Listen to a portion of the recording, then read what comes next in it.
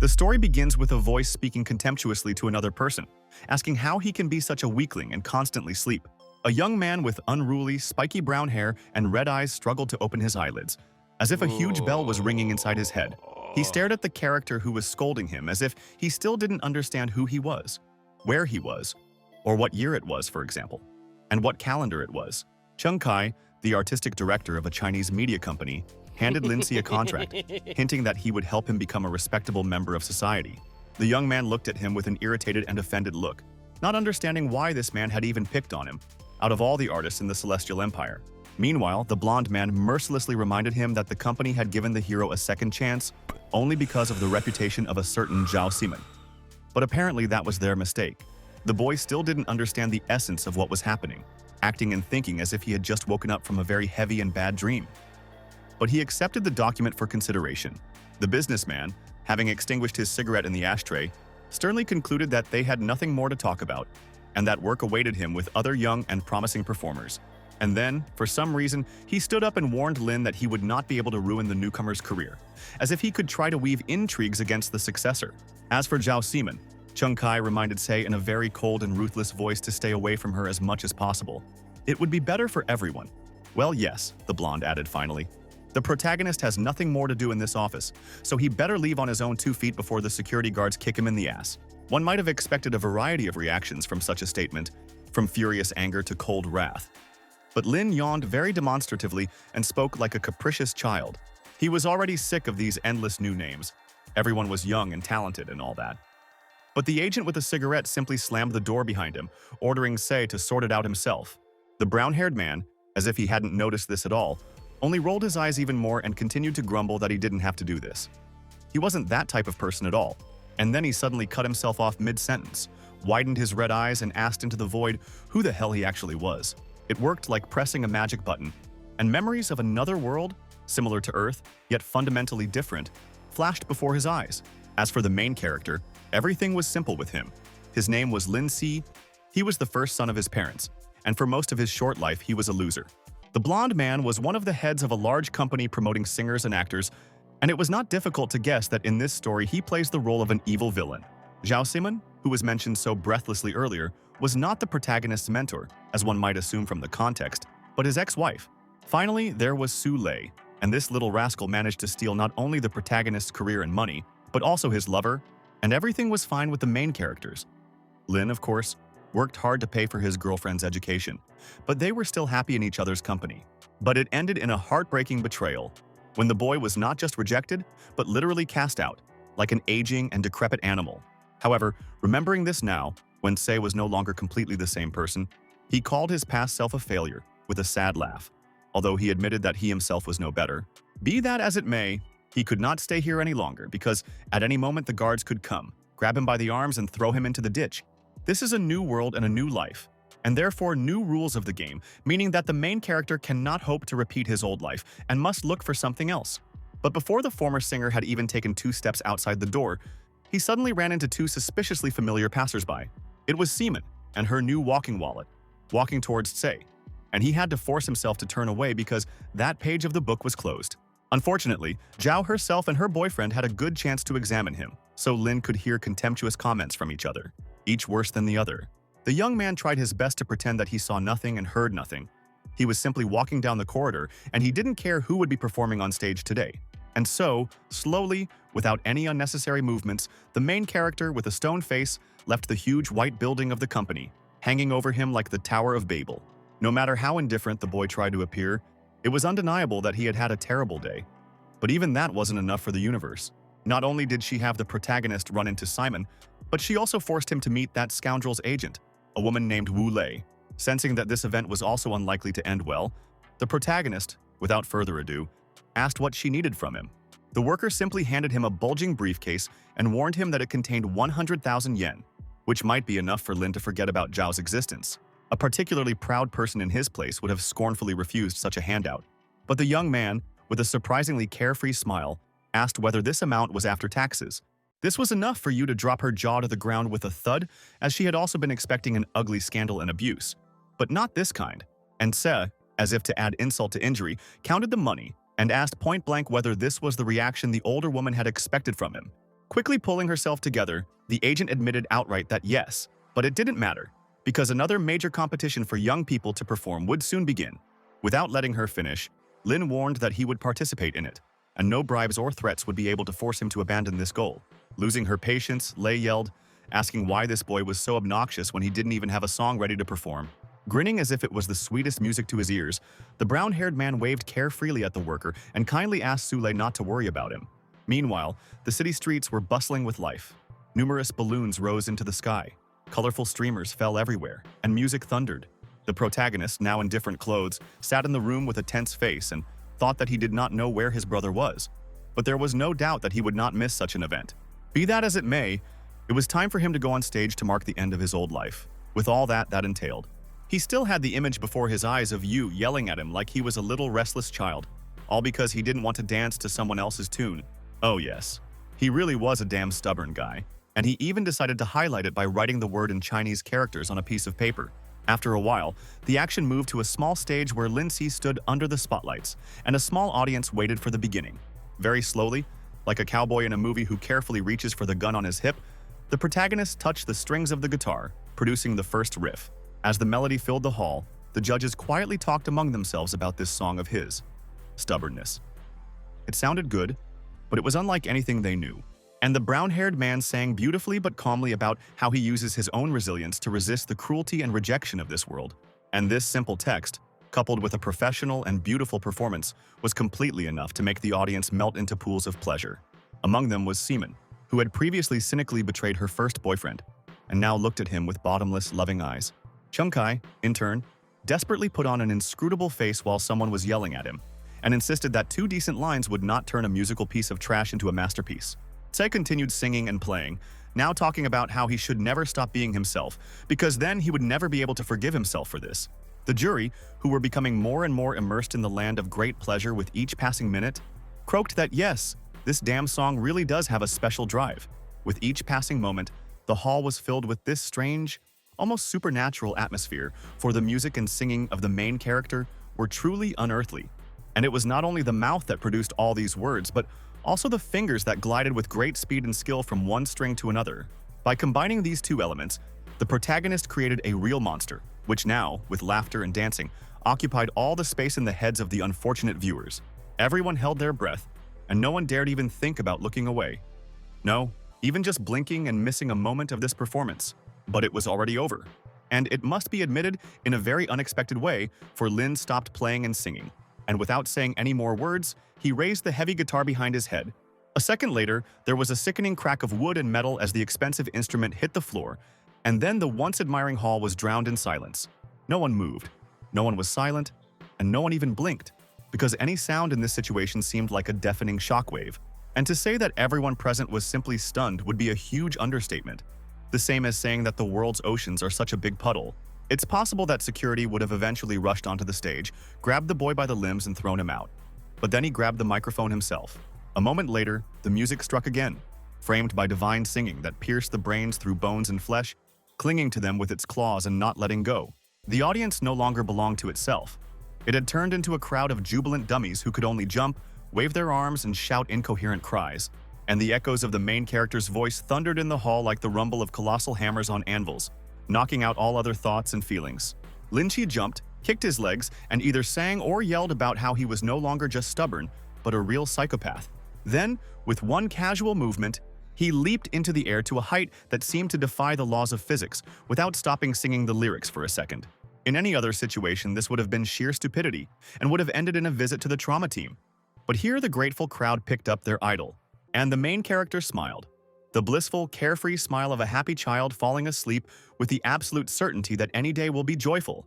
One might expect that after this, Lin would wake up in horror, realizing that in reality this did not happen. But no, he continued to bathe in the sounds of the enthusiastic crowd. She adored him, worshipped him, was ready to build a bridge with her bodies, along which Tse could easily reach the halls of the gods of art and wealth. And the jury completely agreed with them. This song received the highest possible score and is simply destined to become a universally adored hit. But it didn't matter that much, because the ordinary spectators, and the judges for that matter, just wanted to hear the playing and singing again, to dive into that ocean of pleasure again. However, not everyone shared this delight. Some frantically searched the internet, trying to figure out where this puppy got such a song from, or how he wrote it. Then one person, on behalf of the entire panel of judges, asked the young man with a hint whether he was a proud, lonely bird or whether he already had a contract. And Se, without any pity for his former employers, said that just a couple of hours ago they cynically threw him out, forcing him to break all his obligations. But on the other hand, this meant that he was completely single and ready to give his soul into the hands of a new muse who could provide the most generous conditions. The internet, as expected, was buzzing with everyone eager to express their opinion on what had happened as quickly as possible. The judge simply widened his eyes, unable to understand what kind of business suicide one would have to be to throw such an Apollo out the door. Then, the protagonist, with an air of complete humility, thanked the precious audience for the fact that they all rated his song so highly. One of the judges, deliberately bringing the microphone closer to his lips, added that Star Media, Se's previous employers, were going to send a new favorite onto the stage. Upon hearing the suggestion that Lin's dismissal might have been connected to the promotion of this newcomer, the entire room was unanimously perplexed and genuinely indignant. The protagonist watched this with an expression as if every minute spent here was beginning to irritate him furiously. But alas, he could not leave. Having removed this grimace from his face, he asked in an emphatically optimistic and good-natured voice to welcome the next performers with joy. The speaker, holding up his business card with his name on it with trembling fingers, announced in a not entirely firm voice that Su Lei would now be speaking, and that, what a coincidence, he represented Star Media. Len, standing back from the stage next to her client, advised Zhao to stop working with this guy for her own good before shit hits the fan. And considering the level of what they both had the opportunity to listen to, it is very likely that business and casual dates will have to be forgotten for a very long time. It was perfectly clear to both of them that the protagonist was not so petty as to deliberately destroy his opponent. But he did not need to. Fans, who still had the echoes of his singing in their heads, would tear to pieces anyone who even looked at Se without respect. In part, this was already happening, because the general manager of Star Media, Throwing Things, was yelling at his subordinates through the computer and cursing them mercilessly. Louis Changlong was ready to hurl thunder and lightning like his namesake, the Chinese dragon, because what kind of idiot would you have to be to refuse such a diamond? And the one who got it the most, of course, was Kai, whose hair was turning from yellow to suspiciously gray with every second. In the end, the man squealed that they should immediately fall at the protagonist's feet and beg for forgiveness, if only to sign the contract again. Otherwise, they would be finished. It was incredibly disgusting and humiliating. But Chung valued his position and the huge salary that came with it too much. So he swallowed all hints of protest. And on the stage, Lu Seng was already dancing and singing with all his might, the same young man who had previously tried in horror to understand where his predecessor got his song from. He was desperately trying to captivate the audience. But people were disappointed by how lame it sounded compared to the main character's outrageous performance, and didn't throw tomatoes just because they didn't have any. The internet, being the legendary repository of all human malice and hatred, was already actively suggesting that they simply destroy the dim-witted company and get rid of Sen. Seaman, like all flighty individuals, had a keen sense of which way the wind was blowing, and now she ordered one of her agents to delete all the photos of her and Lu together. And Len didn't try to sweeten the situation, noting without any pity that Lei was absolutely disgusting as a performer. She was even surprised by this. And in a completely different place, the main character was catching his breath, while quickly moving his arms in different directions, warming them up after the tiring work with the guitar. Sighing theatrically, the brown-haired man turned to God knows who and said that the devil knows if he is happy, but one can at least hope that he is free. When the doors swung open and the voice that had previously oozed cold disgust and contempt began to wheedle in a very flattering manner, Lin Si decided not to even turn around. But when it became clear that Kai would not leave him alone and, if necessary, would physically attack him, the protagonist overcame himself and asked what the hell he wanted. If Chung's expression were to turn into a sweet treat, it would be so oversugared that anyone who ate it would develop fatal diabetes. Almost dancing in front of the young man, he quickly began to rattle off that the company was ready to offer him an incredibly lucrative contract, if only he would agree. And the protagonist wasn't so above pettiness that he couldn't remind him with a sneer of the crap the manager had poured on him just that morning. Grinning even wider, so that his lips almost broke, the man answered with a clear eye that it was a simple misunderstanding, and that they were all friends here. Let Lin agree, put his signature where he is told, and he will never regret it. On the contrary, his talent will become a true national treasure. Hearing about the price of 5,000 yuan per month, Se almost yawned openly, because, seriously, it was simply shameful for someone of his level to sell themselves for such a pittance. Realizing his mistake, Chung, who was suddenly sweating, quickly added that no, that was not the case. His salary would be 8,000, and his share would be calculated separately. Without even attempting to maintain a shadow of politeness, the young man turned away indifferently and added that they had nothing more to talk about. This attitude infuriated Kai so much that he instantly forgot about his fear of his boss and angrily yelled at the main character to open his mouth and sing as he was told. Grinning and twirling his finger disapprovingly, the protagonist reminded that this is not how one asks for help, and everyone gets what they deserve, so Kai should go far away. But the main character still had a lot of much more important things to do, like go home, collapse into bed, and sleep on it. It's possible that the man, if he had a chance to remain unpunished, would have simply beaten the boy. But he had no choice but to stand and watch as Tsi drove away. After this, the action moved to an ordinary Chinese multi-story building, whose residents could not sleep because of suspicious sounds. Finally opening his eyes, Lin growled into the void, asking what kind of idiot even thought of making noise. Because respected but tired people are trying to rest for a minute. Cursing, mentioning all the gods, Buddhas, and demons known to him, the singer put on his slippers, walked up to the door and opened it wide, wondering what the visitor was doing there. When he realized what he was seeing, his eyes widened to such an extent that he began to worry about the risk that they would never return to their previous orbits. It was a more than understandable reaction, because on the threshold of his house there appeared, damn it, a woman in just a nightgown and with a bunch of dark ointment on her face. This lady's name was Sanji. She was the owner of the house in which the main character lived, and he had time to regret that he had even recognized her in such a state. Having torn the paint from her face, she hissed that she would shake the rent out of him at any cost. And for this purpose she did not hesitate to appear even in such an indecent guise. For the sake of 3,000 devils and one witch, she waited 3 months. 3 damned months for this filthy money. And now she was ready to throw the boy out the door. But at some point she became so tense from the fact that Said didn't say anything in his defense, but only grinned like a blissful fool, that she stopped. Approaching the briefcase, the brown-haired man, in the tone of a novice magician, warned San to wait a little, because a small miracle was about to happen. The landlady frowned in confusion and asked what he was talking about. She had waited 3 months and still hadn't kicked Lin out only because he hadn't turned the apartment into a pig pen. In response, the protagonist handed her a wad of yuan and, with the most joyful expression, announced that here it was, the long-awaited payment, and no thanks were required. "What are you talking about?" Very slowly and hesitantly accepting the gift, Ji asked where these riches came from, and whether the main character was thinking of moving.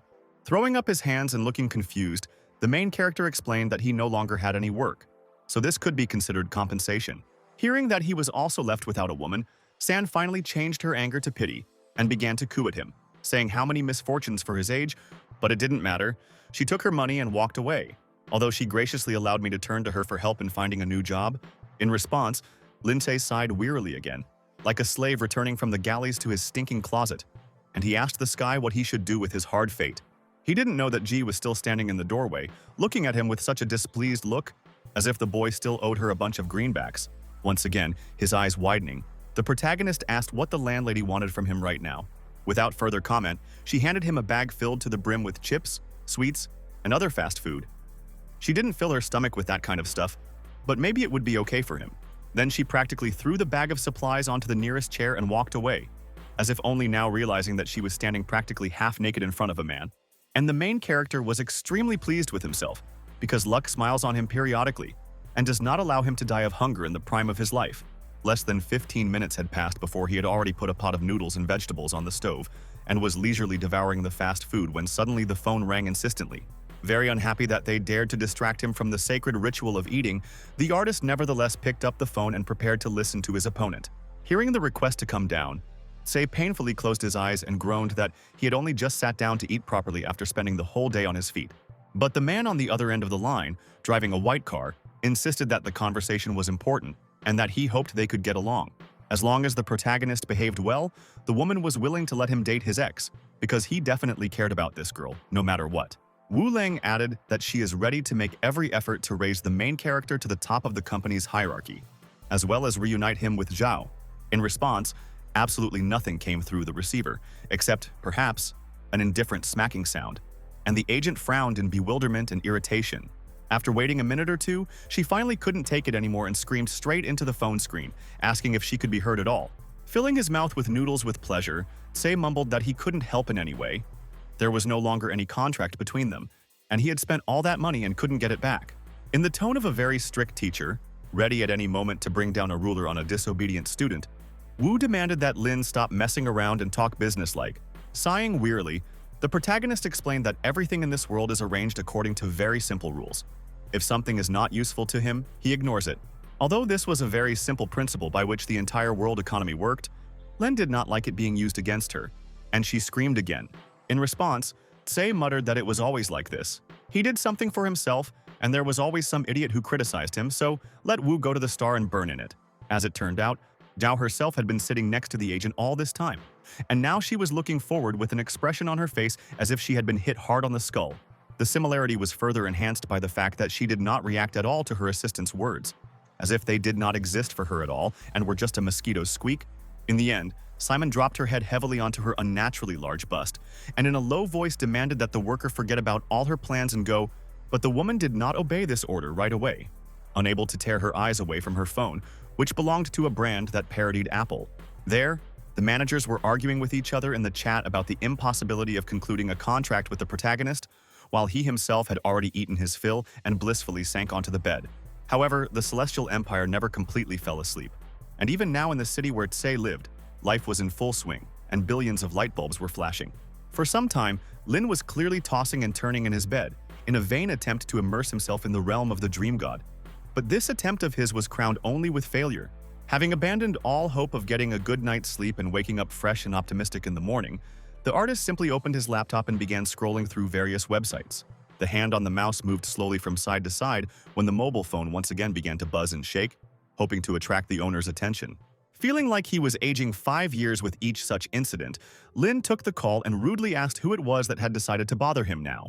It turned out to be an unknown woman with a very pretty face, which was not spoiled even by glasses, as well as wavy hair the color of a forest fire. She also lay in a huge, luxurious bathtub filled to the brim with hot water and fluffy foam, not at all embarrassed by how dangerous it was to have a phone nearby. Fully aware of what would follow, the main character, without further ado, stated that he didn't need any sweet offers of a stellar career. Surprised by such rudeness, the redhead quickly pulled herself together and, in a gentle tone, assured Tse that she was not forcing him to do anything, but simply wanted his cooperation. And this term can hide a variety of things. And who would argue? That sweet song about stubbornness turned out to be unusually fiery and intense. After thinking for a bit and coming to the conclusion that it was worth taking a risk with this stranger, Lin asked her to name the time and place of their so-called business meeting.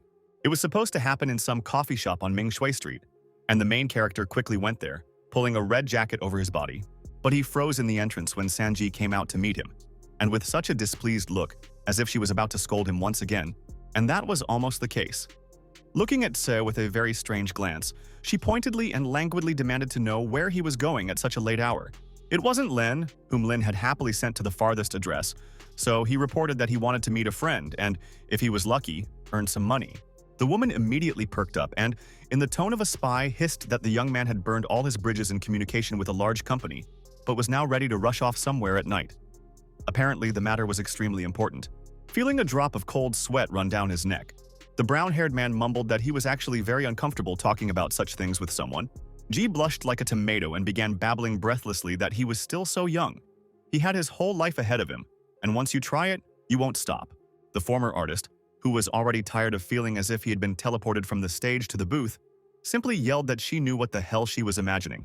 After this, the action finally moved to that very coffee shop, which, like many other elite representatives of the catering industry, was open around the clock.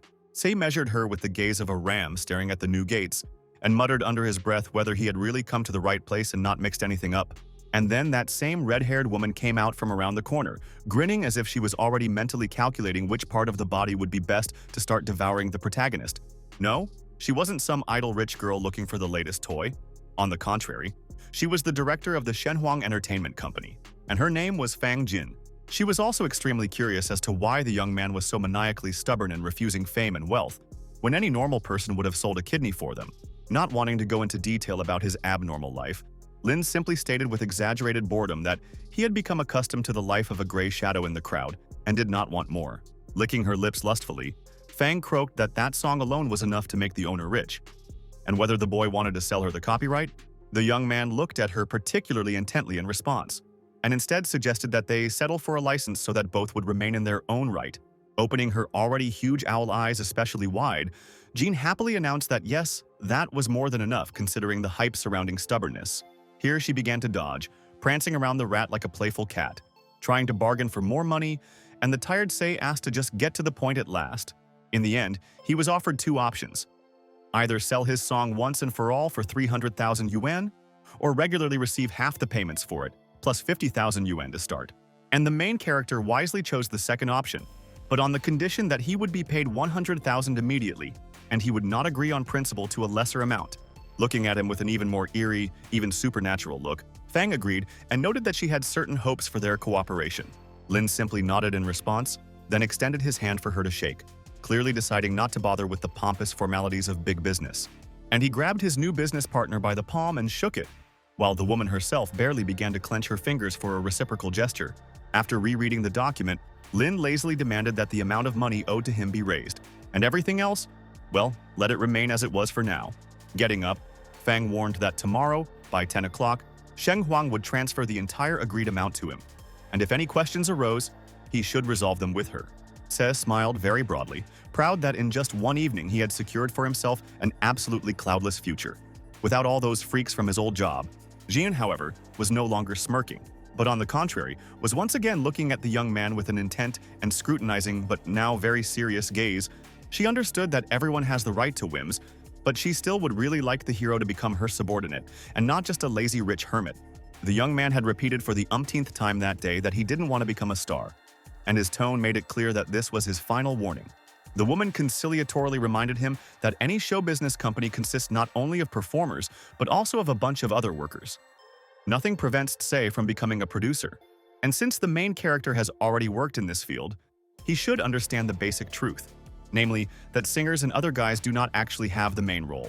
They are simply puppets of those who pay for their performances, tours, preparation, and other details. All these people in expensive business suits. Lin grinned again, reveling in the thought that he himself would now become such an important businessman that every self-confident actor was obliged to bow down to him. Realizing she had finally pressed the right button, Jean added suggestively that, yes, that was true, and the true kings of the media stood in the shadows without their flashy crowns. The promise of power was more than enough for the protagonist to immediately change his mind and become fired up with the idea of trying himself in a new role. Now that the fish had swallowed the hook on its own, not even forgetting the line and sinker, Fang herself shook the guy's hand and reminded him that she had hopes for him. At this point, their meeting came to an end, and the main characters began to disperse in all directions.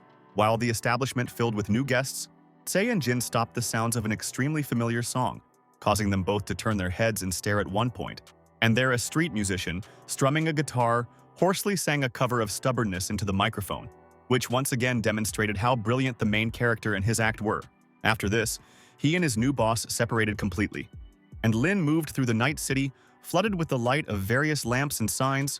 He could have easily walked home, gone to bed and rested before starting a new chapter in his life. But no, his curse did not end. Not only had Gina now decided to literally stalk the guest, following him almost like a shadow, but she had also gotten so drunk that she couldn't tell a pig from a sphinx. This in itself was disgusting.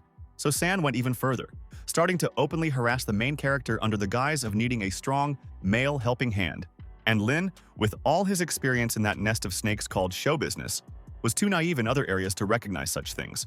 Without any shame, pressing her whole body against the boy, the woman demanded in a languid voice that he immediately take her home.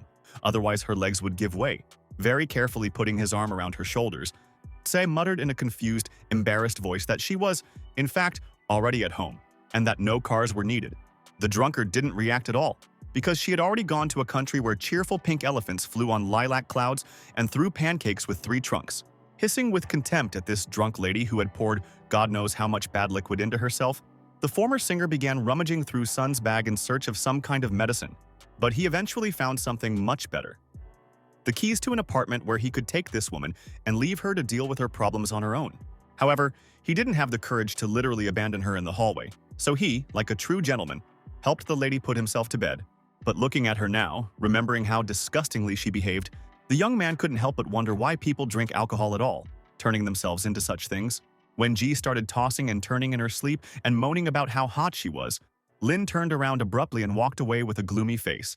He had enough to hell with San, let her sort it out herself. Unfortunately, due to that same inexperience, he made an irreparable mistake by not speeding up and running away when a very loud and disgusting sound was heard. Turning around very slowly, Tsei saw on the once clean blanket something that was better, not even described in words, so as not to ruin anyone's appetite for weeks to come. A minute later, he was helping the landlady vomit loudly into the trash can, clapping her on the back and yelling in her ear what the hell was going on with her. Not only that, he also had to clean all this rubbish from the face of the respectable lady so that, after waking up and looking in the mirror, she would retain at least a little dignity. No one was paying him for this kind of work, of course, but the concept of male honor required that he also help a woman in trouble get rid of unnecessary things for her own good. Having sworn to the unconscious madam to close her eyes, the young man groped for the zipper and carefully pulled it towards himself, opening the edges of the dress. A few quick movements and it was thrown away, leaving San in only her underwear. From the outside, frankly speaking, this scene might even seem beautiful if you didn't know that one of the participants in this action is so drunk that even Uncle wouldn't tell. Then he laid her body on the bed, fighting the urge to finally leave her and go off to rest peacefully himself. Unfortunately, there was still the desecrated bedspread left. Leaving it like that in the housewife's apartment would have been like signing an eviction notice. Trying not to spit out the noodles and other fast food he had previously consumed, Tse carried this disgusting thing into the bathroom with the machine with the utmost care. And after that, his work was finally completed, and he could go home with a clear conscience, never to return to this place again. But no, of course, it was at that moment that G decided to wake up and, with a very pitiful face, squeak for the brown-haired man not to leave her anywhere. Please. However, the protagonist only smiled thinly in response and advised the landlady to rest a little before closing the doors to her room. He tried to do it as quietly as possible, because even with his limited knowledge, he knew that drunks sometimes reacted too strongly to noise. Having finished with this tedious epic, the young man went into another room, changed his clothes, washed his hands, and began scrolling through websites on the internet with a serious look. There was nothing original there. The forums were still bubbling like a forgotten pot of soup, and Star Media couldn't keep up with the trolls and haters. The protagonist watched this not even with complacency, but simply with boredom, when the phone rang once again, symbolizing the beginning of a new working day. There was nothing written on the gadget's display, no number, no nickname of the opponent on the other side of the line, only an impersonal gray default avatar. After some time, the sky, previously black and gloomy, like the face of a man with a hangover, finally began to brighten, and the first rays of the sun broke through the clouds. The main character lay in his bed and yawned desperately, because the night was, to put it mildly, heavy and unpleasant, especially considering what had happened during the day. He reflexively reached out to the alarm clock to slap it and silence the vile machine. But for some reason, he encountered something else entirely. Sanji, wearing the same nightgown and not even bothering to put on a robe, looked at the protagonist as if he had been obligated to apologize to her for thousands of years. Jumping up in bed as if he had suddenly seen a screamer, Lindsay began babbling about how the mistress of the house had even gotten into his apartment. The answer turned out to be banal and ordinary. With the help of keys, it would have been much stranger if she, for example, teleported or flew into the window. When the young man blinked and asked in a stupid tone an even more stupid question about where she got the keys from, the woman was even surprised and reminded him that she owned the whole place. A very awkward silence reigned, and it lasted so long that even the blinking of the characters could have seemed like the rumble of multi-ton metal slabs falling. Finally, G parted her lips and, in a deceptively calm yet coldly angry voice, asked if the boy had tried to do something to her. Since the protagonist was a mere mortal, a teenager of yesterday, and not an all-powerful cultivator who trampled the heavens with his head, he was afraid. Hearing his panicked explanation, San took on a very condescending expression and snapped that he shouldn't have gone so far in helping. She, however, had enough humility to apologize and again offer help with the work, but the latter turned out to be irrelevant. The main character managed on his own. That was the end of it, and G went home to plunge back into the land of Morpheus, where rare pink elephants with 3 trunks were still flying. And then the focus shifted to a magnificent building, clearly belonging to some powerful and influential corporation with many branches and income. This was the main character's new job, where he had to find musical and other talents and make money from them. Coming closer, he called Fang with a warning that he was ready to enter, and the woman warned the young man to stay where he was. She would now come down to him herself. A few minutes later, she was already approaching Lin and noted with a smile how quickly he had appeared, as well as the fact that he would soon have the entire required amount. Already in the elevator, she warned that the floors from the 16th to the 17th belong to the poets who write songs, and it is with them that the protagonist will work. Oh, and since the conversation had once again touched on this topic, Jin simply couldn't resist asking for the 4th or 5th time if Tse had changed his mind. She was ready to personally conclude a contract with him and provide the best, most golden conditions, if only she heard the long-awaited yes in response. The protagonist didn't respond to this yet, and the elevator display helpfully showed that the duo had ascended to the 16th floor. Wearily lowering his head, the protagonist once again asked to leave him alone with this question once and for all. He would not dance on the podium, period. Tactfully ignoring the less-than-polite tone, the headmistress led the new employee through the labyrinth of offices where he would now live like a minotaur. Creativity, for all that, remained a very fickle thing, requiring inspiration and a visit from the muse. So schedules were adjusted to the creators, and not the other way around. There was even a recreation room where you could relax at the slot machines or sleep. No one would say a bad word as long as the quota was met. Having examined all these riches with interest, the main character asked the most pressing question for him. When are salaries paid in this office? At the base, each new employee received 10,000 yen, plus a percentage of the use of their work. Fang, in her youth, generally only deserved 10%. Alas, composers are obliged to pay not only themselves, but also a huge number of people who help them promote their products. Such is life. But on the other hand, the more in demand a particular person's work is, the higher the percentage he can receive, up to a solid 100. Such was the happy life of the King of Songs, the absolute ruler of show business, and Lin immediately set out to occupy this extremely lucrative position. The solution to this problem was shockingly simple. All you had to do was write 5 songs that would rank in a certain monthly chart. Plus, it was necessary to write songs that would deserve the title of modern classics, and at least 3 of them. And then the decision was up to the audience. The young man had no further questions. It was truly as simple as solving a children's math problem. Now all that remained was a formality. And the protagonist completed it by taking a pen and writing his name on the business card in surprisingly calligraphic handwriting. After this, another series of formalities began. Only now on Fang's part, like a teacher, she had to introduce the new member of the team to the team. And at first glance, everyone seemed exceptionally welcoming. Nothing like the wary looks of hungry wolves confronted by a thief coyote. Next, the guy was shown his workstation, a typical office desk with a computer and a chair. But if he needed anything else, he should just write it down. Lin Chi didn't even have time to sit down in his new seat and activate his computer when someone asked him in a conspiratorial tone whether he had seen the ratings for that competition. But then it turned out that this question was not actually addressed to him. The two gossips were gossiping about those sensational events that turned China upside down. Some poor guy who only finished in 10th place was so upset that he ran away from the event, but no one cared, unlike that great song. The women were curious about the genius mind that had created it, and they had no idea that this mysterious artist was listening to them with owl-like eyes. Yes, all of Lin's modesty was not a show for the public. He was truly very upset to hear comments about his performance, even such flattering ones. The girls, however, had a completely different opinion. They would have gladly traded years of their work just to get such a deal. It goes without saying that almost everyone would have exchanged some measly 100,000 for millions, and then Star Medium also started having real problems. At the thought of this, the first gossip burst into laughter, imagining Lewis going crazy, jumping on the walls and ceiling like an enraged monkey over the money he had lost. And only after this did the women finally realize that someone was watching them very closely, and that this someone looked for some reason extremely familiar. Realizing that they were now looking directly at him, Lin shook his head as if in a panicked search for a way out, and muttered how strange this situation was. One of the gossips came closer in response and stared at him without any embarrassment, so closely that it even looked uncomfortable and creepy.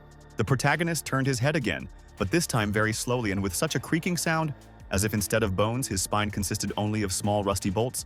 This agonizing pause lasted 10 seconds, 20, and then the count reached 30 when the worker suddenly said indifferently that none of this was important, she wouldn't remember. Hearing that at least here he was considered a nameless and faceless gray shadow in the crowd, the main character dropped his head onto his chest and sighed very loudly with relief. He then spent a few minutes looking at the competition website, checking the rankings with his song in first place and the hateful comments directed at Sule, until the phone rang. The young man made a dissatisfied face because calls almost never led to anything good for him. However, this could have been that rare exception. So the brown-haired man, after a little hesitation, accepted the call and moved as far away from prying ears as possible. The unknown voice had not yet made any suggestions, but was only clarifying whether it was indeed Lin Si, the executor of the Great Stubbornness. The blonde man, who was one of the organizers of the singing competition, smiled very nervously and asked in a pitiful voice whether it was possible to count on a continuation. The main character made a scary face, and in a voice as cold as Arctic ice, reminded him that he had torn to shreds all the contracts with the Star Medium, and he won't return under any circumstances. No performances from independent young artists, and let everyone finally leave him alone. Having said everything that was boiling in his soul, the young man hung up the phone without any pity, and then went out into the corridor, where Fang was waiting for him on a chair. She was surprised that the protagonist finished everything so quickly, but she immediately pushed these emotions deeper into her soul and ordered him to go to the meeting room. The gossips, still poring over their tasks, pricked up their ears. unable to believe that the newcomer had actually been invited to this sanctuary of capitalism. However, this was not only a pleasant opportunity, but also a terrible danger, since their hall in some ways resembled the lair of an enraged dragon. Their supreme boss had been extremely hot-tempered in recent days. One ill-timed word was enough for him to bring down thunder and lightning on the poor fellow. The second gossip, Kui Yuan, was somehow so worried about the newcomer risking getting his ass kicked unfairly that even her friend was surprised. Could it really be, the first chatterbox in yellow clothes drawled, that the second one simply managed to flare up with forbidden passions for this red-eyed boy? And now she's afraid for him. Yes, that's how it was. And the worker admitted it without any inhibitions, even though Tse looked poorer than a church mouse. At least he was cute and sweet. And in the meeting room, there was a deathly silence, broken only by the tapping of numerous fingers on the keyboard, because here no one dared to work half-heartedly. A very large and fat man at one of the tables suddenly rose to his feet, slamming the furniture hard, and began to pour a choice poison on his subordinates.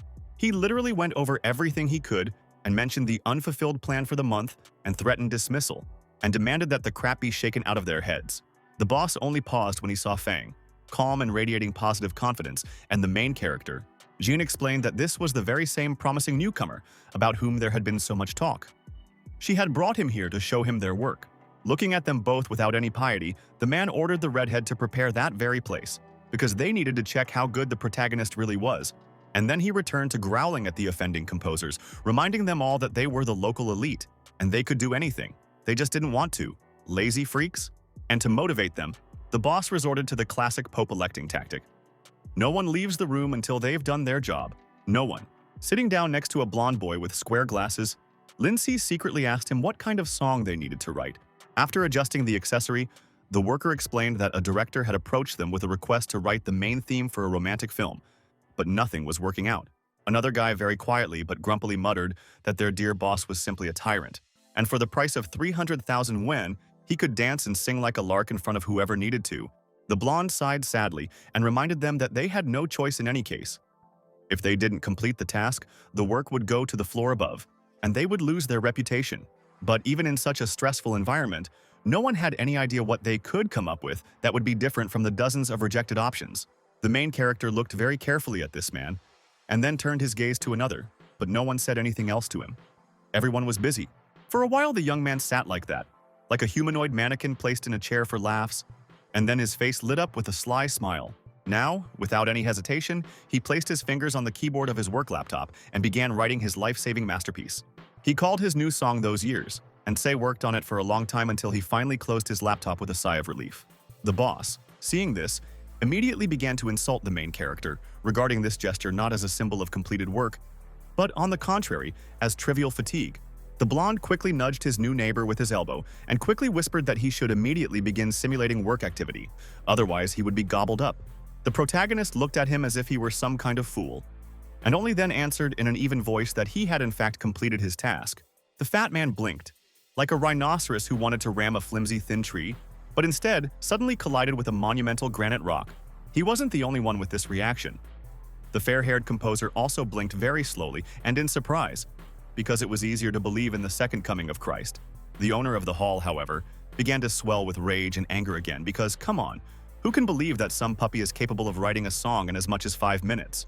But by some miracle, the man managed to calm himself down, and after that, in his usual irritated voice, he ordered the new product to be sent to him by email.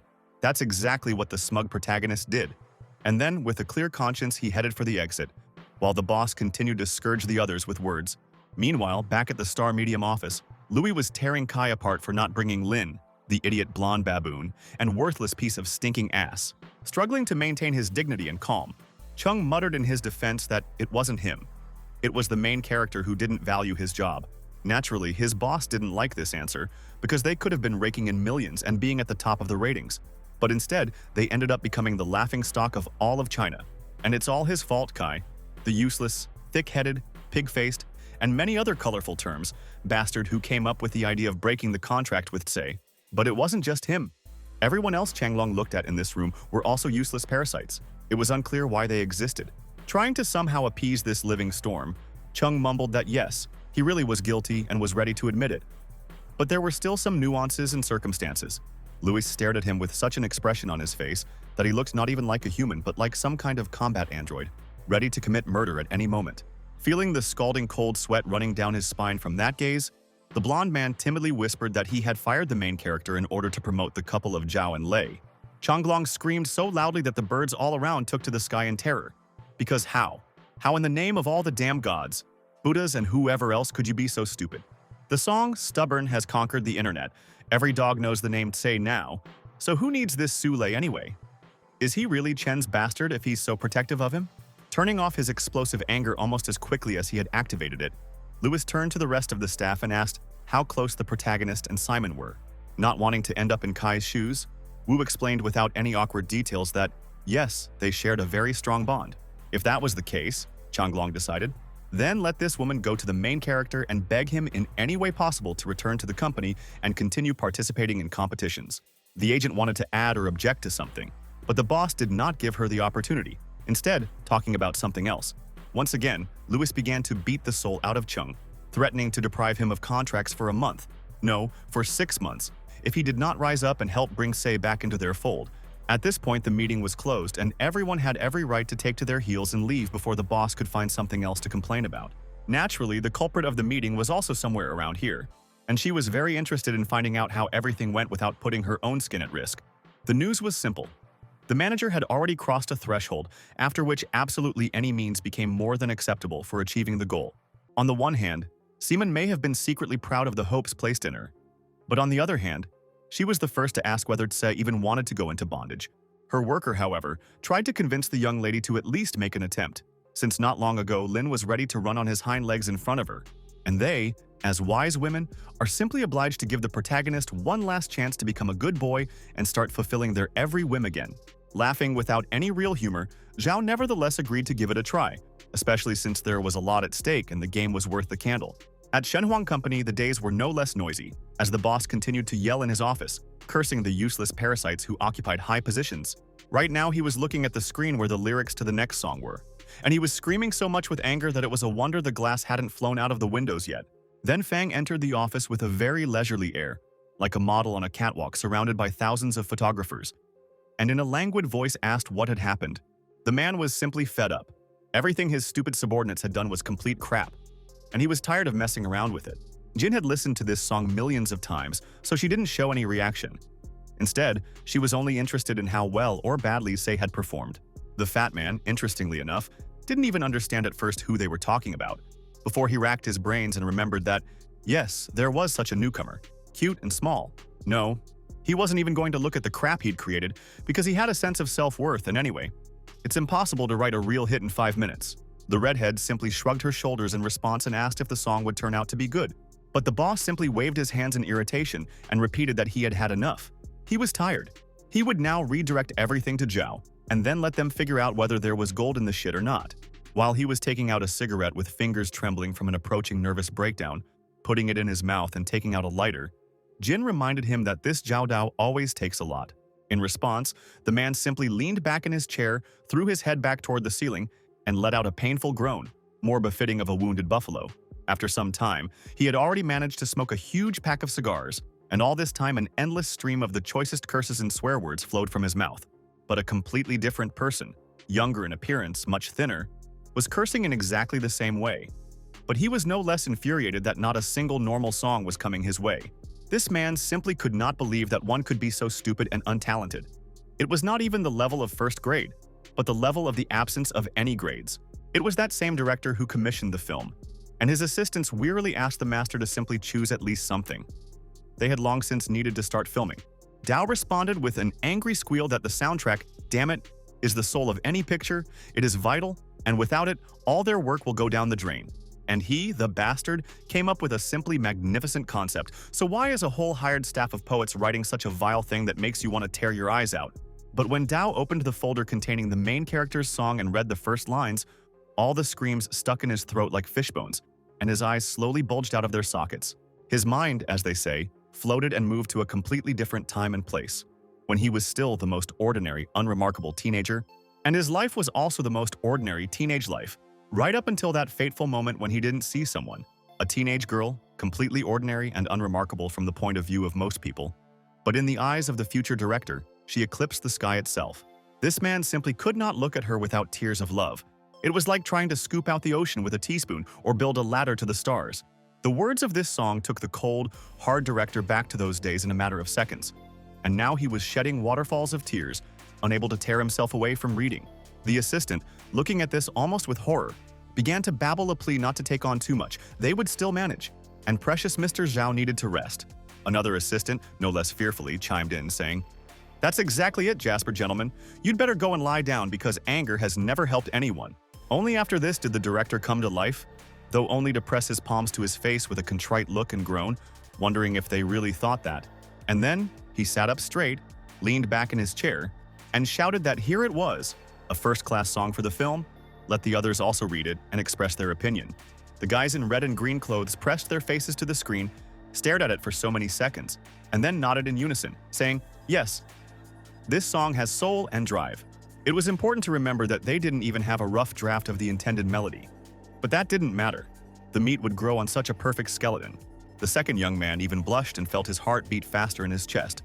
So perfectly did this text convey the why of late adolescence romance. Pushing them both aside and moving his face towards the screen, Zhao triumphantly shouted that everything was so, and this song would be just perfect for their future film. It won't even be a hit, but a classic that people will remember and sing even after many generations. So there was no question about including it in the soundtrack. And director Sheng Huang, not yet suspecting what luck awaited him and his entire office, continued to smoke sadly. He had to admit the bitter truth that he was surrounded only by talentless, incompetent idiots, for whom oxygen taxes had to be introduced to justify their existence. Seeing and hearing the phone beep and light up from an incoming call, he didn't even reach for it, already imagining the client cursing on the other end of the line. But no, it was his own child, who just wanted his dear father to finally return to his family and have dinner with them. They all miss him. And the director, this hot-tempered, cruel fat man, who looked like an enraged rhinoceros, was transformed almost miraculously, becoming like a simple family man. China never completely fell asleep, like a colossal urban organism, with blood machines always flowing through its street veins and heart generators always beating. The man was also one of those little mechanical blood cells. He decided not to wait for the director's obviously abusive review and just take a rest. However, Zhao decided to remind everyone of his presence, and the expensive mobile phone quietly vibrated, indicating an incoming call. Chief Sheng Huang did not immediately accept the challenge. At first, he simply stared at the gadget for a while, and then sighed heavily, preparing to accept a verbal beating for his subordinates. Having finally made up his mind, he pressed the right button and muttered in the most respectful voice that, yes, he agreed that the quality level had dropped, and he was very sorry about it. He almost choked on air when, instead of a bouquet of angry curses and threats, he received rave reviews and a desire to immediately acquire the rights to use the song. It was so unexpected and even scary that his foot, without any orders from his brain, pressed the brake pedal to the floor, causing the car to almost tip over. The news pleased the director so much that he didn't even notice how he almost got into an accident and how a woman from a nearby car was hurling curses at him. Zhao on the other side of the phone happily assured that everything he said was true, and he would never deceive dear comrade Wu about such things. But enough of the praise and pleasantries. The director was desperate to know when Sheng Huang would be able to send him the full version of this magical track. Feeling like a weightless fairy dancing with unicorns and pegasi on rainbow clouds, the fat man joyfully assured that all preparations would be completed tomorrow. Oh, they had a big fight before, of course. They said a lot of bad words to each other and all that, but hey, he who lets bygones be bygones, right? Wu happily agreed that this ancient wisdom was still extremely relevant, but he still didn't understand which song of those sent was being referred to. The director burst out laughing as if he had heard the most brilliant joke in the world, and even began to hit his knee, but still managed to croak out the title of Lindsay's work. When the fat man heard this, he froze, like a robot that had suddenly been disconnected from its power source, and only a drop of sweat showed that he was still alive. A picture from the recent past flashed before his eyes, where he was sitting in the meeting room, scolding the employees, and how that boy was introduced to him. Returning to reality with some difficulty, Wu very carefully clarified whether the Jade Master Zhao really wanted this song, which had been written in just 5 minutes. The filmmaker didn't care whether it was 5 minutes or 5 years, but this text evoked very strong positive emotions in him, which means it fits all the requirements. After that, the conversation came to an end, and director Shen Huang, using pure reflexes, continued driving until he stopped the car in front of a glowing building. Slowly climbing out, the man slapped himself hard across the face with his palm, as if trying to make sure that everything that had just happened to him was not a vision. As expected, he was in pain, but the situation around him had not changed. Just like the memories, everything he heard and said actually happened. With sweaty, slightly trembling hands, He reached for the phone and with some difficulty managed to dial Fang's number, who at that moment was working out on the treadmill in the gym. She moved her legs like a robot, not slowing down, and felt her heart pounding in her chest when the phone placed nearby began to ring loudly. Since the number was not dialed by some random idle person, but by her immediate superior, Jean had to interrupt and answer him. She quickly regretted it, because Wu, in his usual manner, began shouting, demanding to know what kind of devilish spawn she had brought into their office in the first place. It's no joke that even such a tough, demanding, and unyielding director as Zhao was unnaturally and disgustingly delighted by a song written in a couple of minutes.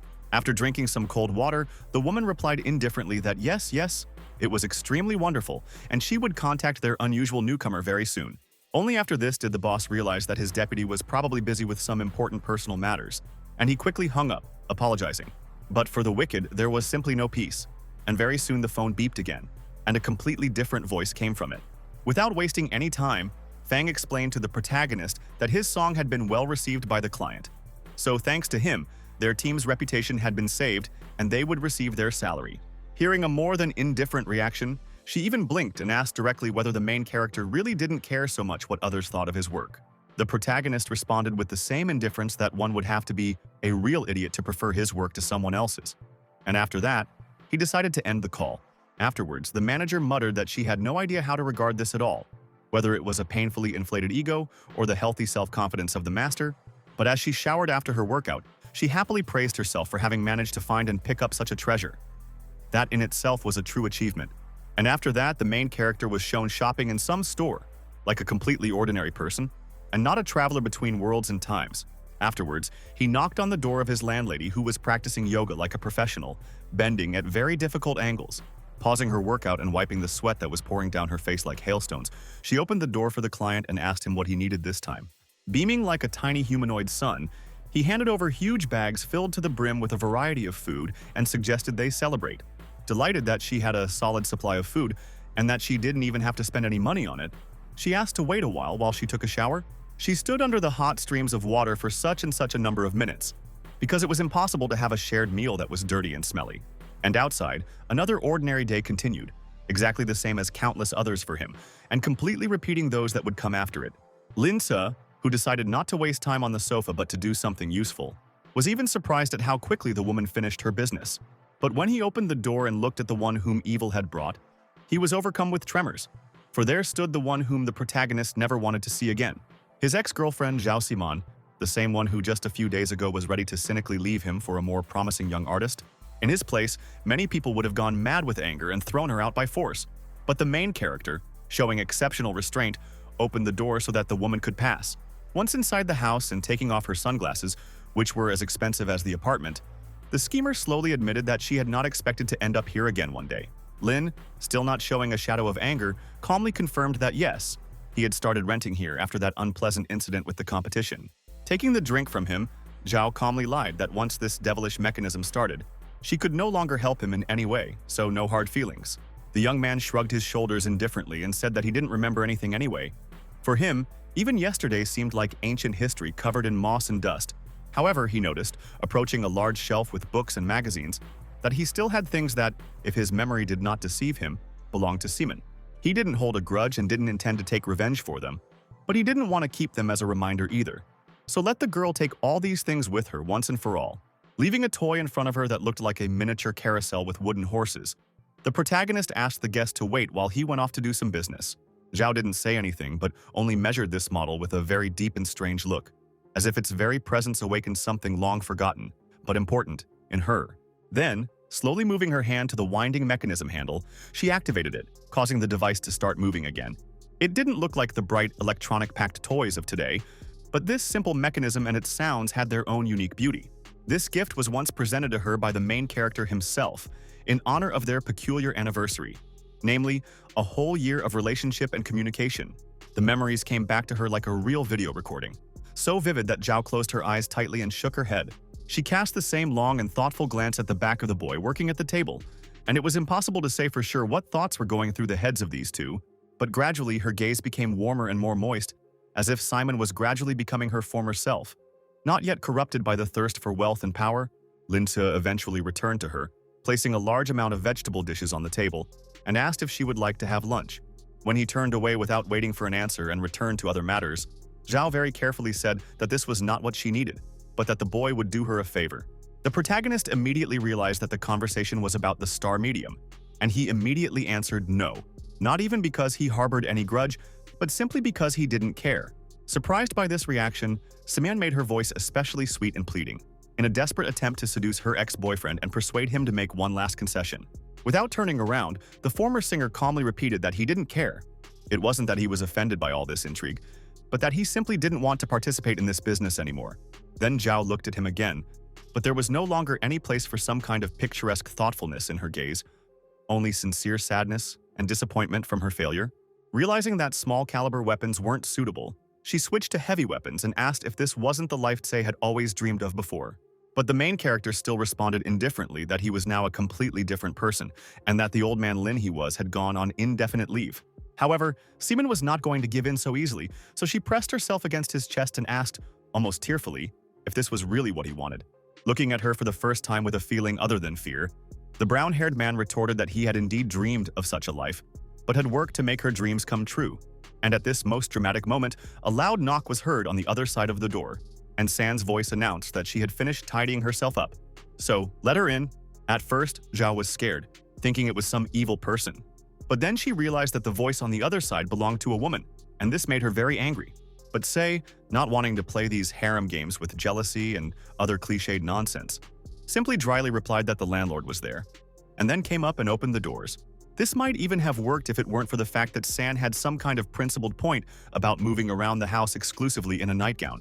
Hearing compliments about the wonderful smell of his dishes, Lin modestly scratched his head and replied that if anyone hired him to work in a restaurant, they would fire him that same evening for the mess.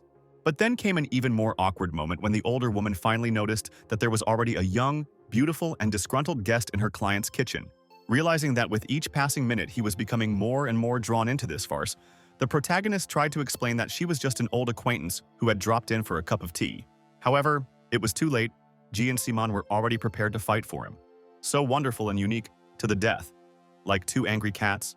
No, of course, they weren't so crazy that they literally grabbed each other by the hair, but the temperature between the couple still noticeably cooled.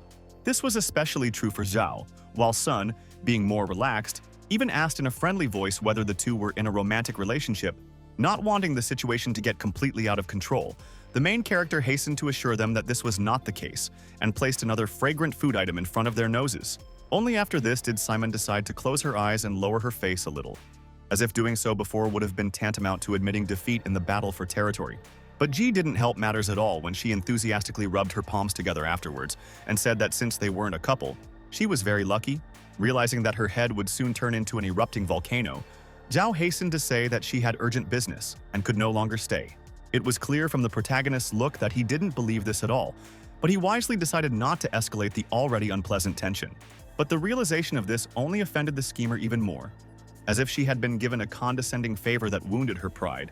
To show that she was not some kind of joke that could be easily dismissed, she rose gracefully over the table with the utmost dignity and pride. Then she took her old wooden box, which still continued to work, making the atmosphere in the room at least a little more cozy. Then Zhao stepped out and closed the doors, quietly. But somehow the soft, careful slam sounded as loud as if she had slammed the doors against the wall in a rage. For a good half-minute, the main characters just sat and stared at the spot where she had just been before Sun cautiously suggested that perhaps she had come at the wrong time. With a sincere smile, Tse asked her to help herself and not to worry about anything, because it was only thanks to the patronage of this kind woman that he had not yet died on the street. While devouring noodles, salads, and potatoes, the housekeeper mumbled admiringly that Lin was a superb cook. In fact, even better than in those elite restaurants. And the guy generously allowed her not to limit herself, because he still regularly works at the stove and oven. Zhao, meanwhile, slowly approached her car, like an old lion from a meme, driven out of the pride by a younger, stronger challenger. And when the agent excitedly asked how everything went, whether the teenager had fallen for her seduction skills, the answer was an indifferent and laconic no. She took this with fatalistic resignation, although she was already vividly imagining in her mind the fury with which Star Media director Lewis would scream in both of their ears. Yes, Simon could agree. He really will shake the soul out of them, trample them with arguments and insults, cut them into belts and deprive them of all bonuses. But she didn't say anything, simply because she was much more worried about that wrinkled, smug, bitchy face of that nasty bitch in the red peignoir. Seeing her as if in reality, Zhao suddenly opened her eyes and cursed. So much so that she even made her partner and employee jump in their chairs and ask what was going on. Somehow, she decided that this behavior was the result of disgusting violence on the part of Lin, and threatened to set a bunch of her acquaintances on him. Even Seaman herself, who continued to seethe with anger and envy, instantly cooled down and blinked her eyes in amazement, not understanding how anyone could come to such a conclusion. Then she herself started talking about how there was nothing special about this Tse. Well, he wrote a hyped song. So what? The audience will forget his name in a month or two. The older woman admitted that she understood her emotions perfectly well, but, she muttered, handing over the phone, Zhao would still be better off seeing everything for herself. Not quite understanding where this was all going this time, the girl picked up the gadget and stared at the display. For a while, she simply stared at him, until her already huge eyes grew so large that they covered most of her face. After reading the forum posts and, with some difficulty, returning her eyeballs to their natural orbit, the woman seriously wondered why the hell everyone was so obsessed with her ex-boyfriend. The blame for everything, of course, lay with that song, which managed to ignite not just sparks, but real, incinerating fires in the souls of hundreds of thousands of people. And this single hit almost instantly elevated its author to the top of the show business Olympus, so that now Tse could do almost whatever he wanted. Unable to tear her eyes away from these horrific messages, Seaman, in the voice of a poorly tuned doll, asked if she should try to persuade him again. The agent calmly replied that she could try, and if it happened that they sang a duet, it would simply tear the entire Chinese internet to pieces. The blonde blinked, not quite understanding what they were talking about, but when the meaning of what was said reached her, her eyes sparkled with greed like coins. Looking straight into those eyes, Wu added with exaggerated indifference that Zhao would certainly not want to go through such humiliation, so she should just forget what she said. And this simple trap worked perfectly. The singer not only swallowed the bait, she also devoured both the line and the sinker. This was evident in her gaze. Then she chirped in a very unctuous voice that they didn't need to do anything at all except wait a few days and see the result. The young schemer had a hard time keeping up with her elder sister's train of thought, but she still assumed that all this meant an open war between the protagonist and the star medium. Yes, this is exactly what was discussed from the very beginning. Now Lin Tse is too famous and loved by the people, but then his former employers will not hesitate to send mercenaries to him. As a result, all that was left for them to do, a couple of well-bred ladies not involved in any vile things, was simply to watch them from the sidelines. After finishing this super-villainous lecture, Wu took the steering wheel in her hands and steered the car away from the house where the main character lived. And in his own house, Ji was screaming about how hot she was, despite the fact that she showed up there wearing only a few pathetic layers of fabric. In response to all her complaints, the protagonist, showing truly impressive restraint, reminded her that the air conditioner was broken and no one had fixed it yet. Continuing to perform some strange actions like stretching and bouncing her bust, the woman languidly purred that everything simply had to be told to her. However, the most important thing is to fill your stomach to such an extent that food comes out of both ends. It reaches, and therefore you can leave, staggering awkwardly. And it was a completely ordinary day in the offensively turbulent life of the main character, very similar to those he had already lived. Sitting in the subway car, the protagonist seemed for a change like an ordinary teenager who was traveling somewhere on business and was now relaxing. This was what he wanted most of all, a quiet life without storms and annoying fans. But discussions of that song continued to follow him wherever he went. However, when the beautiful young woman told her gossipy friend that Lin himself was very handsome and sang well, he couldn't help but grin smugly. But even the longest subway ride couldn't go on forever. And at some point, this colossal metal snake stopped. When the passage opened, the main character headed towards the station, carefully pushing people out of his way, including those same gossiping women. Interestingly, they didn't recognize their new favorite superstar at all, and only hissed irritably at Lin, much to his own embarrassment. Then he got into the elevator, in which there was already another person, and this was, of course, not some random person, but another stunning beauty. The same gossip from the company who openly admitted her desire to lure the protagonist into her net, now tried to start a casual conversation with him. She asked if Mr. Wu had given poor Tse too much of a spanking, and the protagonist immediately remembered how and what he had yelled at the other authors. Knowing full well that this whole devastating storm could have completely fallen on his poor ass in a different situation, a sweaty Lin admitted that everything had gone rough. Coming so close that it seemed like an invasion of personal space, the woman advised him never to anger the fat man, otherwise he might even get fired. Smiling wryly, as if he had heard a very bad joke, Tse nevertheless thanked the Samaritan woman for her concern. But if he thought that this would free him from someone else's annoying attention, he was mistaken, because the uninvited girl immediately continued her questioning. Looking at her with bewilderment, the main character still answered the question about his studies, saying that he studied at a high school called Chuncheng. And this information surprised the woman incredibly, probably because from her point of view, it was about the same as a child billionaire who earned all his money himself. But then it dawned on her how rude and tactless her response to that could sound, and she quickly covered her mouth with her hand in horror, muttering an apology. But the protagonist, with the calm smile of a blissful sage, admitted that he hadn't really studied anyway, instead working like crazy to pamper his ex. When the gossip girl heard such a frank admission that Lin had once completely supported another person on his own, his jaw literally dropped. The conversation took a completely unplanned course, and to somehow smooth over her awkwardness, the girl clarified whether the protagonist was a relative of Fang. But the main character only silently shook his head, and for the first time a warning light flashed in his red eyes, like hot coals. Having fully understood the hint, the worker decided to stop asking questions, but in fact, she did not have fewer of them. On the contrary, she only became more curious about the background of the events. When the elevator stopped, blinked its lights and beeped, warning of the opening doors, both young men froze, looking in fear at the director himself. Wu stood right in front of the elevator, slapping his foot on the floor impatiently with a look on his face as if he was ready to eat alive anyone who even dared to speak to him. Nevertheless, the woman addressed him in the most respectful manner, wishing him good morning, and the fat man in response cast a thoughtful and long look at her.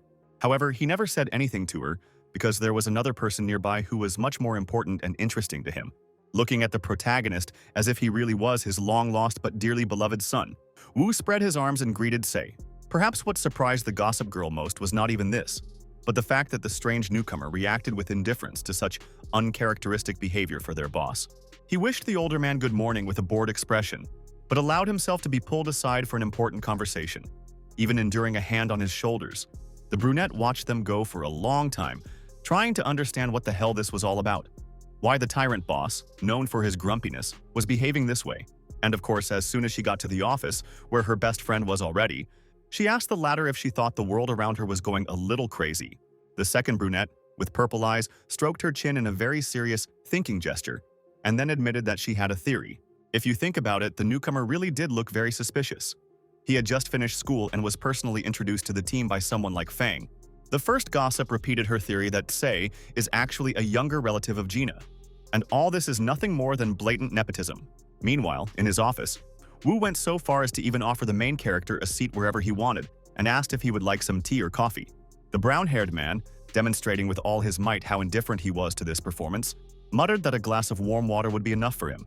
However, the man decided to ignore the more than obvious hint and literally presented the guy with a glass of warm water while continuing to shower him with compliments. Accusations of parasitism, mediocrity, idiocy, all of them have completely disappeared, giving way instead to unctuous flattery and words about how good today's youth are, and only after that did he get down to business, admitting that Zhao was delighted with the lyrics of the song Those Years. But that was not enough. It was also necessary to write the music. A bored Lin refused outside help and promised to write the soundtrack himself. He just needed to know if they would choose a singer. Oh, of course, this didn't raise any objections. Wu was ready to immediately provide a list of singers, if only this young man with golden hands would start working. And only after this, having heard that the creative process would be under his complete control, did Sei finally allow himself his characteristic sly grin. But, the fat man added in the voice of a good-natured priest, the young man could always turn to him if he had any questions, and he shouldn't be shy about anything. He would hardly have said such a thing if he had known that Lin would start asking questions immediately, and not just any questions, but questions concerning such sensitive topics as the income from the song. Without wiping away the honeyed smile, Wu reminded them that they would receive 300,000 yuan for this order, and the protagonist, as the author, could count on a generous 30%. Another person, having received such a large sum as 90,000 yuan, would have already danced with joy. But the main character made a grimace of extreme dissatisfaction. The man shrugged and said it was simply a licensing fee for clients, and he would never agree to make a deal if offered less. Eventually, the conversation ended, and the young man sank tiredly into the chair at his new workstation. He was looking forward to the fact that now, after all the worries, he would be able to calmly relax and surrender to the routine. But no, curious strangers pestered him again with questions. Without even trying to hide how tired he was, Lin pointedly replied indifferently that Wu hadn't told him anything sacred, but had simply ordered him to continue working. But it was easier to scare off a hungry flock of crows than this devil, since the gossip only continued to interrogate the protagonist, now on the topic of his relationship with the boss. Sighing very tiredly, The protagonist reminded that he was only on his second day on the job, and he had no idea what kind of relationship he had with the director was good and what was not. After that, he tried to concentrate completely on his work, ignoring the fact that the woman continued to look at him with the long and intent gaze of a hungry cat. She released her victim from view only when she noticed that there was another person very close by. The same young blonde man with square glasses, looking at him as if he were the ghost of some unfortunate victim Wu had eaten alive years ago. She knocked on the door to get Sei's attention and asked if he could see him. The main character, of course, saw him because he was by no means a ghost, and his look seemed to say what this strange, conspiratorial tone was all about. This man's name was Chen Cheng, and before Lin joined their team, he himself was one of the youngest and most promising candidates for the title of the new Song King. But this whole conversation boiled down to the fact that the gossip considered herself his close and good friend, and could happily introduce him to the protagonist if necessary. The main character didn't even deign to answer. His indifferent, stone mask-like face was more eloquent than any sentence. Dissatisfied with this reaction, the brunette added that Chen was a real Ice King, and if someone tried to talk to him first, nothing would come of it. Unfortunately, she apparently didn't think about raising her voice too sharply, because Chung heard her, even though he was standing on the other side of the room.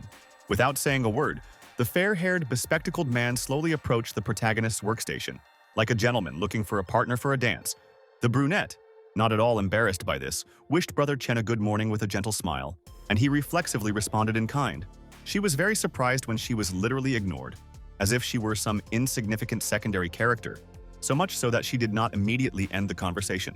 But when the gossip girl really realized what had happened, her eyes widened, because who could have expected such an attitude from a person who was considered her friend?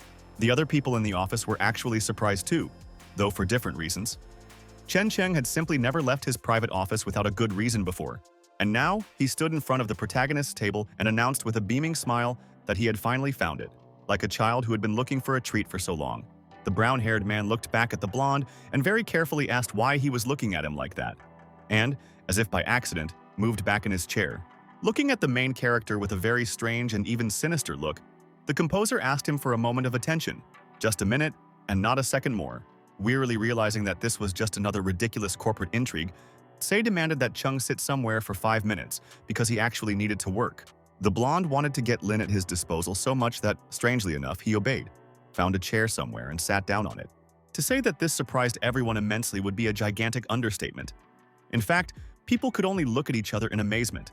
Unfortunately, this caused the gossip girl in the yellow outfit to pester the protagonist again with questions about, what do you know him when he was just trying to work? Trying to pretend that he didn't feel this pressure and inappropriate attention at all, the young man calmly said that he sat next to Chen yesterday in the hall. The brunette looked at him in response as if Lin had admitted that he drowned puppies every night, then boiled the kittens alive, and ate them as live babies.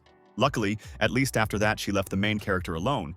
He finished his business in 5 minutes, and was ready to find out what business Chung had with him. But there were still too many curious eyes and ears around, so the bespectacled man suggested that they move the conversation to another room, namely the reception area, and every second they walked, their backs were drilled by someone's big blue eyes, as if trying to burn neat holes in the two men. Everything about this woman's appearance screamed that she had sensed the trail and would now stubbornly pursue it, like a seasoned hound that sensed a fox nearby. When the young composers had escaped unwanted attention in the reception area and sat down on opposite sides of the table, Lin clarified that Chung was thinking about something. Rubbing his neck very awkwardly, Chen asked tensely if they could forget about what happened yesterday. Start with a clean slate, so to speak. The main character opened his eyes in confusion because he sincerely did not understand what the blonde was talking about now. It seemed like they had never argued before or anything like that. Then a flashback began, in which the fair-haired composer explained to the dark-haired man what exactly he had allegedly done wrong. Yesterday, in the conference room, Chung timidly asked to go to the toilet, and Wu rudely ordered him to sit and shit himself. Then, after work, he would wash it all off. When the protagonist realized what exactly this was all about, his eyes widened, disgusted at the thought of having spent so much time sitting next to a man covered in shit. With great difficulty holding back hysterical laughter, the main character assured the poor guy that everything was fine. He had already forgotten about it and would not tell anyone else. Chung nervously asked if he was serious, if this was some kind of twisted joke, and Lin, with a calm, placating smile, assured him that it was. Then the blonde remembered that he had heard rumors that Zhao had already chosen a song for the film, but no one knew which one, only that it had left him truly confused.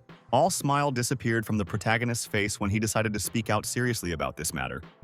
But unsuccessfully, the door was thrown open by Fang, dressed in a decidedly indecent outfit. She was wearing a dress with a very low neckline and sleeves, so that everyone could see what was underneath. But here, this was such a common occurrence that Chung didn't even blink an eye, just stood up and warned that he would leave if the boss needed to talk to Lin. That's exactly what he had to do. So Jean slouched down in his place, not forgetting to elegantly cross one leg over the other so they could be seen. However, all these tricks did not make the slightest impression on Se, and he kept his oath when, in response to questions, he said that he and Chen were simply talking, nothing more. She was, however, still incredibly curious as to why their unsociable composer had shown such sociability. But she quickly dropped the subject, giving Lin a list of vocalists. After this, the main character listened for a long time to his lines being sung by various people. But the longer the auditions went on, the more sad and angry his usually calm face became. Now he was beginning to understand Wu very well with his almost unnatural irascibility. None of these loudmouths could embody what he, Se, had put into his text. This continued until another applicant appeared in the recording room. This time, a young man with glasses and green eyes named Song Han, and so the main character liked his voice much more. In any case, he was the only one whose performance the protagonist could listen to with a smile. Shaden didn't think too long about the choice. He quickly asked Fang to throw out all the other candidates, because he couldn't find anyone better than this one. This is what she did, and with the sweetest, most kind-hearted smile imaginable, while the manager was fending off the disgruntled crowd, Se took Han to the back room and asked him directly why he suddenly started crying while performing the song. The answer was predictable, but still tragic. During the session, Song too vividly recalled his first school love, who had refused him her feelings. Lin was probably pleased with the effect it had had deep down. But out loud, he only reminded everyone that the past was a closed door without a key, so there was no point in trying to enter it. A little while later, Fang, stretching, playing with her shoulders and the halves of her enormous bust, informed the young man that she had already sent the song to Wu, and he, in turn, sent it to the customer. As for their young and talented performer, they got everything they wanted from him, so Khan can go home with a clear conscience. But no one was going to let the main character go anywhere anytime soon, because this red-haired devil still had plans for him. The young singer didn't even have time to get to the door when it swung open with such force that it almost slammed the poor guy into the wall, turning him into a perfect cartoon pancake. Wu didn't even look at the poor guy, let alone apologize. He was in a hurry to inform Se that his work was excellent, and Zhao himself would shake his hand in handshakes later. Even Gina was a little taken aback by this storm of emotions, and she reminded her boss that this was not some special feat. For Lin, doing such things was completely natural. And then she casually asked the main character under what name he was going to perform his work. Under his own name, or a nickname he would come up with. The young but already retired singer just rolled his eyes wearily, as if he was trying his best not to curse this schemer. However, he characteristically decided to agree this time, warning that he would use the words "not to pass through mortals" as a pseudonym. Now it was Jin's turn to bulge his yellow eyes like pots of molten gold, and asked by what criteria he had made such a choice. The answer was laconic, just like that, because their world is an unusually disgusting, hypocritical, and corrupt place, and Se would never want to return to it. In this case, it was not an exaggeration because the main character really did live for a long time in a completely different reality, and he had the opportunity to compare. He was already opening the doors to leave when he suddenly saw a whole crowd of people busy with something, and Lin, with a shocked expression on his face, asked what it all meant. This was exactly what Fang was going to talk about with the main character, since it was directly related to that ill-fated youth singing competition. And this was not some kind of joke, because this time a huge number of important people had gathered in the main hall of the company, and they wanted to see the protagonist.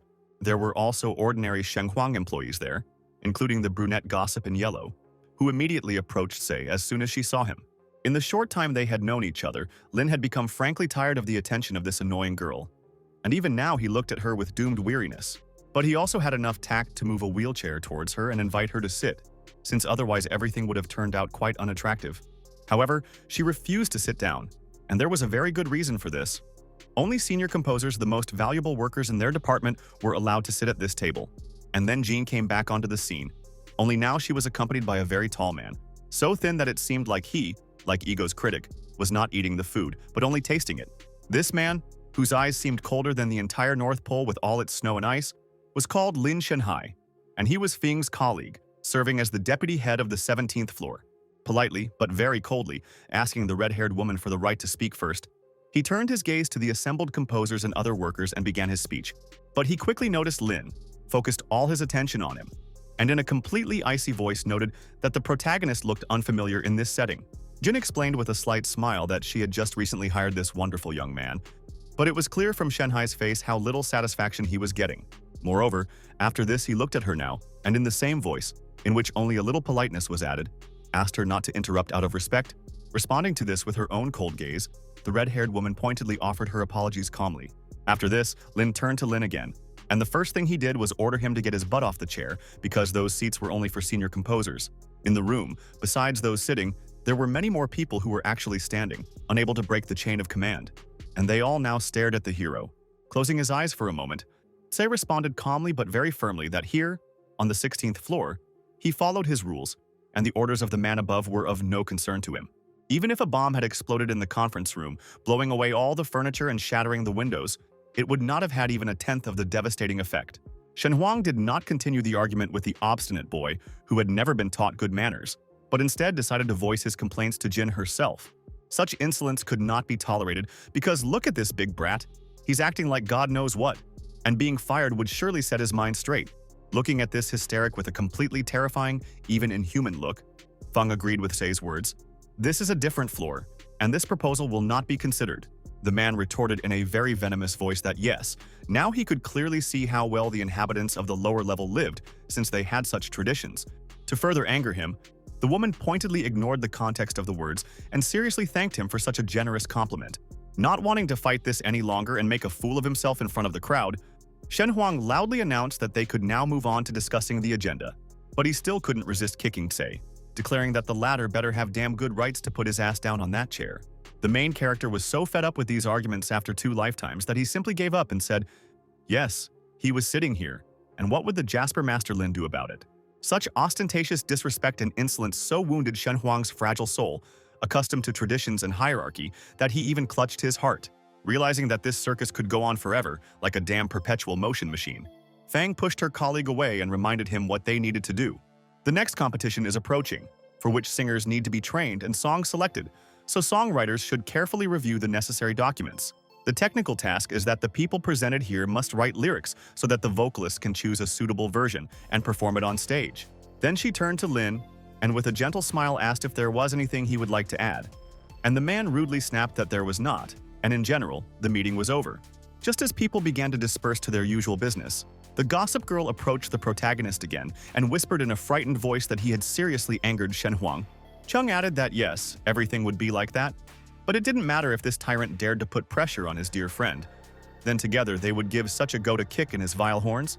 The young man didn't comment on this proposal, but Jean immediately added in a purring voice that he should definitely choose a first-class performer. The protagonist, even though he was a former vocalist, really didn't like to open his mouth without regard for the matter. So he simply nodded, making it clear that he had heard everyone, and then took copies of the documents.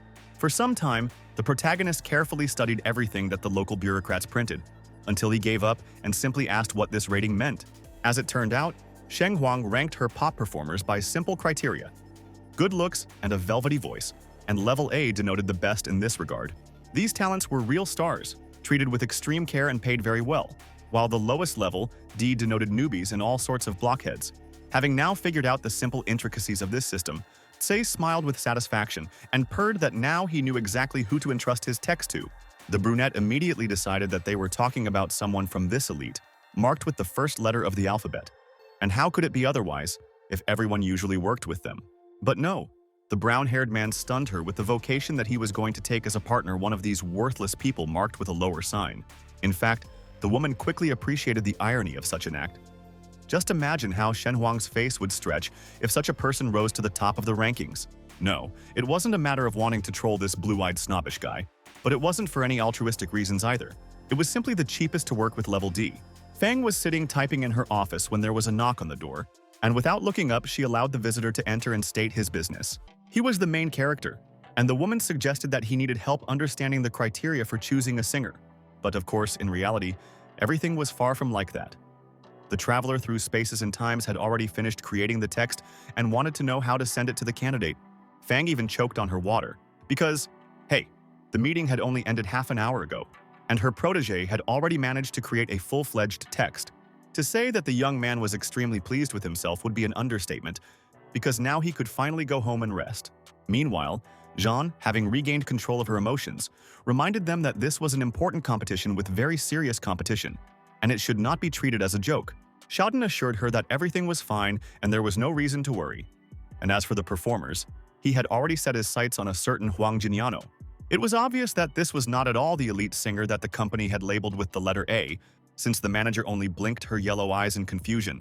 Not wanting to torment the woman with more curiosity than necessary, the main character hastened to explain that he had chosen this man among them, who had been awarded the D rank. Jin slowly covered her eyes with her hand, thinking for the first time that perhaps she had gone too far with her favoritism, and groaned that at least they wouldn't have to pay Huang. After quickly examining the lyrics to the soundtrack, which Lin poetically called South of South Mountain, she admitted that it at least sounded interesting. After this, evening came, and the protagonist calmly went to his modest apartment to have dinner and sleep. But fate simply was not going to give him such luxury. It was Sanji, this time thankfully in normal everyday clothes, but she still had no intention of leaving her rich victim alone. Her trap, however, looked deliberately innocent, just an invitation to a neighbor's dinner, so that such a busy young man would not waste his energy at the stove. However, she is, of course, a very fragile and weak woman who needs the help of a strong man's hand, so she will be glad if Se joins her in cooking. The protagonist either didn't understand the context or was simply indifferent to all of this, but he agreed to this tempting offer anyway. This time, the table was dominated by a variety of products, namely juicy, aromatic oysters, still raw but appetizing crab, and a huge piece of steak. Like a true gentleman, Lin was ready not only to help cut up the meat, removing fat and bones, but was also prepared to do all the work himself. Very pleased that she had easily deceived such a handsome, young, and most importantly, rich fool, the woman leisurely sat down on the sofa, playing with the wine in her glass. And also, she added in a completely indecent tone of voice, a friend would be visiting her very soon, and San specifically emphasized that she was very beautiful. The protagonist, however, did not show any particular enthusiasm about this, and in the same tone he could, for example, thank you for the message that the weather was sunny outside. Without noticing it, Ji, reveling in the sound of her own voice, began to describe how her inner matchmaker put two and two together and came up with a brilliant plan. Even this fool, who had tried his best to ignore anything he didn't like in one way or another, finally got the meaning of what was said and reacted. He had no intention of getting into a romantic relationship with anyone. He had eaten his fill the first time, but Sun reassured him, saying that it would just be a business meeting. And just at that moment, as if following a pre-established scenario, her mobile phone rang loudly. Ji picked up the phone and, in a voice reminiscent of a whistle, asked the woman on the other end if she had finally reached her destination. Having received a positive answer, the housekeeper ordered her mysterious friend to enter through the back door, because it was safer that way. The woman she was talking to, for some reason, was wearing a black cloth mask and opaque black glasses with large round lenses. Coming outside, San, with an almost dancing gait, approached this mysterious friend of hers and began to chirp about how rare it is in these modern times to meet in person. And the mysterious stranger, instead of answering, literally threw herself on the older lady's neck, embracing her in a crushing but loving embrace as if they were mother and daughter. As it turned out, the girl was a very famous and important person in wide circles, so much so that reporters followed her closely, which is why she hid her face like that. Then Ji grabbed her hands and led her into her house, babbling that the mysterious guest simply had to try her friend's top-notch cooking, and without protest. Meanwhile, the main character received another call with job offers, and in an angry, tired voice, he asked them never to bother him about it. He had just hung up the phone, hearing only a dull, drawn-out beep when the door finally swung open, letting in the housekeeper and her friend. When the latter took off her glasses, there was absolutely nothing supernatural underneath them. Only bright, creamy pink eyes that were standard by the standards of this world.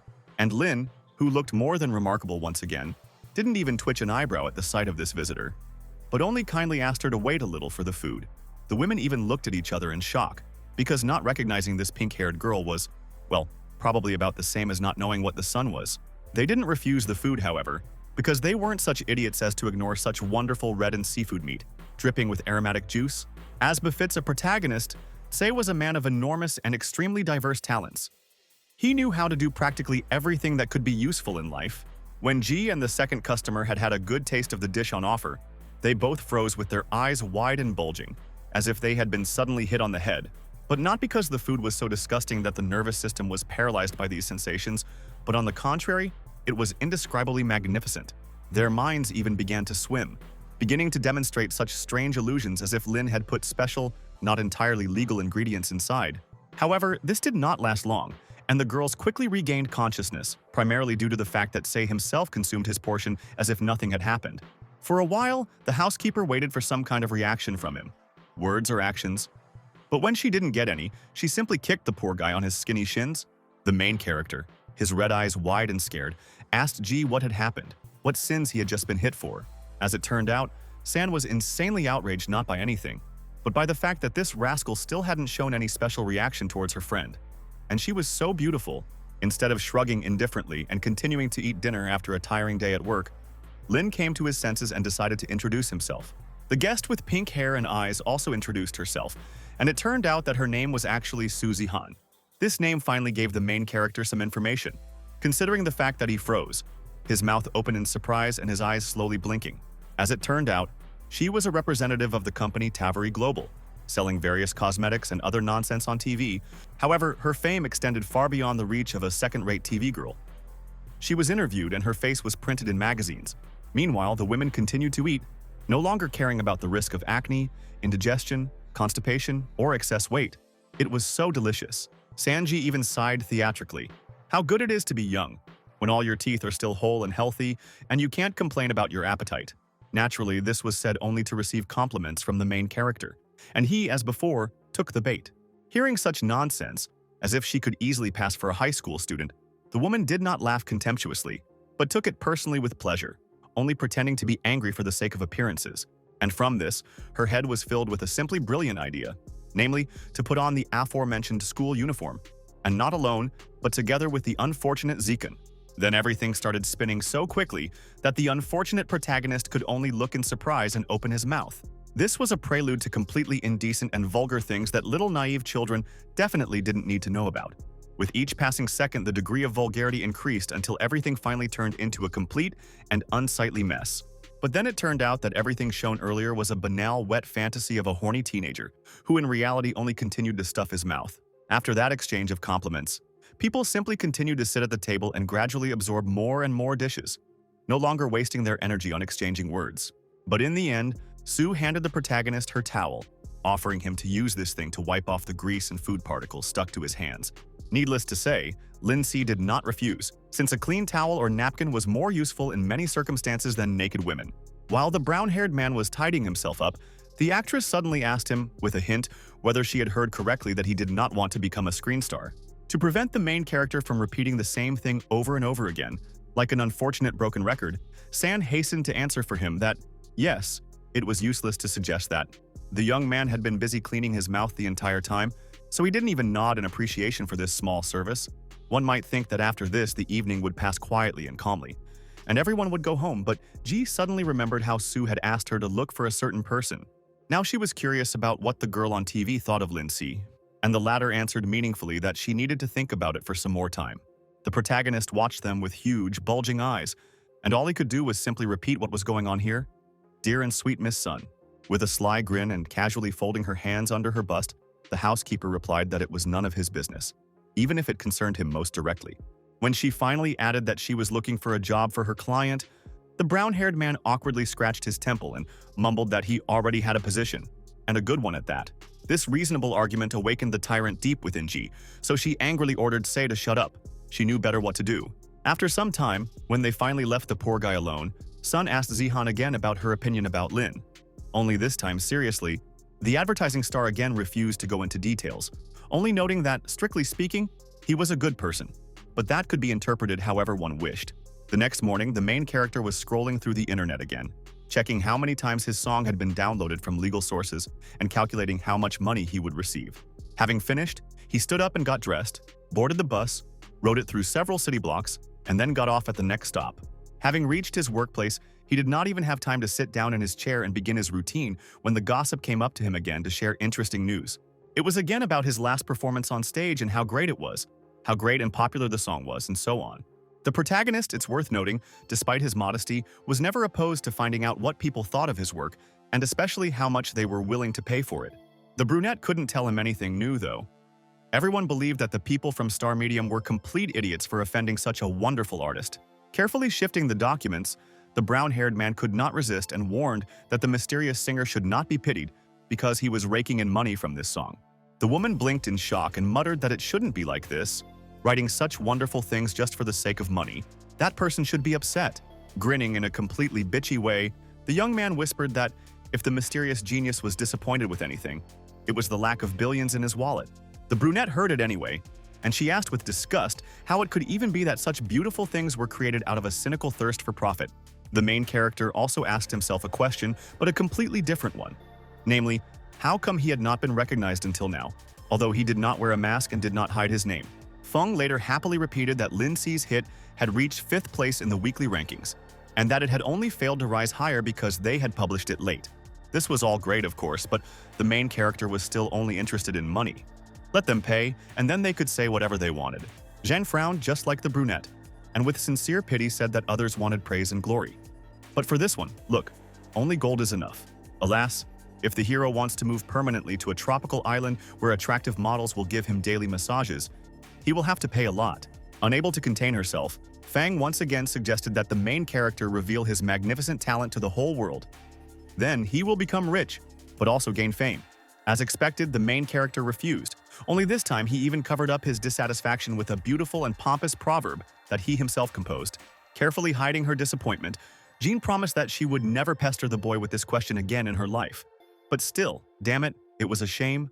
However, if anyone really needed to be pitied, it was the star medium, because all of China decided to use them as their favorite punching bag. Her words were best confirmed by the fact that right now, many blocks away, Kai got hit in the face with a folder of papers like a mischievous dog. Moreover, Lewis repeatedly beat him with documents, furiously spitting saliva, repeating that Chung was just trash, a bastard, a victim of an abortion. And Changlong's anger was easy to understand, considering that the main character had been working in their company for months, and no one had noticed how talented he was. When his hand grew tired of beating Kai, who was meekly accepting his humiliating punishment, he hoarsely turned to Wu, asking if the song could still be registered. The agent's answer was completely disappointing. She tried to pull off this scam for a while, but it was easier to dig a tunnel in the mountain with a tablespoon. Hearing this, Lewis gnashed his teeth so hard that it was strange that there wasn't a nasty crunch, and bloody debris didn't fly to the floor. But no matter, he happily released his hatred and anger on Chen, hitting him in the face with such force that the unfortunate blonde flew back. At the same time, a cautious knock was heard in one of the main offices of the Shenghuang company, and Jin allowed the mysterious visitor to enter. Although she had not yet finished her conversation with Tse, it turned out to be a young man who was forced to warn his boss that the guitarist in their band had fallen ill, and now they would not be able to release one song on time. The woman didn't even have time to answer the question of how they should speed up when Lin stretched with exaggerated laziness and casually said that he would play the instrument himself. She would have scolded anyone else for their overconfidence, but the main character was in Fang's good graces, so she immediately allowed him to pull this off. The man didn't object either. He just shook his head, urging his newly made successor to follow him to the designated place. They both walked down the corridor in silence for a while until the guy introduced himself as Du Yu, and in response to his question, the protagonist gave his first and last name. The brunette had never seen this young brown-haired man within the company's walls before, and the main character did not deny that he was something of a newcomer here. Suddenly stopping him, the musician warned Lin not to try to slack off during rehearsals and the performance, because the event was very important and the track was complex. Say didn't say anything, but his gaze literally screamed with condescending thoughts about how here was a boy trying to teach the teacher. He didn't say all this out loud, so as not to lose his teeth, and Du still managed to lead him to the room of the group, which was selflessly playing cards, ignoring everything around them. Even when Yu sternly demanded that they get off their butts and go on stage, one person only indifferently reminded them that they were without a guitarist, which meant the performance was over. Unfortunately for them, Lin was still determined to perform his act, so the leader insisted that the others stop messing around and get to work. Desperate not to interrupt such a fun and exciting card session, the guys noticed that this newcomer did not look at all like the seasoned king of guitars. Du retorted indifferently that in that case he would simply look for someone else as a replacement, so they should finally stop messing around. Grumbling and struggling to get their butts out of their chairs, the guys went their separate ways, and one of them handed the main character a large sheet of paper with a melody written on it. Yu repeated once again that everything was as serious as it could be, so either Tse would do everything perfectly, or he should leave and not bother anyone. He didn't even intend to give the main character an extra half hour to master the instrument and warm up in a trial performance, only 15 minutes. And then on stage. But since Lin was a true cultivator in everything related to music and singing, this test was a piece of cake for him, and he wanted to start right away. Drew's eyes widened in shock, because he expected a plea to stop rushing to work at such a speed or something like that, but not the opposite. The rest of the group, however, only supported this plan, albeit for extremely prosaic reasons. The sooner everything starts, the sooner it will end. However, he once again warned the protagonist to do everything perfectly. He was given 3 attempts to do everything, and if he failed, Madame Fang would immediately find out about it. The brown-haired man smiled smugly, because from his point of view, it was the same as if preschoolers were demanding something from him and threatening him with some ridiculous punishments. A few minutes later, the entire band, plus the main character, were already warming up their instruments, fingers, and feet on stage, ready to ignite the first sounds at any second. Tae was given a larger, wider wooden guitar, but the sounds he made it emit into the surrounding space were something unique. They copied the notes perfectly. Not a single hint of falseness, not a single mistake, so that even the organizers of the performance stood there, unable to pick up their jaws from the floor. Moreover, they quickly noticed that the music sounded different from what it should have, due to Lin's arbitrary actions, and they didn't even want to strangle him for it because he improved the notes. All the cold wariness and condescending attitude towards the newcomer disappeared like ice chips on a hot frying pan, and those around him began to enjoy themselves. While other heroes pump up their chakra or statistics by cultivating and slaying monsters, Lin has achieved divine mastery in handling such tools. He didn't even have time to finish when Drew, having ripped off his audition headphones, burst into the rehearsal room and began jumping happily in front of him. And it wasn't just him, in fact, all the other guys were now acting like they were teenagers, excited about meeting their beloved idol. Of course, the main character could have made up a lie that he had been practicing with strings at home for a very long time, but he simply didn't care about such difficulties. Luckily for him, Yu wasn't the kind of paranoid person who wanted to scrutinize everyone, and his mind was still clouded by rapture. However, even he and the other musicians froze in shock when Se, again without the slightest attempt to lie, simply said that he had only graduated from high school, not even university. For another person, this would have been a huge red flag, a clear signal that something was wrong, but Drew just shrugged and said, "Well, it works." His subordinates, however, turned out to be much more curious and inquisitive people, and they directly noted that they had never seen Lin in musical circles before. Realizing that the argument about his suspiciously high skills could hurt him, the brown-haired man tried to change the subject by asking about the need to re-record the track. The 3 of them unanimously answered that no, because everything had already turned out perfectly, and they themselves could only dream of someday reaching a similar level. Suddenly, the door swung open, revealing an angry, overweight woman screaming at her husband for not bothering to play or record the soundtrack. They were in a hurry. Every minute was literally worth its weight in gold, but for some reason she still hadn't seen the finished material that could be edited. Drew, so cold and hard somehow in the presence of this man, behaved like a frightened, humiliated squire, trying to hide his head in his shoulders. And this fat woman didn't give a damn about any of the circumstances. Either they would sing a song in a few minutes, or they would be punished by their superiors alone. Luckily for him, there was still a main character nearby who could save them all at any moment by performing his wonderful part once again in place of the old guitarist. With a roar like a bear shot by an unlucky hunter, she ordered everyone to finish their work immediately so that the material would be available within an hour. And then she slammed the doors again with such force that it was amazing how the unfortunate piece of decor was still on its hinges. When Lin Se paused for a moment and quietly asked who the hell it was, Drew replied in an even quieter tone that it was manager Chen Jia, as if that explained everything. But the protagonist didn't know anything about this name and surname, and the brunette stared at the brown-haired man as if the latter had suddenly started growing a second head. As it turned out, this woman was indeed very famous in certain circles, and not so much for her skills, but, frankly speaking, for her body. Of course, it wasn't the feisty woman who nearly destroyed the door that was being talked about, but her employer, a divinely beautiful singer with a wasp waist and long legs. Incredibly exotic in China, where fair skin and hair were still rare, she was considered one of the best vocalists and was now looking for a golden composer. The main character's eyes widened and he repeated the words very slowly, as if they were some kind of divine revelation. Oh, for local musical cultivators, the golden composer was an almost unattainable peak, the best of the best, second only to the king of song himself. They would have gone on and on with pleasure explaining this nonsense, but Drew waved his hands in irritation and reminded the team that, in the end, they needed to work. Approaching the main character, the group leader looked him seriously in the eyes, squeezed his shoulder, and once again ordered him to do everything perfectly, because Jia would not settle for less. He was handed a sheet of sheet music again, this time belonging to a song with the eloquent, albeit laconic, title Farewell. But as soon as Lin Si read it carefully and realized the essence of what was written, he was so distorted with disgust, as if the poor fellow actually suffered from terrible constipation. However, the one who paid for the music called the shots, so the brown-haired man easily swallowed his pride and rebellious sense of beauty and joined the drummer and backing guitarist. Yu was incredibly pleased with the situation as it was developing. The protagonist continued to play like a true Apollo, putting all the necessary emotions into the sound. And in a completely different place, the manager was viciously proving to Chen Ji that the people she had turned to were insignificant, useless, and untalented people who could not be trusted with anything. The blonde did not respond to this angry speech and only sadly flashed her unnaturally bright blue-green eyes. In the end, she stretched lazily like a woken cat and simply said that there was no point in bombarding them so much. If they didn't like the result, they would find other workers.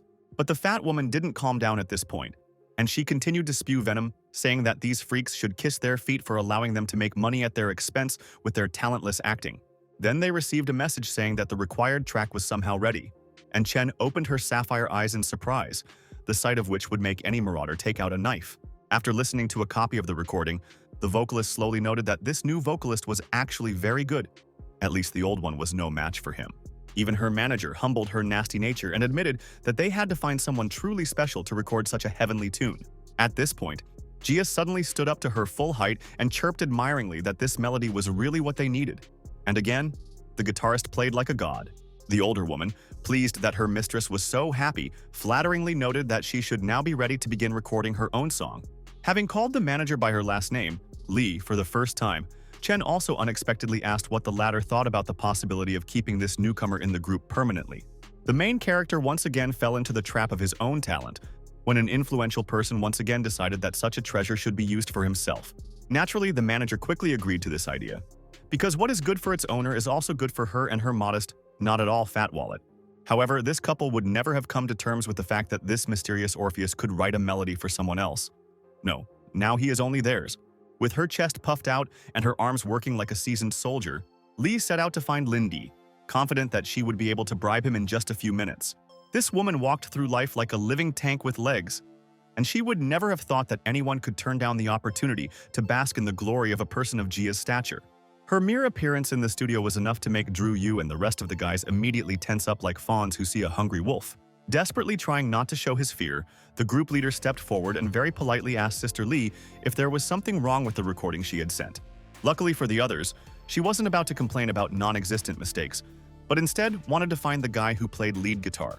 Upon learning that he had already left, the manager almost choked on air from disappointment and indignation, and demanded that he immediately give her his mobile number. But Yu couldn't help the stubborn customer even in this regard. And how could he, if he and Lin Si had only just met today and couldn't even be called friends? Snorting and snorting very loudly, she managed to calm her anger with some difficulty, and then demanded that the guys at least tell the newcomer when they met that the big shots were looking for him. And then she went out again, slamming the doors so hard that if you looked very closely, you could even see very small cracks along the edges of the walls.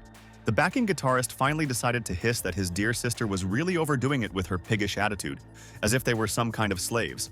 After this, the others began to argue about whether they should put up with this state of affairs for the chance to gain fame and money, or play the proud, and the carefree protagonist once again listened to what crime he was committing by refusing his status as a media personality. As before, the protagonist turned a deaf ear to her lamentations, because as long as ever greater streams of money flowed towards him, he would not desire more. Well, now all they had to do was wait for the real preparations for the competition to begin. But Jin still doubted that Sei really didn't want to choose an elite singer for himself. For some reason, she also started talking about a certain Pan Momo, a small but incredibly talented music writer who is already considered a living treasure. The main character was already really fed up with the fact that some women with shady intentions were constantly twirling their tails around him. So his answer was a quick and firm no. Jean groaned once again. How her heart bled that such a unique musical and vocal gift had gone to such a mercantile person.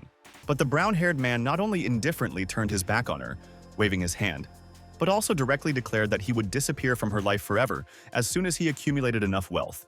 The reason was very simple. Lin Si dreamed of one day earning so much money that he would never have to work or leave home again.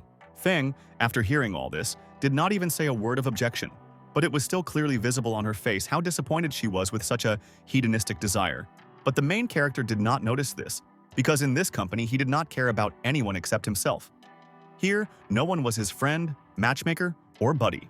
After some time, lunch break finally arrived, and the gossip girl in yellow clothes stretched with great pleasure, kneading her shoulders and back. No, the protagonist didn't refuse her offer to go somewhere together and have a hearty meal, but only because this option was no worse than any other. After the conversation in the deputy director's office, He even began to openly act as if he didn't care, even though the girl tried to start a friendly conversation. When she complained about the difficulties and asked how he himself thinks when he writes songs, what goes through his head, Lindsay indifferently replied that he only thinks about the purpose of the work. Only after this did the brunette seriously think about whether she really needed such an acquaintance, because, well, just look at that sleepy fish face. However, she did not cancel the meeting, and they both went to the dining room, where they sat and ate in silence for some time until something else caught the woman's attention. It was just Chen Jia, but the people around her made such a fuss as if they had never seen a woman before, and now wanted to eat her alive. The brown-haired man had already completely forgotten what Du Yu and company had told him, and the brunette had to repeat that she was an elite vocalist and all that. Tse only began to work his jaws indifferently again, and answered all the questions with his own question. Why shouldn't he care about a person he saw for the first time in his life? The brunette, with genuine indignation, said that any normal man should lose his head at the sight of any beautiful woman, and especially such a rich one. And of course, all of her connections with other mass media personalities made her a prime target for any musical cultivator pumping up their skills on the pipe.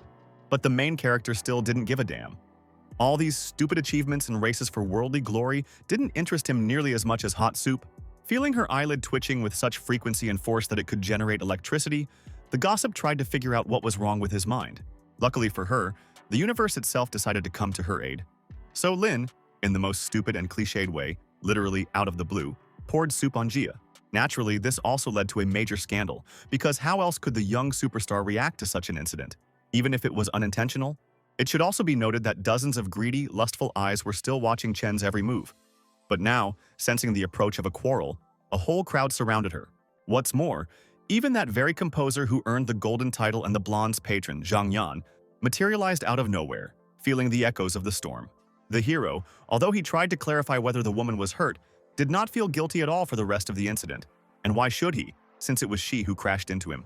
The bespectacled man, hearing this, almost choked on his saliva because, hey, how could a man even say such words? He himself should have gotten out of the way when he saw such a beauty. The onlookers started buzzing in unison, saying that yes, he was definitely not normal. He had run into such important people, and he still had the audacity to be rude to them. Look at him. Perhaps the brown-haired man would have sent them all to hell. But then Chung stood next to him and confirmed his words that the blonde herself wasn't looking where she was going. So let's all forget about it. Zhang Yan, making as bitchy a face as possible, advised his colleague in a very venomous voice to disappear into the fog and continue to pluck notes. But the singer, interestingly enough, actually decided to back down because, for some reason, she valued the younger composer and changed her mind about making a scene over him. As for this, so to speak, Golden Master, he still threw out at the end that he would reach the director and force him to kick Lindsay out. The protagonist looked at him in response, like a sleep-deprived person at a disgustingly buzzing mosquito, and said that he could hardly believe such a turn of events. This was more than enough for the bespectacled, gray-haired man, who was ready to leave with his nose held high, to become furious again and take a fighting stance, narrowing his eyes even more, as if he could start snoring right there on the spot at any moment. The main character repeated that he didn't believe in this threat, and there was no point in Yan trying. The crowd, which had previously spat with contempt at the main character, instantly turned around 180 degrees and began to worship him as if he were some kind of hero. Jia, who was the reason for this whole scandal, decided to ask Lin what he was doing there, and the latter honestly admitted that he was a new music writer. When she angrily threw it away, did he understand what a golden composer is? Tse, with the same indifferent voice, suggested that this was something second-rate compared to songwriters. The blonde was so surprised that she blurted out that the protagonist definitely wanted to be fired, since he was not only ignorant, but also so impudent. And Zhang, with some kind of bloodthirsty pleasure, muttered that the main character asked for it himself, and then demonstratively took out an expensive iPhone from his jacket. Right there, in front of everyone, with the speakerphone activated, Yan called Director Wu to complain to him about the insolent guy. However, he had no intention of acting so clumsily, and presented everything as if he had simply not seen his old colleague for a long time, and wanted to treat him to dinner. The fat man who could literally make his subordinates shit under him was now so good-natured that he behaved like good old Santa Claus. Having made sure that the bait was swallowed, Zhang finally revealed the essence of the matter. That there was one insolent, disrespectful puppy here who needed to be punished exemplarily. Hearing this, Wu instantly tensed up, like a hungry golden eagle that had finally noticed the movement of a fat hare. Moreover, the protagonist didn't even have to say anything, because the floor leader himself guessed that he was the one who got himself into this mess, and Zhang happily confirmed it. After this, the man, in his signature manner, advised the bespectacled man to go to a goldsmith and give him his head. since there was nothing in it anyway except shit. Oh yes, Lin Tse managed to achieve the status of an untouchable star in Shenhuang in just a few days, so if such a question arises, he will never be fired. Poor Zhang was so stunned that for a long time he couldn't even blink, let alone speak. But the crowd, having received the food, began to chew it with pleasure. Lin didn't have many vices, but pettiness was one of them. And now he asked if the great golden composer wanted to tell anyone else on him. Jia, finally realizing that she had foolishly attacked a man much more powerful than her, hastened to assure him that it was a trifle and did not deserve such drama. After a while, when everyone had left and the gossip asked if he was afraid of revenge, Tse shrugged and confidentially said that he didn't give a damn about Zhang and his grievances. They were not connected in any way, and Yan would not be able to prevent the protagonist from earning money. But Chung added that his senior colleague would still look for ways to take revenge. The brown-haired man repeated that the bespectacled man with dark hair had made a mountain out of a molehill and called the director. But he, for example, was no longer going to eat lunch in the cafeteria. He had had enough. Having finished his ill-fated soup alone, the protagonist went on about his business when he unexpectedly ran into Drew Yu, who wanted to share some news. This, of course, concerned Li, Jia's agent, to whom the brunette promised to try to find the mysterious talented guitarist and call her in return. Lin, characteristically, did not try to stop him from making the call, but only waited for the woman on the other end of the gadget to demand that she hand the phone over to him for a conversation. No matter how hot-tempered and despotic she was in life, she was not an idiot either. So now, at least, she spoke to the guy in a very polite tone. Sipping aromatic tea, she happily described the benefits their proposed contract would bring to the main character and how much he would be able to earn from it. She had no doubt that C would be happy and would agree to be under their wing without any discussion. But Lin himself had a different opinion. Hearing the completely indifferent refusal, the plump brunette was so surprised that she almost dropped the cup from her weakened, uncooperative fingers. But she quickly came to her senses and slammed that very cup on the table with such force that she almost smashed it to pieces. Such terrible rage took hold of Li. Trying not to let herself break into a hysterical scream, she nevertheless described in detail how thick-headed her friend was, how he didn't understand what a chance he had been given. They say he is an ungrateful pig, an empty-headed brat, an arrogant idiot who does not realize how kind, respected people are to him, how much they are ready to give him. The protagonist listened to all of this for a whole minute, just for the sake of decency, until his finger very slowly reached for the end call button. He, of course, didn't hold a grudge against Drew, who didn't know anything, but he also had no intention of playing along with anyone. It would have been easier to make the Mountain Dance Ballet. The leader of the musical group, however, was no less surprised than the agent, and in his thoughts he admitted that this guy was, to put it mildly, extremely interesting. The brown-haired man didn't have time to enter the elevator and press the call button when Wu, who appeared out of nowhere, squeezed through the door and asked in a very polite tone how Tse was feeling. This cunning fat man understood perfectly well who was beneficial to his business, and therefore tried to assure the young man that he would never let some John offend him. Although Lin understood that this was not a concern out of sincere affection for him as a person, he did not need such sentimental nonsense. The main thing was the result. When he arrived home, he didn't even have time to touch the door of his apartment when this Sanji materialized out of thin air again to drag him into something. However, the brown-haired man still did not consider her a burden, and therefore, in his usual polite tone, he again asked what she wanted from him. The matter concerned that very Suzy-han, and now the housekeeper demanded that the protagonist serve her as an assistant, only formally posing it as a question. When Lin said in a lazy and tired voice that he would think about it, the woman almost burst with indignation, like, look how important he is, he even decided to think about it here, look. Yes, he should have grabbed such an opportunity with his hands, because the job was a real sinecure, the pay was first class, and he would also be in the company of a beauty. To her great embarrassment, the guy didn't care about women at all. He was completely fed up with them over the course of 2 lifetimes, but nothing could ever replace money for him. She couldn't even resist pointing out how unnatural and wild this was, especially since Zihan was a true goddess to many Chinese. Tse, as usual, began to silently scratch his head, and the housekeeper sighed resignedly, as if to say, okay, at least come and have dinner with me, I won't eat it all myself. Half an hour later, she had already finished chewing and refused to continue because she considered herself to have gained weight and decided to significantly cut back on her usual rations. The young man could have said that she was making up some nonsense and that she already looked like a goddess of beauty. But he didn't say anything and simply continued chewing his portion. Ji, for her part, continued to stare at him with a strange and intense gaze for so long that the guy felt uneasy and asked directly what was going on. She just said in a strangely lazy voice that she was thinking about how well Sei would be suited to the profession of a food streamer. He would be great at it. The main character chose to ignore these words, but asked to warn her in advance what to prepare for her next time. The woman, for her part, ignored this, emphasizing only that the protagonist had free hours, so she asked a question about this. The protagonist confirmed that this was indeed the case, and Sun, without any requests or discussions, demanded that he follow her around the shops tomorrow, as if he were her servant. If it had been a man or a strange girl, Lin would have already sent them to hell. But since Ji literally started to twist her butt in front of him, he became embarrassed and agreed. And there was no hope that she would change her mind or forget over time because the next day, she literally lay in wait for the guy at his door. The main character, as usual, invited her to the table, but all the food ended up going to him alone. And Se even received a reprimand for how quickly he devoured it. It turned out later that she had already scheduled the rest of the day, including an evening dinner with the brown-haired man. And Ji asked him suggestively if he had any other things to do. She knew very well that Lin was too weak-willed to refuse directly, so she had no doubt that she would force him to fulfill her wishes. That's almost what happened. But then Simon called the young man, and he accepted the call, although he warned that he would immediately turn it off if the news was not important. Hearing that nasty, annoying word contract once again, Lin almost cursed because he had already refused all these nooses 1,000 times. Desperately not wanting to lose again, his ex-wife promised him literally mountains of gold, all possible perks and bonuses, if only he would agree. The brown-haired man was ready to hang up in disgust. But when he heard about the ratings list, he froze and cautiously asked what use it was.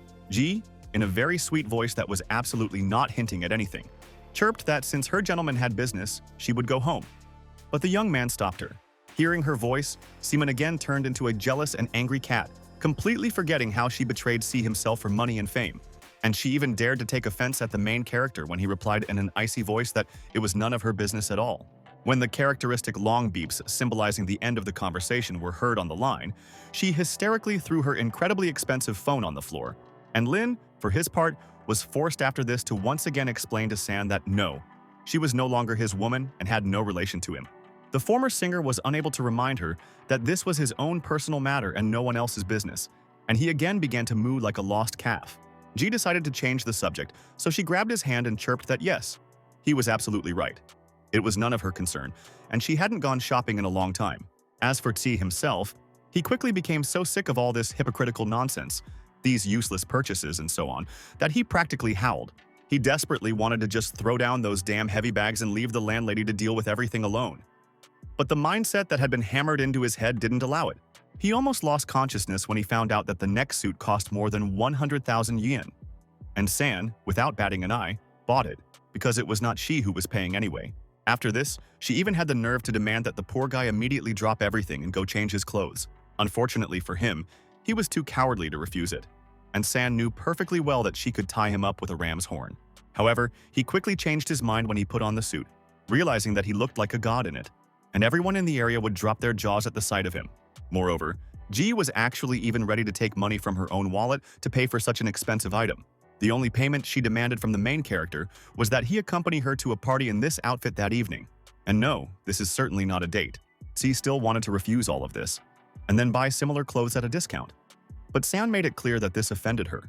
In the midst of all these fun adventures, she completely forgot about keeping track of time, and was caught off guard by the fact that evening was already approaching. Looking at the sign of the huge restaurant, the brown-haired man slowly noticed that he felt as if a trap was waiting for him there. But the woman did not allow him to retreat. But no, Ji didn't need a walking wallet, as one might think. She is capable of providing for herself and just wants to get some normal company. The only thing Lin has to do now is act like a guy he's not, stick around, smile and all that. A stern man in glasses named Xiao Kun came out of the door and demanded that Sun explain who she had brought. And the woman sarcastically explained that it was her boyfriend, not her father. The bespectacled man, to put it mildly, was not convinced because, after all, this lady had avoided relationships with men her entire life. And then suddenly, lo and behold, she had acquired a gentleman. This was the last straw for the woman, and she ordered Xiao to just get the hell out, otherwise he had no idea who he thought he was. However, Kun didn't even think to listen to her. Instead, he glared at the main character, pointed his finger at him, and began to utter threats. And Se responded by slapping the stunned ill-wisher's palm, causing it to drop to the ground, because he was not going to tolerate such treatment. Ji liked this even more because, with all her respect for the main character, she did not expect him to be so strong in body and character. After that, they finally made their way inside, where a party was already in full swing for the big shots from all over the city, and everyone immediately noticed a new face. The protagonist remained silent and tried to smile, while Sun acted much more naturally and casually, greeting everyone and waving to some. One man, with a very noticeable hint and a vulgar grin, wondered what Lin could do that had managed to attract their beloved mistress. The brunette, as if he had read cheap books on the psychology of relationships in his spare time, declared that there was nothing special. They simply felt great trust and affection for each other.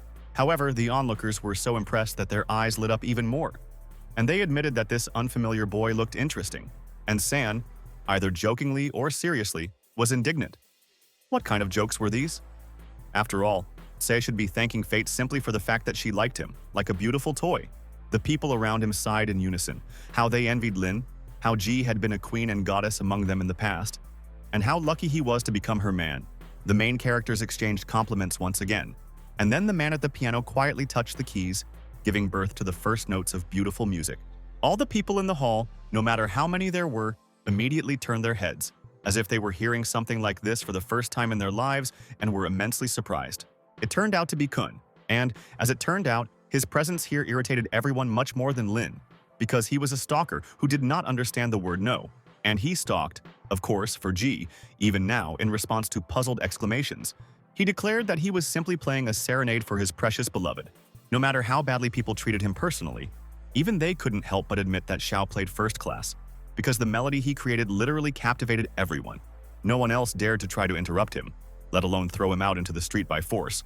So the bespectacled man finished without difficulty and approached the heroes again.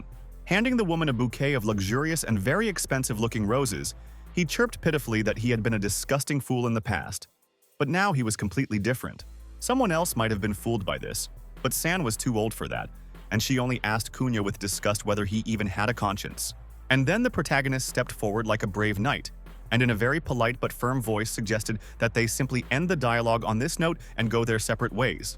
This was enough for Xiao to show his true colors and angrily hiss that Se was just a vulgar boor, a mongrel who didn't deserve to breathe the same air as Ji. Lin calmly retorted that playing the piano did not elevate anyone, and Kun added in an even more angry tone that San adored music. He should know this, since he was laying claim to her heart. After these words, it was as if a switch had been activated in the young man's head, and he asked his companion in a very businesslike voice if this was true. The further course of action was very predictable and formulaic. Having heard the answer yes, the brown-haired man with a smug smile decided to also click the piano keys. Xiao, trying to look even more smug, even cooed like, "Look at him," and decided that playing a game was the same as pedaling a bicycle. For the first time, the crowd agreed with him, because Kun, no matter how you looked at him, was one of the greatest musicians in the country. He even had national awards. On the other hand, Ji was the only one who didn't doubt Se for a second, and she even promised to applaud him louder than anyone else, no matter what the outcome. Making an even more smug face, the brown-haired man whispered in her ear that there was no need to label him a loser in advance, because he knew how to handle a piano and the like. When he walked away, Xiao came up to him instead and asked when San would finally understand what kind of crap she had been talking about. And she groaned and asked him to finally disappear somewhere. But the main character didn't care about them anymore. He just acted as if the whole world had disappeared, leaving behind only him and this small piano. When he finally sat down, closed his eyes and stretched his fingers to the keys, everyone fell silent, because the sound he created could not even be called music, because this was music with a capital M, something completely unimaginable and unearthly, and old Yang Tianzhu, an emeritus professor of piano playing, almost gave up his soul to God. He was so eager to know which angel was creating this truly heavenly melody that he abandoned his companions and abruptly hobbled towards the source of the sound. Fortunately, he didn't have to search for long, because the corridor quickly ended and gave way to a hall where idle rich people were holding their ball. By this time, the main character had already finished, and he bowed with a smug smile to the audience, who were so delighted that they almost kissed his feet. And Sanji, as Lin promised, didn't even have to pretend. She applauded him with all sincerity, admiring his incredible talent, and Se once again demonstrated the petty side of his nature by telling Kun straight to his face that his performance was much worse than this. And Xiao, for his part, could not accept the defeat. And, like a hysterical child, he screamed that all this was unfair, and he did not lose because of his skills. With an even more self-confident grin, the protagonist explained that the melody that everyone here heard had never been played before, and they were the first to listen.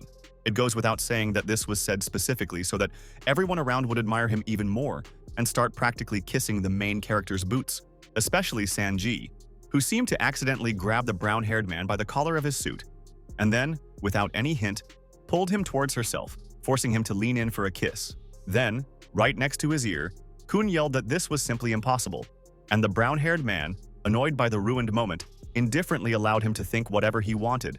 It is more than possible that after this the enraged stalker would have simply smashed his head in, but fortunately it didn't come to that, because Jian came onto the scene. He was curious about the title of the piece, and the main character readily revealed that it was called Wedding Dreams. Of course, these were the associations that arose in the old man's mind. It was as if he had seen a very beautiful, but at the same time sad dream about an ideal wedding celebration. However, even Lin Si himself was shocked by how deeply and accurately Tianzhu understood the essence of the music that he had once stolen in another world, from another composer. But he, of course, wasn't going to explain this, so as not to end up in a mental hospital. So he easily lied that he wrote everything himself, that he was the only one who was good. The sentimental old teacher, almost in tears, whispered that this is a living sign that true art will never die, that it is immortal. And he, well, of course, wanted to get contacts to keep in touch with such a nugget, or at least find out what his name was. But then he quickly apologized and added that no, he didn't mean to seem unceremonious and intrusive. Forgive the overly happy old man for that. His companions looked at this with frank fear and surprise, as if for the first time in their lives they saw how either their relative or master bowed to someone like that. However, the main character was not at all against making another casual acquaintance, so he wrote his phone number on a piece of paper. And then, considering that this was not enough, he took another piece of paper to write the notes of that same composition on it. He explained this by saying that, having seen such a sincere and ardent fan of playing keyboard instruments, he simply could not resist and deny him the opportunity to play himself. After a while, someone threw an empty soda can on the ground with monstrous force and growled that no one dared to treat his grandfather like that. But then another person picked up this trash and asked the first one if he really realized what kind of treasure this sheet music was. With a sly grin, Yan explained to Qin Liang that the piece of paper was not some stinking pop music. On the contrary, it could easily compete with the world's greatest classics. The audience that remained in the hall began to speculate about who this strange old man was. But everyone quickly came to the logical conclusion that he was some kind of rich man, and only one person was not happy for the main character, but only clenched his fingers with such force that you could clearly hear his bones crunching. In order to further infuriate Xiao, Ji loudly told Lin Si that she would definitely reward him in a special way as soon as they returned home. This angered the bespectacled man to such an extent that it became clear that if it weren't for the numerous witnesses, he would have simply killed them both on the spot. Near the bank of the city river, San repeated once again that she would never have thought that her gentleman was capable of such a game, and the brown-haired man calmly admitted that it was logical. He doesn't have a grand piano, upright piano, or pianoforte in his apartment. And if the landlady wants to talk about something, she should say it all at once. They don't have endless time. The story turned out to be, although unoriginal, but still dramatic. He and Xiao went to the same class, and in her youth she mistook his obsession for love. Their relationship ended in an even more predictable, though no less dramatic way. Ji simply saw Kun cheating on her with another woman. The landlady knew the woman very well, and she also knew that she came from a very rich and respected family, which dotted all the I's in their places. No, San also comes from a wealthy clan. She didn't rise from rags to riches, but in her youth she carefully kept this secret so as not to become a walking wallet. But Kun still found out about it from somewhere, and from then on began to stalk her in order to force her to give him a luxurious house and a lot of money, supposedly to start a business. Many years have passed since then. They have all not only grown up, but also aged. But Xiao Luk still continues to cherish his parasitic dreams. The main character had no words to comment on this situation in any appropriate way, but fortunately for him, it wasn't really necessary. Just after that, the woman kissed him, as if she had read the script of a romantic comedy, and knew that this scene should include a kiss of love. This was the very reward for the composition that Lin Si, having moved to another dimension many years ago, remembered and copied on Earth. After that, they had to go their separate ways because, after all, it was already very late and they both needed to get some sleep before work. Many people, however, could afford to stay up late, like Jan, for example, who had been playing the wedding from the notes with pleasure for several hours. His granddaughter, in a very displeased voice, hastened to remind him that it was already extremely late, so he should finally slam his drawer and go to bed. He refused because he didn't care about his own or anyone else's regime. The main thing was that he was finally catching an unimaginable inspiration after many years. The poor girl looked sadly out the window at the black and blue sky, realizing that she would not be able to get enough sleep that night, no matter how desperately she tried. The next day, many kilometers away from that place, the standard scene was repeated. A sleepy Lin Se opened the door, and behind it stood Ji, preoccupied with something. As it turned out, it wasn't enough for her that he went shopping and partying with her. She also made him run with her in the mornings, through parks and streets. During the process, they stopped from time to time to have light snacks, ones that would properly charge the body with energy without overloading it with fat. Afterwards, she remembered that she had told the main character about working for Suzukani, and he had agreed to consider the opportunity when he heard about the money. In response, the brown-haired man looked at her with the look of a complete fool and cooed stupidly, as if some invisible person had just hit him on the skull with all his might. Much later, the protagonist showed up at Sheng Huang's office, in Feng Jin's office, where she was wondering when he would write the music for the singers in the upcoming competition. While she was making herself coffee, the young man admitted that there was one more circumstance that he needed to discuss. So the gist of the matter was whether he could get a second job besides this one, and if that was the punishment for having his genitals ripped off, let everyone pretend they were deaf. Luckily for his manhood and ass, it wasn't all that bad. The local bosses turned a blind eye to what people did in their free time. And if we take into account the special position of the main character in their hierarchy, then no one could forbid him from doing something like this, even if someone wanted to. She was, admittedly, curious on a purely human level about how the young man would be able to manage to work 2 jobs at once, but he assured her that everything would be fine.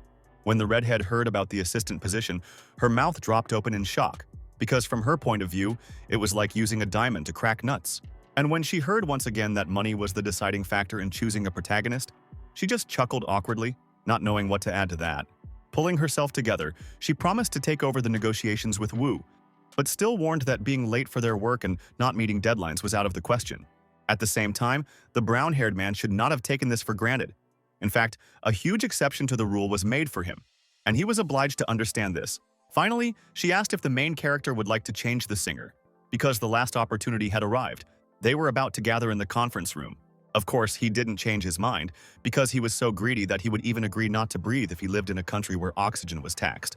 An hour later, he listened without sympathy as the gossip girl complained to him about how she had hoped to work with Class A, but had to settle for B-level singers.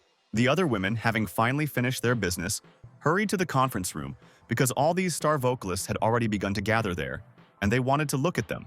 The brunette wanted the protagonist to go with her, considering that he had nothing better to do anyway, and tactfully ignoring the fact that he was typing on the computer. And there people were already openly drooling over the unfortunate Pan Momo, a high school student who was hired for such an adult and lucrative position based on her talents. Fang, as usual, stepped forward and solemnly announced that since they were all finally gathered, they could begin their activities. But first of all, she decided to explain the essence of the rules to the assembled singers. Although they turned out to be extremely simple, not much different from the school rules, but the low-level singer Huan Junyao didn't listen to her. He was so captivated by the lyrics of the song sent to him under the long title, "I So Much Want to Hug You and Breathe Your Air." He simply enjoyed the lyrics for a while, then sang them and wrote them down, and only then smiled happily, rejoicing at the task completed. His neighbor asked him angrily what the hell the guy was making noise for, and he apologized with embarrassment, unable, you see, to contain his emotions. The man grumpily warned the young vocalist to control himself and not to rely on victory too boldly, because everything depended not on the lyrics, but on his voice. Another guy added with feigned sympathy that, yes, it's very hard to go to fame and choose when you're inundated with orders. He even envies him and his one song. Han frowned and drooped, like a child who had been told by unfeeling evil adults that Santa Claus didn't really exist. No one has yet noticed that the main character is standing at the entrance and watching very, very carefully how all these workers are working their vocal cords. After some time, the main character was calmly washing his hands in the toilet when he suddenly heard a very strange and eerie sound, as if someone was moaning loudly. With each passing second, the sound grew louder, as if some unfortunate person was being torn to pieces by uncontrollable hysteria, and he decided to find it. As it turned out, the source was a beautiful young woman, so Lin Si readily played the brave knight in front of her, offering her a handkerchief as consolation. The stranger, realizing that she had been noticed, flinched, jumped to her feet, and hastened to add that nothing had happened. But the brown-haired man calmly ordered her to wipe her eyes. Of course, it wasn't some schoolgirl who just found an open storage room and decided to cry in it, but one of the low-level singers, Huan Fei. Her eyes widened later when the main character sat down on the dirty steps with his expensive jeans-clad butt.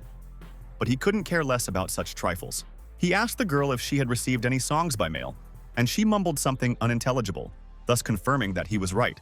Then, at Lin's request, she introduced herself, and he noted with a smile that her name sounded exactly like that of the wife of one of the many emperors of the past. Then he said, not so much questioningly as affirmatively, that she was a D-level vocalist. She hadn't gotten any orders, and she was very upset about it. Sei became curious about why Fei had even entered this profession, and she made a shocking confession. She hadn't gone for a dream or any other nonsense, but for money, The protagonist liked business people like himself, so he immediately made her a very generous offer. He would write her a text, and she would give him 70% of her earnings. Well, vocalists of her level receive practically no compensation for their work anyway, so she shouldn't even be happy about that prematurely. A man in her place could have kicked the main character in the kidneys with his boots, but she chose a much more insidious, purely feminine weapon, making pitiful eyes. The main character quickly looked away and muttered that she could watch as much as she wanted. She was still a cheap, useless singer. Needless to say, he gave up very quickly, even if he tried his best to keep up the facade of some kind of stern and cynical song merchant. He himself quickly realized how unconvincing this mask of his actually was. So he quickly gave in and simply suggested that Juan help each other make some money. To his credit, Lin knew for sure that words like these would inspire Faye much more than saccharin, but empty words about how she would achieve everything if she believed in herself. Frankly, from the outside, they looked a lot like the comical characters from old children's TV series where the two main characters are looking for adventures and solving mysteries. When they got to the office and the protagonist sat down to work at the computer again, he graciously offered the girl to sit next to him while he finished. And so she did, finding somewhere a simple folding chair and sitting down on it so that she could constantly look at her unexpected benefactor with her large, beautiful eyes. The pressure made the young man swallow, feeling cool sweat running down his spine. But he forced himself to work. An unknown number of minutes had passed when the gossip girl burst into his small workspace like a hurricane to share the news. Her song had been chosen. Hearing the congratulations, she clarified with slight self-satisfaction that the congratulations should go to the singer who had demonstrated enviable insight and wisdom. Then she noticed that Say's job had gone to a D-level person, and she gave those guys a pretty harsh swipe, not realizing that one of them was listening to her. She didn't scold them openly, but she criticized them harshly, which made Faye almost burst into tears again. And Lin was quick to say that even superstars started from the very bottom. A little while later, already in the sound room, Drew Yu looked at the sheet of text with genuine admiration and admitted that it had charm. Lin was not at all moved by this admiration, because it could not be cashed like currency, and he simply ordered that they begin quickly in order to finish sooner. Then, in a much more gentle voice, he turned to Huan and gave her some good advice to help her feel more confident during the recording. After that, the preparatory work began. He stood with headphones on and adjusted the equipment, and she carefully studied everything that was written on paper. And also, like every woman before her, she was already starting to fall in love with the main character, because he was, after all, the core of this story, and not some nameless mediocrity. By the time the protagonist finally finished fiddling with the sound settings, she had already turned completely red, starting to resemble a humanoid beetroot.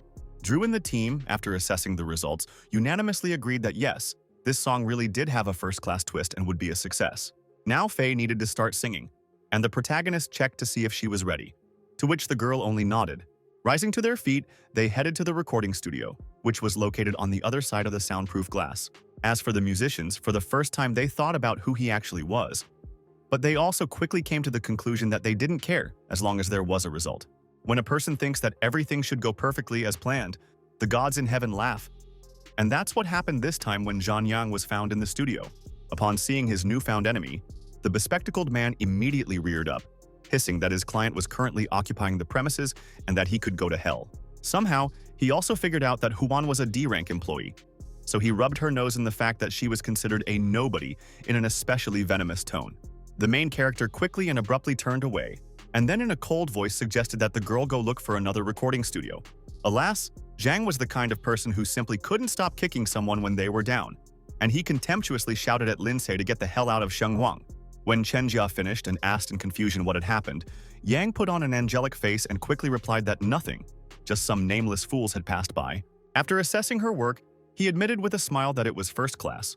All that was left was to polish it a little, and then they could immediately begin distributing the recordings. As for the soundtrack, it was just recorded by the hero and Drew's guys, so the blonde had to tell them that the mysterious guitarist refused to work for them. Meanwhile, the main characters entered the second studio, only to be chased away again because the premises were occupied. But then Momo appeared from the depths of the room and, with a gloomy face, ordered the sound engineer to stop the scandal. She had finished her work anyway, and only the polishing remained. After this, the scandalous guy instantly calmed down and, in an emphatically friendly manner, invited the main characters to pass, after which he returned to his conversation with Pan. She, however, hardly listened to anything that was said to her, and behaved as if just being in this place caused her serious, incomparable discomfort. Before leaving, she cast a sympathetic glance at Huan, as if trying to warn her of the difficult future that awaited her. But Faye ignored it, She was more worried about the fact that she now had an entire studio at her disposal, just like the big actress. And Lindsay warned her not to be embarrassed in front of anyone. They were alone now. The most important thing, according to him, is to feel the melody with your soul and be able to convey its essence with your voice. And then he gave the girl a sign that she could start singing. The recording process went smoothly and without any incidents, so there's nothing more to say about it. The main character was generally satisfied with this result, but Huang was rushing too much, swallowing whole sounds, and this was no good. He needed to use his tongue more smoothly. They still had enough time to properly prepare their performance and shine in all their glory. But then the main character's phone rang once again. As it turned out, on the other side was Fei's namesake, Junyao, the very one whom the protagonist decided to use to win the competition and spend less money. Due to the appearance of the second Huan Lin, he even managed to forget about his existence. But since he reminded everyone of himself, then let him come to the second recording studio. After some time, the main character applauded the girl, who was holding herself with an emphatically modest demeanor, not without admiration. She had done a great job at the end. Then Junyao entered the door, and the main character nodded with satisfaction, as if to say that since everyone involved had gathered in one place, they could begin the final part. But life wasn't going to play along so easily for Tsai, because that same quarrelsome composer burst through the door again and ordered him to get out, because an A-rank singer was coming. At the same time, he still managed to communicate on the phone with a certain Mr. Sun Xiao, treating him as if he were some kind of great demigod, and not just an experienced vocalist. Lin, with a mocking expression on his face, advised him to drop everything and go meet his dear mistress, fall at her feet, kiss the ground beneath her feet, and all that.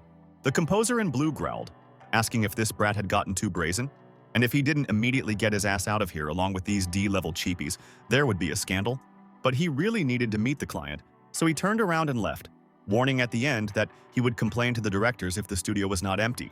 The protagonist had been through this with Zhang, so he just shrugged his shoulders indifferently, and then turned to the dumbfounded Huangs and asked why they were so dumbfounded. Junjiao, with some difficulty regaining control of his tongue, muttered that all the studios were occupied, so did they really have the money to rent space outside the company? Hearing an indifferent "no," the young singers all drooped their heads because they certainly didn't have that much money, and Fei barely had enough for her basic needs. Looking at their gloomy faces, Tsai himself felt upset for the first time in a long time, as if he realized that his immunity to troubles did not extend to everyone else. In a calmer, less tense situation, he might have come up with something else. But here and now, acting on emotions, he could only lock the doors.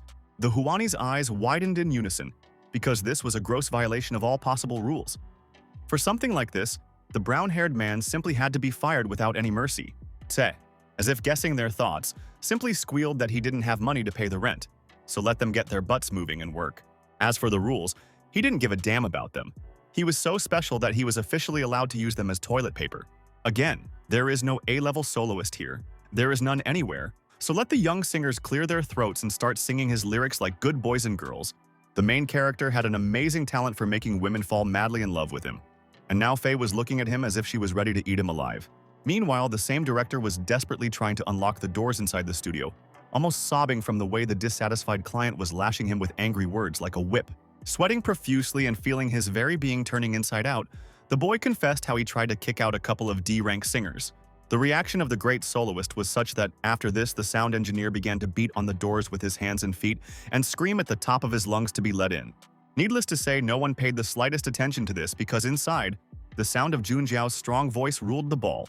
When Senior Huan finally finished his speech, Lin Si took off his headphones with a satisfied expression and admitted that he had done his job well. And no, the protagonist objected tediously. Their song will most likely not be popular, but it will definitely become so. In principle, there can be no other development of events. All they need to do is wait a little, and the desired reward will pour down on them, as if from the legendary cornucopia. For this, the brown-haired man could give his hand to be cut off. As for Fei, the protagonist needed to further discuss her participation in the competition with the vice principal. So let the girl wait a little. When the protagonist finally opened the door, he was greeted by a familiar and extremely furious red face covered in disgusting sweat. The sound engineer in blue didn't break Lindsay's jaw just because there were witnesses nearby. But gods know how much he wanted to. Sun Xiao, for his part, was much calmer. But he also asked pointedly whether the boys and girl understood what punishment awaited them. The Wanis would have loved nothing more than to be thousands of miles away from here, because they were not cultivators in the music world, and they were truly in danger of failing. But the protagonist, naturally, didn't care about all these threats and shouts. and he was already anticipating how director Wu would put his offenders in their place for the second time, like puppies. The older singer, beginning to suspect that something was wrong, frowned and asked the name of this strange musician and who his immediate superior was. Grinning for a moment like the little brat he was, the hero lied that his name was John Dehai. He was the father of composer Yang, and his son dealt with all of his problems. It sounded so ridiculous that everyone was taken aback, especially when Se yelled that, in his son's opinion, the A-class representatives had started to turn their noses up in the air like God knows who. Junjiao and Fei looked at each other with doomed expressions on their faces, because seriously, no one with normal eyesight and intelligence could believe such nonsense. But Lin was believed. It was unnatural, wild, and simply surreal. But Sun and his representative really believed that this schoolboy was the father of a young man older than himself. Be that as it may, the conflict was resolved at this point. Everyone dispersed, and the main character and his companions were able to calmly continue on their way. The frightened competitors even tried to curry favor with him, calling him uncle as respectfully as possible as they parted. But Se ignored it. For a while, the heroes walked in silence, the only sound around them being the sound of their shoes on the floor, until Junjiao suddenly asked what he should call Lin. As it turned out, he seriously believed all the nonsense that the brown-haired man dumped on those scoundrels. And, realizing this, the protagonist almost burst out laughing. In any case, they successfully completed their short journey, and Se warned the young vocalist to wait for him outside while he negotiated with Feng. She, naturally, did not drive her main favorite away, and immediately put everything aside to listen to his next request or question. Sitting down in a chair, the music cultivator briefly explained what had happened, and immediately clarified whether he could consider the song written for Fei his own. The administrator was surprised that the main character had once again decided to work with representatives of the lower class, but then confirmed that he was within his rights. Jin also tried to clear her conscience by explaining that people were enrolled in D class not out of empty snobbery, but because they hadn't passed the practical test. But Se didn't care. Even without taking into account that he was trying to use these two for a quick buck, he sincerely believed that they had a great future in their music careers. Smiling sweetly, Feng asked if the protagonist wanted to say anything else, and then the brown-haired man revealed how the company felt about song copyrights. Well, the work of each composer belonged only to him, but Sheng Huang had the right to dispose of it at his own discretion and take a portion of the income. This will last for the first 5 years from the date of writing the composition. But then, depending on the circumstances, the contract may be extended and the author paid a larger sum. The young man was completely satisfied with these conditions, but since we were talking about it, he himself had no idea when he would start working at the previously mentioned second job. But it didn't really matter, since Wu, as it turned out, didn't object. And the main thing was that Lin was still obliged to do his work on time. Having finished with this, the protagonist took 2 small pieces of paper and wrote his number on them. Whoever gets them will need it. Having finished with the Huans, the brown-haired man turned around and began to leave, but warned that all they could do was wait for the young vocalist's competition to start. However, he was not allowed to leave peacefully because shouts were heard behind the main character, with him being called both respectfully composer and informally brother. Stopping, he glanced over his shoulder and asked in a tired voice what else Fei and Junjiao wanted from him. Fortunately for him, the young man and the girl were no longer going to ask for anything, much less demand anything. On the contrary, they bowed very low to the waist to their benefactor. Some time later, the main character was sitting at his usual workplace when the gossip girl approached him again to find out where he had gone. When she heard about the recording studio, she almost choked on air, because all these locations are completely occupied by A-rank big shots and their gang of hangers-on. The brown-haired man tried to lie that he had simply found a free woman, but the brunette had already studied him well enough to guess that in fact he had kicked someone out and had an argument. Lin Chu didn't respond to this, but a barely noticeable crooked smile touched his lips, so proud was he that he was able to pull off such a stupid yet effective scam. In the evening, he went to see Ji again, and she, coming out so sweaty after training, as if she had stood in the shower for hours, wheezed that she had no food to cook. No, this time the main character was not interested in this, but in the very same assistant job that he had been promised. And after that, San allowed the client to enter. He didn't quit his old job, as the woman initially thought, but on the contrary, he achieved the point where he could now comfortably combine work in 2 places at once. Drinking a large glass of water, the woman just shrugged and promised to call her friend so that the 2 of them could agree on everything. This development of events suited the protagonist, but before leaving, the housekeeper gave him a credit card so that he could buy food for dinner while she washed up. Already in the bathroom, she called Zikani and began asking her questions about whether she was free that evening and whether she would still agree to try working with this young man. Unfortunately, for people of her level, the banal question of "what are the plans?" sounded surprisingly complicated, and first of all, she needed to discuss this detail with her manager. The brunette, however, didn't really care. They were big enough boys and girls to solve such problems on their own. Moreover, the television diva was obliged to stay for a while, but she would still quickly sort everything out and then rush into their house with all her headlights on. After that, she lay in the hot water for a long time, listening to stupid pop music pouring from the phone, until the main character finally knocked on the door with bags in his hands. Having opened the door for him, Sanji warned him that Zikani needed to wait. He should cook and rest during this time. And she, for lack of a better option, would continue to lie in the bathroom. Since the woman trusted the main character very much, she was ready to go so far as to let him use her computer and do whatever he wanted there. And of all people, the main character certainly wasn't going to complain, because it sounded even better than if he had been invited to the other entertainment room. Catch the sound of water and slightly off-key singing out of the corner of his ear. The music cultivator settled down behind a large gray monitor and began to see what exactly was there. As it turned out, his housewife was so narcissistic that she put her own photo of herself squeezing her breasts on the beach on her desktop.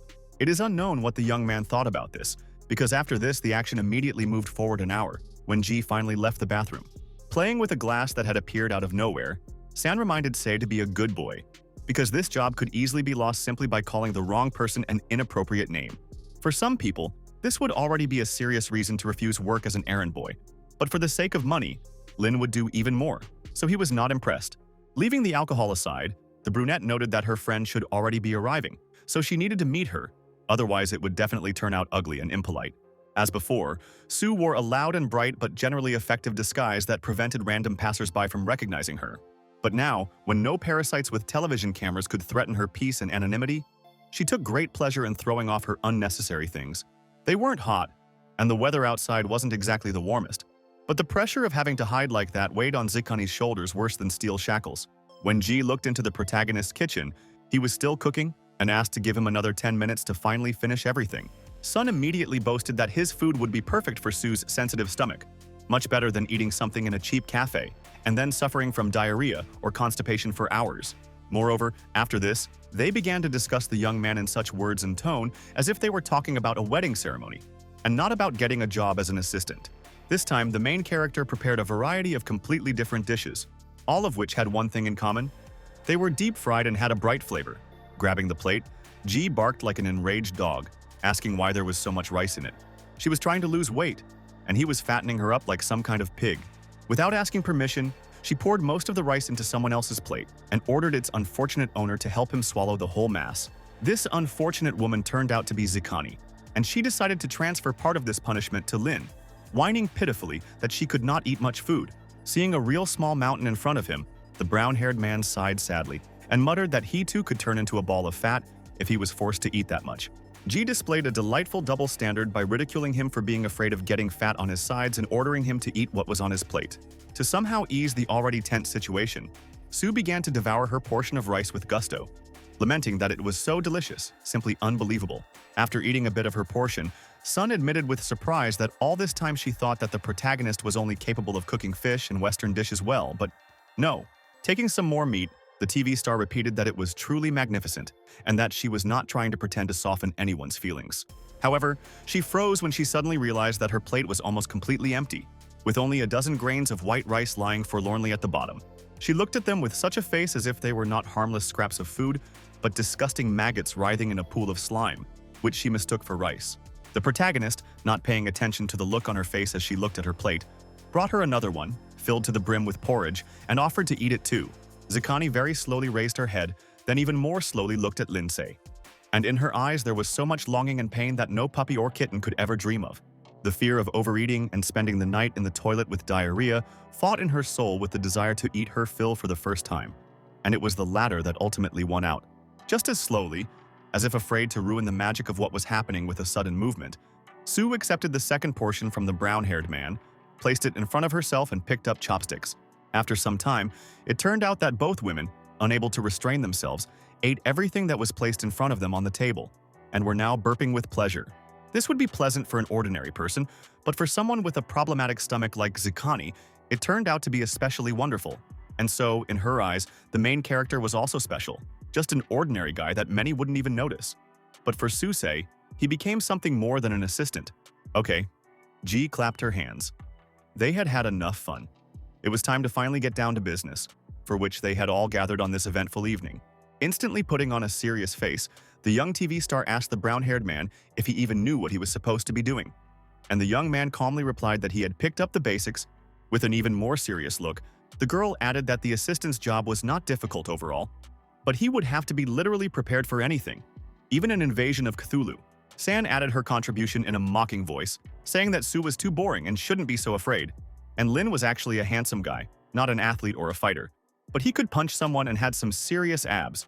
The previously relaxed and confident young man's eyes widened, not understanding what the hell she was talking about. But Zucani thanked her friend in all seriousness for the information. After this, she handed the protagonist her business card, succinctly explained all the nuances of his employment and salary, and allowed him to return to work the following day. The protagonist also very quickly pulled himself together and readily agreed, which, frankly speaking, alarmed even the prospective boss, who had expected a much more difficult bargain. The young man didn't comment on it, especially the part about salary, but just stood up, pulled on his orange jacket and walked away, waving to the women. Only then, with a sly grin, did Ji explain that the main character was only concerned with money. He didn't care about any other factors or circumstances, only the size of the potential jackpot. The pink-haired girl shrugged with exaggerated modesty and replied that it was normal, although the brunette countered that she was a Chinese entertainment queen. Deciding not to play the coy girl anymore, Zucani simply said that maybe that was the case, but she needed to go home anyway, otherwise the manager would skin her alive. San, who unfortunately has a lot of experience as a victim of stalking, immediately became tense and noticed that this same manager was starting to bother and frighten her more and more each time. The singer did not comment on this essentially reasonable concern and did not even say goodbye. She suspiciously quickly put on a sweatshirt, glasses, and left. For a while, the businesswoman in the red dress watched her go and thought about something of her own, and then left her apartment and went to a strange but familiar door. She knocked on Linsa's door carefully but insistently and called him in such a tone that it immediately became clear that the time for jokes was finally over.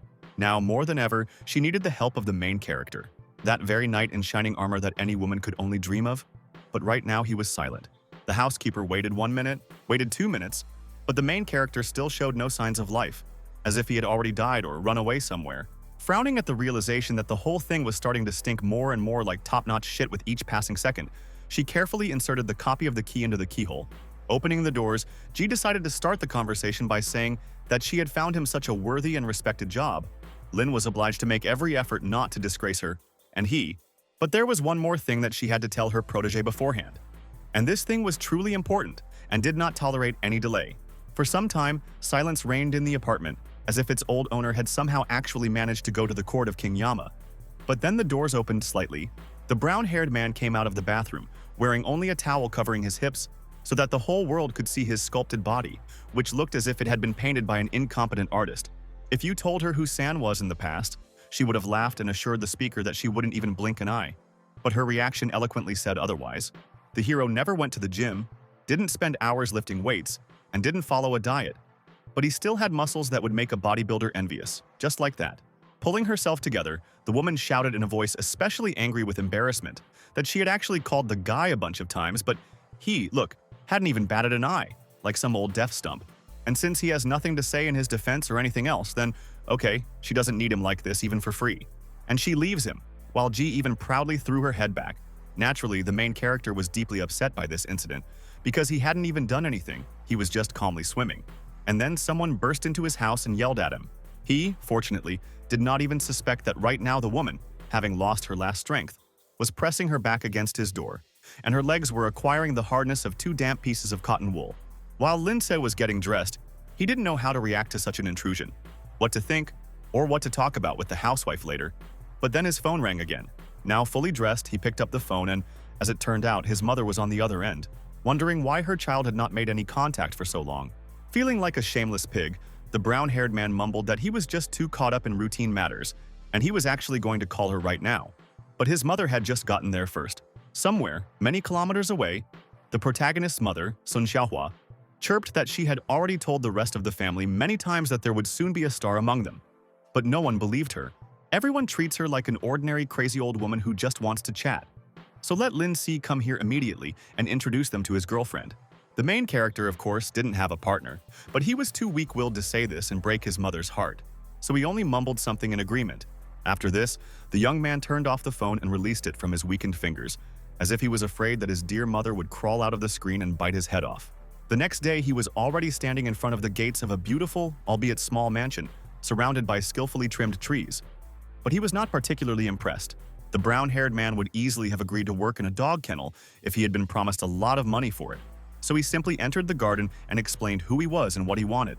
Inside, he was met by an older but still strong and attractive woman who sternly warned him that attempting to secretly record Zikani's appearance or voice was legally prohibited. Only after she made sure that the guy really understood everything and would not later pitifully deny that he supposedly did not know, did she agree to take Tse inside. Like many people who thrive on a pretty face, Sue had to take great care of her appearance, and now she was doing challenging gymnastics exercises. Approaching the young lady, the woman, just in case, clarified whether she was really sure that she wanted to take a man, and such a young one at that, as her assistant. Rumors, can spread all sorts of things, but the girl replied carelessly that she didn't care, and that Lin was the very dream assistant she had been searching for so long and persistently.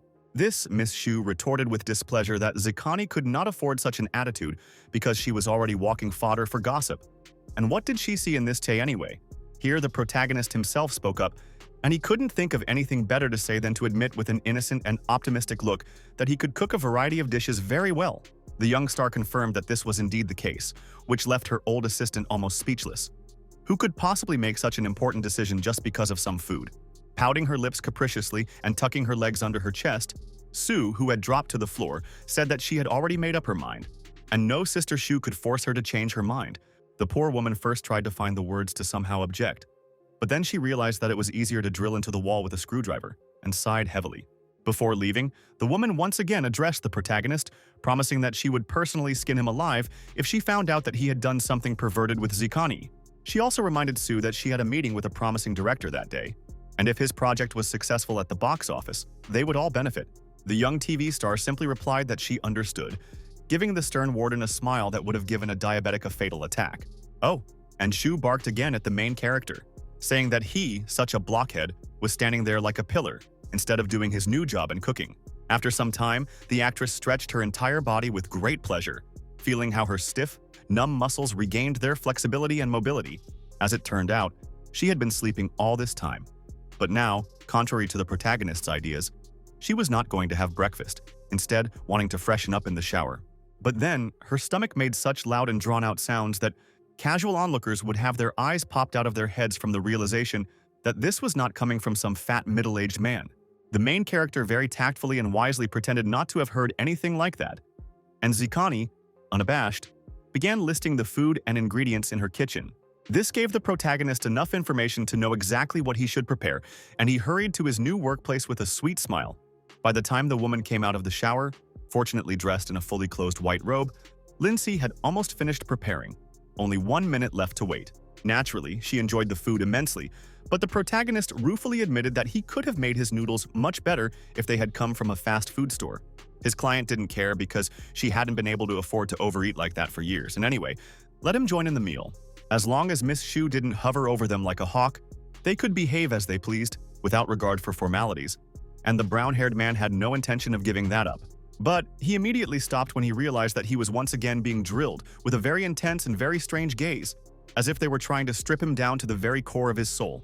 Yes, as it turned out, Zikani was going to talk about the same thing that Ji mentioned. Whether the main character would agree to fight for her, draw blood, knock out teeth and leave bruises. The young man readily agreed to all this, but only on the condition that his new boss would take full responsibility for paying his medical bills. When she pulled herself together with some difficulty and promised to do everything just like that, even to pay extra for food, Lindsay easily agreed that yes, he would fight to the death for her. After some time, they finished eating and the young man began to wash the dishes, humming a simple song to himself, when suddenly his mobile phone rang. An unknown voice on the other side of the gadget asked to speak with Master Lin, and the young man carefully noted that it was him, but he was still not a mentor. As it turned out, he was talking to director Zhao Fengcheng, the creator of the very film for which the protagonist wrote his first song when he started working for Shenhuang. He really wanted to meet the mysterious maestro who wrote such a magnificent soundtrack, but Sei refused, citing his extreme busyness. But he would still be glad to speak with the equally great master of cinema in person as soon as he got the opportunity. And on this friendly note, he hung up. As it turned out, Zikani overheard part of their conversation and became interested, but the protagonist did not share all the details and simply replied that he had been talking with a business partner. In any case, she wanted her new assistant to finish quickly, because he would soon have to do something else. Shu was about to pick them both up by car. The older woman didn't like the boy's presence at all and even wanted him to stay home, supposedly to keep an eye on her. But Sue resolutely refused. After some time, their small van arrived at one of the busy streets of the city, where every building had a huge screen with Zikani's pink face. While they were all sitting inside the car, the star's senior assistant, as if reluctantly, added that they had managed to find a special song that would clearly break into the top of the charts. Then she turned directly to the owner and asked what she thought about the possibility of collaborating with Sun Lin Yang's team, since they were interested in it themselves. The pink-haired girl, without taking her eyes off her phone, indifferently reminded him that she didn't care. She wasn't going to take on any more contracts. This desire could even be understood if you take into account the fact that everywhere you looked, there were these huge banners where she was smiling, dancing and cooing to God knows who. And the main character looked at this with huge round eyes, as if he had just now suddenly realized that he did care about something other than money. The new boss shook him by the shoulder and ordered him to return to reality. She needed to go out, and Sei, as had been agreed, needed to make sure that no perverts touched her. So far, however, there was nothing creepy or out of the ordinary. Two girls and a young man calmly got out of the car and practically disappeared into the crowd of passersby. But Zhu couldn't help but whisper in Lin's ear that he was obliged to maintain utmost secrecy, and under no circumstances reveal the identity of their mistress. They reached the central studio without incident, where a veritable sea of people was seething and noisy. Thousands of fans rushing inside past the security guards. Hundreds of men of all ages were screaming, shouting, and yelling, demanding Zikani to come to them. If she had found herself in this chaos, she would have been simply torn into little pieces. Luckily, over the years of her career, she had become accustomed to this reaction and now calmly waved goodbye to everyone. But for the first time, the protagonist clearly thought that money can't pay for everything. Be that as it may, they managed to safely cross this circle of hell and reach the dressing room, where Sue could already allow herself to express true emotions. Shu, bringing her water, reminded her that it was just their weekday. Nothing strange had happened. But Lin should be waiting outside. Why was he even standing in this room? The actress wearily reminded them that they were alone here, and all fully clothed. There was no need to start any kind of panic. And in general, when would Director Zhao finally arrive to start work?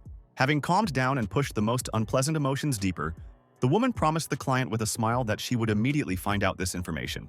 Just let her wait a second. She certainly wouldn't have wanted this. But there was no way out, and Shu had to leave the room, leaving her beloved mistress alone with her new assistant. Now it was the protagonist's turn to stare long and hard into the actress's face, which made Zikani feel uneasy and make her ask if everything was okay with her makeup. As it turned out, despite all his bragging about being willing to work for Satan himself for money, he was genuinely shocked that he was now serving a TV star. However, Sue tried very unconvincingly to assure him that it was nothing like that she was just a second-rate actress who was lucky enough to have a large number of fans. The protagonist simply answered, "I see," and didn't add anything more. After all, he wasn't paid to sort out other people's dirty laundry or anything like that. Meanwhile, in another room, Director Zhao was arguing on the phone, demanding an immediate answer about when everything would be ready and when the actress would arrive to sing the main theme. One of the assistants calmly replied that almost all the actors, makeup artists, cameramen, and other crew members were there. But they had some other problem. As it turned out, another company was planning to use their platform to promote its own brand. And they were warned about this embarrassment at the last minute. Hearing the name of his namesake, Seaman, who would be the key figure in this event, Zhao had a hard time remembering that she had recently become popular. The assistant confirmed that this was indeed the case, and that it actually threatened to lose them part of their audience, to which his boss only sighed and promised to deal with everything personally. Just then, Miss Shu found him and confirmed that her charge was ready to work at any moment, to which the man chuckled indifferently and shrugged. When he stepped outside, without looking at the confused lady, he saw that the crowd had gathered around a completely different banner, on which a different girl's face was displayed. Someone else might have thought it was a simple coincidence, a scheduling issue, or a bureaucratic error. But Feng Chen understood perfectly well that it was done on purpose. Shu asked with concern whether this could negatively affect their show, and the director replied that it was unlikely that the damage would be severe, although his face showed that this was not the case. Another luxurious white truck approached the studio, and one of its passengers tried to convince Simon that she looked amazing and should just calm down. It was, of course, Wu, who always followed her client like a second shadow or a reflection in a mirror, and even now she was tuning her up before going out. As soon as Zhao even put his foot on the ground, showing it to the assembled people, the crowd immediately began to tremble in ecstasy, as if at the sight of a real deity. The protagonist's ex-girlfriend held herself very proudly, making almost no attempt to hide her self-satisfaction, and even folded her arms in such a way as to emphasize her enormous bust. Her namesake, director Feng Cheng, was one of the few who did not share this quasi-religious enthusiasm. On the contrary, he carefully studied the new opponent. Having taken the microphone from her assistant, Simone began to read a speech in a very gentle voice about how happy she was to see all her fans, and how it was a great reward. No one remembered Zikani anymore, and the filmmaker's assistant even asked if they should start their work right away, before everyone completely defected. With a very menacing frown, the male Zhao muttered that, yes, they needed to start their own show immediately, because this was a damn declaration of war. Turning to Miss Xu, he immediately gave her the order to go and get her charge and prepare a performance. The advertising campaign for his new film was bound to thunder throughout China. He also called all the other assistants to him with claps, ordering them to get ready. The preview had to be presented as well as possible in principle. They also needed the presence of Sun Han, the vocalist who would perform the main musical theme for the upcoming film. And fortunately, she had just arrived on set. Feng Cheng sighed with satisfaction but tiredly, because now everything depended only on the quality of the performance. But he wanted to believe that the song Tagodi would bring them a prize. Zhu ran so fast that her legs almost twisted until she reached Zihan's room, and her stern face this time really scared the young actress with pink hair. Having caught her breath with some difficulty, the older woman quickly blurted out that a force majeure had occurred, and that Seaman had appeared nearby, trying to take over the entire audience. The protagonist immediately tensed up, because he knew this name better than the 5 fingers on his hands. And this was, to put it mildly, far from the most pleasant knowledge. Sue immediately tensed up and frowned, because her bodyguard, you see, knew some upstart personally. But he had never heard of her before, the bastard. In another situation, she might have given her assistant a first-class dressing down, but now was not the time. She needed to save the situation.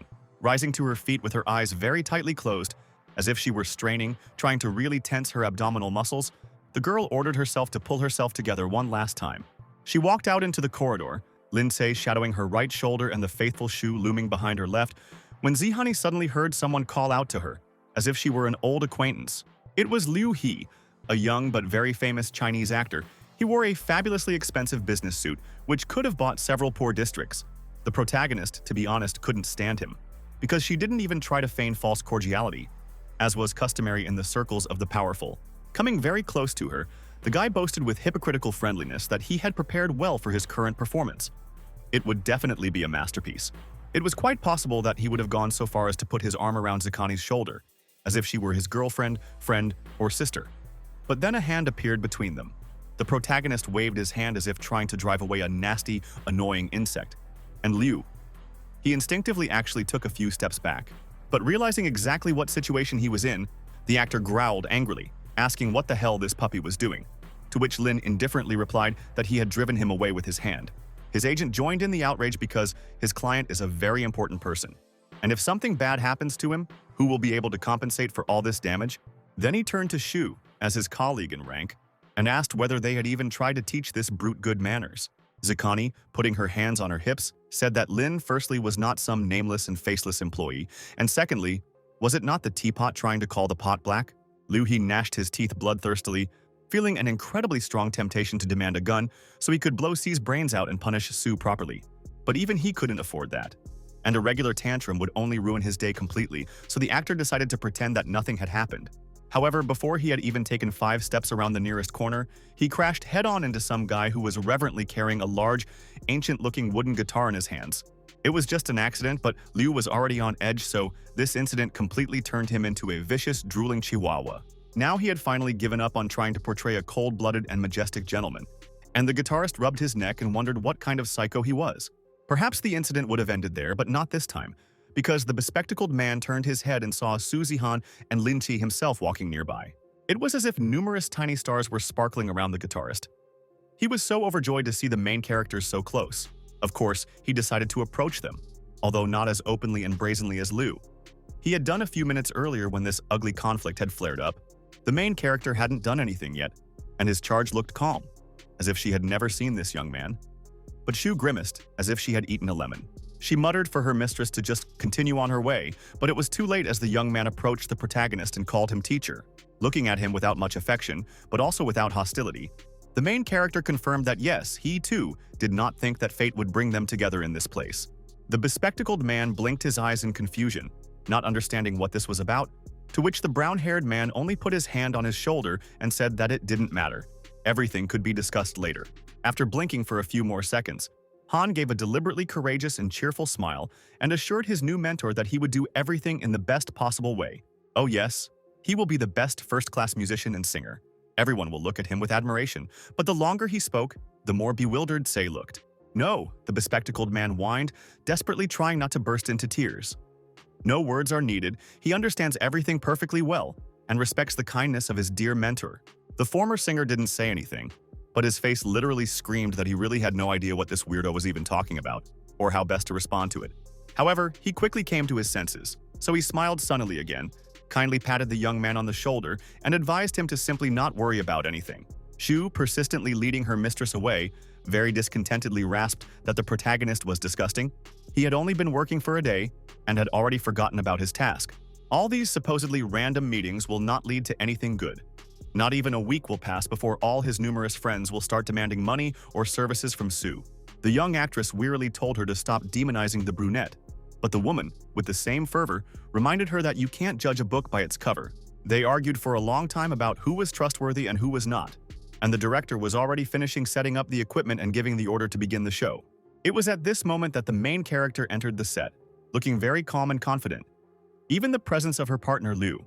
He did not cause any visible irritation, but then one of Feng Cheng's assistants burst into the square and shouted that his namesake, Seaman, had already started singing. Although the director had only clarified what exactly, the guy stared at his boss as if he had suddenly asked in all seriousness what color the water was, and muttered that she was performing her famous song.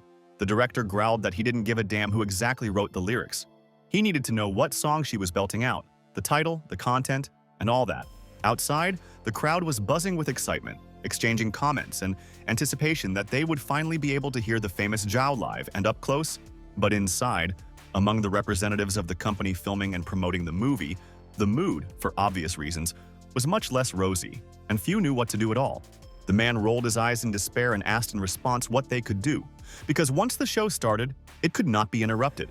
Having masterfully pushed his irritation as deep as possible into his soul and feigned friendliness, Feng Cheng walked onto the stage with a microphone and thanked the audience for appearing. He then began to read a tearful speech about how memories of past days inspired him to create this film. How happy people of student age are. Luckily for him, there were no people in the room for whom this period of life was hellish, and everyone nodded in agreement that yes, the grass was greener then and all that. However, no. Some people who were currently the wards of the universities began to disperse, clearly muttering various curses and swear words under their breath. But Zhao either didn't notice this or skillfully ignored it. And he was overwhelmed by such emotions that he began to openly cry, not at all embarrassed. Backstage, Miss Chu whispered in horror that their advertising was about to be ruined. And her colleague, Liu He's attendant, muttered with equal fear that the losses would be horrific. The protagonist, for his part, didn't see any problem because, hey, the hall was full of people. To which Zikani sadly added that they were also coming out in large numbers. But even this couldn't faze the great cultivator of the musical and vocal arts world. Because hey, was it ever the case that he or his team lost? Shu, who was already on edge, turned sharply to Lindsay and in a very venomous voice asked what he had realized about himself, perhaps how to win back the audience. But the brown-haired man indifferently replied that they could forget about them, after which he simply hugged the young man with glasses by the shoulders and ordered him to go on stage and give a masterclass. The young singer, very slowly, in a stuttering and trembling tone of terror, asked if he understood correctly that he now had to go and perform in front of all these people. It wasn't so much a matter of stage fright, but rather the fact that Feng Chen had ordered him to leave at the end. But the protagonist had resolutely replied that by then, it would be too late. Again, the protagonist asked, making the most serious and stern face, whether the young man trusted him, his mentor and patron, or not. The bespectacled man, in an even more frightened voice, assured him that yes, of course, how could it be otherwise? And then the main character, with a honeyed smile, pushed him in the back, forcing him to go. Shu looked at this as if it were some kind of strange farce, not understanding what her unloved colleague had decided to do this time, contrary to clear plans and orders. Liu Hu was delighted to join in her condemnation. But this man had hated Lindsay at first sight and didn't need much reason to criticize. His assistant, gritting his teeth, muttered that the carefully planned event had turned into some kind of circus, and now even sales were not guaranteed to save them. Zhao Fengcheng, who had been going on about how wonderful and joyful it was to be a teenager, stopped and looked at the guitarist with a puzzled expression. The blonde didn't say anything, On the contrary, he just made a charismatic and confident face, as if to say that this was a saving improvisation. The man understood this correctly, so he informed the entire audience that they would now be able to listen to the main musical theme of his film as an exclusive. Young people who somehow managed to endure these boring speeches about their golden student years simply exploded with indignation because they expected something different. For a while, they shouted that if they wanted songs, they should just go to the stage with Jaosimon. But all the outrage disappeared when Song Han finally started playing. Although he was initially considered a weak, low-level singer in Shenhuang, here and now his voice enveloped everyone present like a soft, warm cocoon. Even Zikani was surprised and muttered that the young man was doing quite well. But Miss Xu, in her usual grumpy tone, retorted that this would not bring back those who had left. But Liu He and his henchmen expressed themselves much more harshly, saying that the director had completely lost his mind, since he was disrupting the program and letting some small-time singer onto the stage. But Sun, even if he heard them, did not pay any attention to it, because his whole being at that moment was devoted to the performance of the song and the music, and changes gradually began to take place in the hall. Even the young people, who had looked down on the idea of nostalgia, were now struck by it, as if by Cupid's arrows. As for Simon, she had already finished her first performance and was now patiently signing autographs for a huge line of newfound fans. She stood at the right hand of her mistress and she was extremely pleased with the situation that had developed, because all the circumstances played to their advantage. But with each passing second, a strange noise grew in the air, in which one could recognize that very same singing of Han. Only now it sounded even more like something supernatural. It didn't even act like an ordinary song, but like some kind of terrible spell. A few seconds were enough for almost any person to turn into zombies possessed by it. Even such a schemer and glory hunter as Zhao Simon involuntarily softened and opened her mouth, unable to believe that something like this could come out of a human throat. Only after a good minute could she hear someone else's voice, as if through a layer of thick walls wrapped in rubber and cotton wool, and it belonged to her worried assistant. She immediately guessed that this was not some kind of siren call, but a performance of a song from Feng Cheng's new film, with the help of which he is trying to win back his audience. And he did it damn well, because hundreds of people now resembled real Walking Dead, shuffling their feet and moaning something about their past. Right now, the young singer's stand has been finally abandoned by the last of her fans, who are wandering, as if possessed, towards this monstrously beautiful sound. The women did not try to stop them, but it would have been simply useless. Even a fortress wall with steel gates and barbed wire would not have been able to cope with such a task. One would think that this would send the blonde into a rage and hysterics. But no. Instead, she stared in shock into the space ahead of her, like a stunned fish. Xu was one of the few who was completely unmoved by this melody. She hated Lindsay so much that she would not accept anything good he could do. It's all the more ironic that even Liu He, whom the main character gave some kind of reason for enmity, could admit that his confidant was performing well. However, he also agreed that this brat should be banned from going on stage before truly important and big people. Otherwise, he doesn't realize his own strength. Encouraged by this, the manager resolutely walked towards Sun Han. But then the main character himself stood in front of her, not allowing anyone to interfere with his performance. The woman hissed in response that this performance was extremely important for her client, and if the protagonist ruined her career with his impulsive actions, he would be in trouble. But the brown-haired man took her attacks very calmly, and only pointed to the entrance so that she could see with her own eyes how crowded the hall had become. He was right, and an endless stream of people entered the room.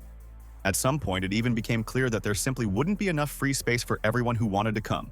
Feng Cheng and his men were extremely pleased. Some even shouted that it was just a dream, because real life could not be so wonderful. Xu could only widen her eyes as if some vile invisible being had approached her and dealt a crushing blow to her skull. And even Zikani was shocked. She also turned out to be one of the few whose brains weren't brainwashed by the song, since she understood that her performance was, frankly speaking, only a C+, but not an A. Although it didn't matter, because Lindsay's plan had been a success, and Liu He's assistant was already joyfully shouting to his master that he had to perform well next.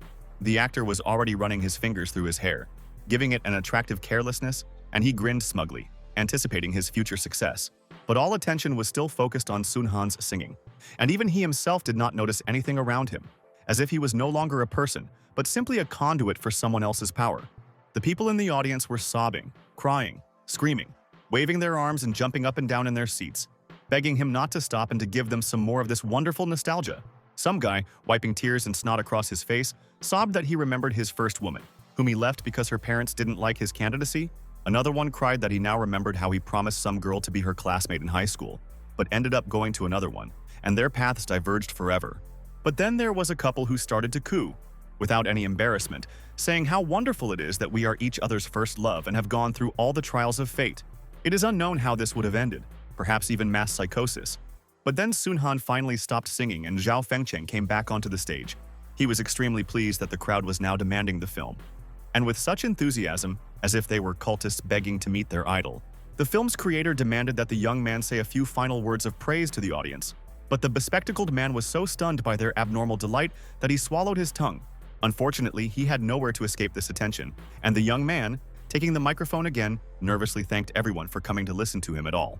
However, with each passing second he gained more and more confidence, until the fear disappeared completely, and Han confirmed that he was going to express special respect to one more person. Oh, this is an extremely special and important person for him. Without his participation, this song would never have happened, and Sun would not have been able to gain enough self-confidence. A few seconds passed and a blue beam of light from a spotlight, like the light from a colossal flashlight, singled out two people who had been standing far backstage all this time. The protagonist, without saying a word, quickly left the glowing radius, leaving its new owner alone to deal with all the thanks and other things. But before Zikani could say a single word, a very self-confident Liu, he appeared right next to her, as if he had always been there and had only now become visible.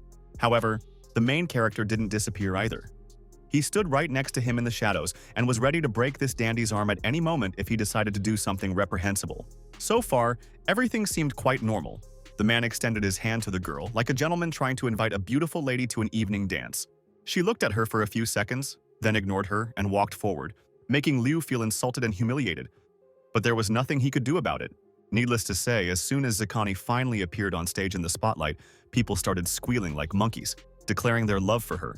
Almost all the attention was focused on her, and only a few people noted that this companion of hers, he, was actually quite handsome too. As for Han, who had been talking about Lindsay all this time, he could now only stare blankly at his self-proclaimed teacher with a puzzled look and a silent question. He didn't have time to do anything about it anyway, because he was pushed back by the director, who was about to introduce the main actors of his upcoming project to the audience. The blonde looked at the protagonist again, as if trying to ask him without words why he was allowing some strangers to so brazenly steal his well-deserved glory. But the main character just silently shook his head, a completely unambiguous gesture ordering the guy to shut up and not do anything stupid. Afterwards, Sun allowed himself to be led backstage, and in his place, Zikani chirped sweetly about how happy she was to see all her fans and how much she appreciated the film. In this film, she will play a failing student, a girl who has gotten out of control and despises studying. But to be honest, she was pretty much like that in real life too. Backstage, Feng Cheng joyfully patted Han on the shoulder, unable to stop praising him for bringing back the public, and the bespectacled man modestly denied that this was due to his mentor. The director repeated these words in bewilderment, and the blonde hastened to explain that, yes, it was this mysterious mentor who was responsible for the fact that he had been able to act and sing today. Zhao admitted that he had long wanted to meet the song's creator, and most likely invite him to a prestigious banquet. But alas, fate had kept them apart until now. The guitarist, very surprised and blinking slowly, wanted to explain that he had been talking about Lindsay all this time, and that he was standing right there, very close. But Feng interrupted him, saying that now was not the time for chatter. The hero was enjoying his well-deserved rest at this time, casually sipping a drink from the neck of a plastic bottle, when a disgruntled voice sounded in his ear. It wasn't even Miss Xu, who at least tried to make sure that Zikani was doing well, but Wu, Zhao Simon's manager, who somehow found the brown-haired man, but from a legal point of view, she was a nobody to him, a random stranger in the crowd. So the protagonist decided to pretend that he had no idea who she was. Unfortunately, this tactic did not work, and the woman began to irritate him with words about how untalented he was, how he was ruining their lives, and so on. At one point, she even started filming Sun Hang, who was still standing next to the stage, on her mobile phone. And then the action moved to her van. The main character's ex-girlfriend was already hiding there, nervously asking the manager how the reconnaissance on the competitor's territory had gone.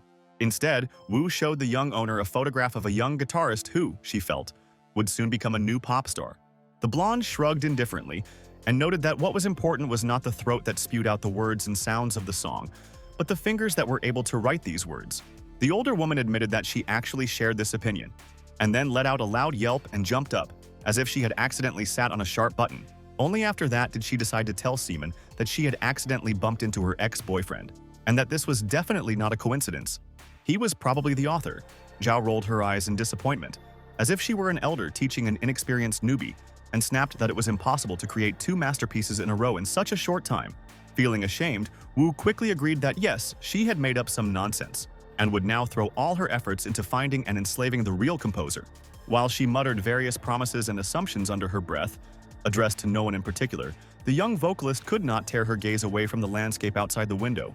Her face, beautiful as a mask crafted by a first-class sculptor, did not display a single emotion, and only a telepath could have told what was going on in her head. When the performance finally ended, the usually stern and gruff Feng Cheng almost hugged all the actors and musicians, thanking them profusely for saving the evening.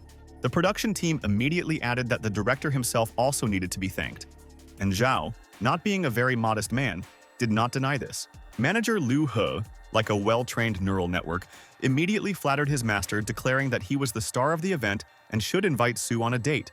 Oh, he really liked this idea, and he tried to ingratiate himself with the girl. But she very coldly replied that she hadn't done anything special for him today. And so, if anyone really deserves all the applause and awards, it is their dear singer, who lured people to them like a siren. Sun Han, in turn, rubbed the back of his head in embarrassment and muttered that he was just a mouth that sang the words written by his peerless, incredible teacher. He then cast a searching glance at Lin Si, but the main character refused to be part of this chain of dominoes and yawned with very natural indifference. When Zakani praised this mysterious mentor, the bespectacled man added in a slightly less embarrassed voice that he was an eccentric, indifferent to fame and honor. Liu He, who had been watching their conversation like a vulture watching a dying cow, added very significantly that such a great man must also possess divine beauty. Sun, who seemed like such a quiet and modest good boy, suddenly said in a very venomous tone that this pathetic actor would never compare even to the pale shadow of his mentor. The brunette was so taken aback and upset that he didn't even do anything to the blonde in response.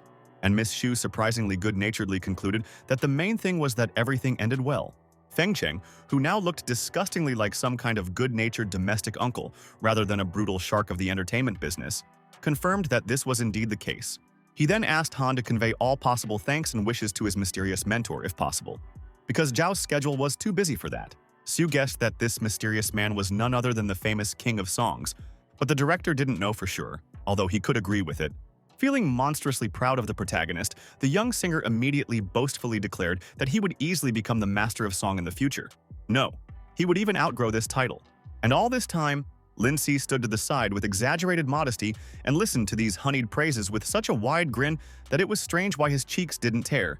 Manager Liu, unable to bear the idea of someone other than his master being the object of adoration, added that they were overdoing it, and he, if necessary, would also sing beautifully. For example, he might perform one of the songs of this mysterious composer, which would bring huge benefits to both of them. One would get money, the other would conquer the music industry. The actor would also be extremely grateful to this melodic genius if he called him as soon as he had a chance to get some free time. Looking sideways at Lindsay, who shook his head in denial, not at all suspiciously, Han mumbled that his master had such a tight, packed schedule. The brunette simply ordered that he be told that he was Liu He, which, in his opinion, was enough to open any door, like the magic words from old fairy tales. There was truly magic here, that no one had yet noticed how the protagonist was swinging his head, as if trying to tear it off himself in such a strange way. And while Sun felt caught between a rock and a hard place, director Zhao suggested that everyone just go and relax, and he would definitely throw a banquet for everyone in the future. Until then, he himself must go and do other things. But he will not allow the young singer to forget his promise to convey his gratitude to his mentor.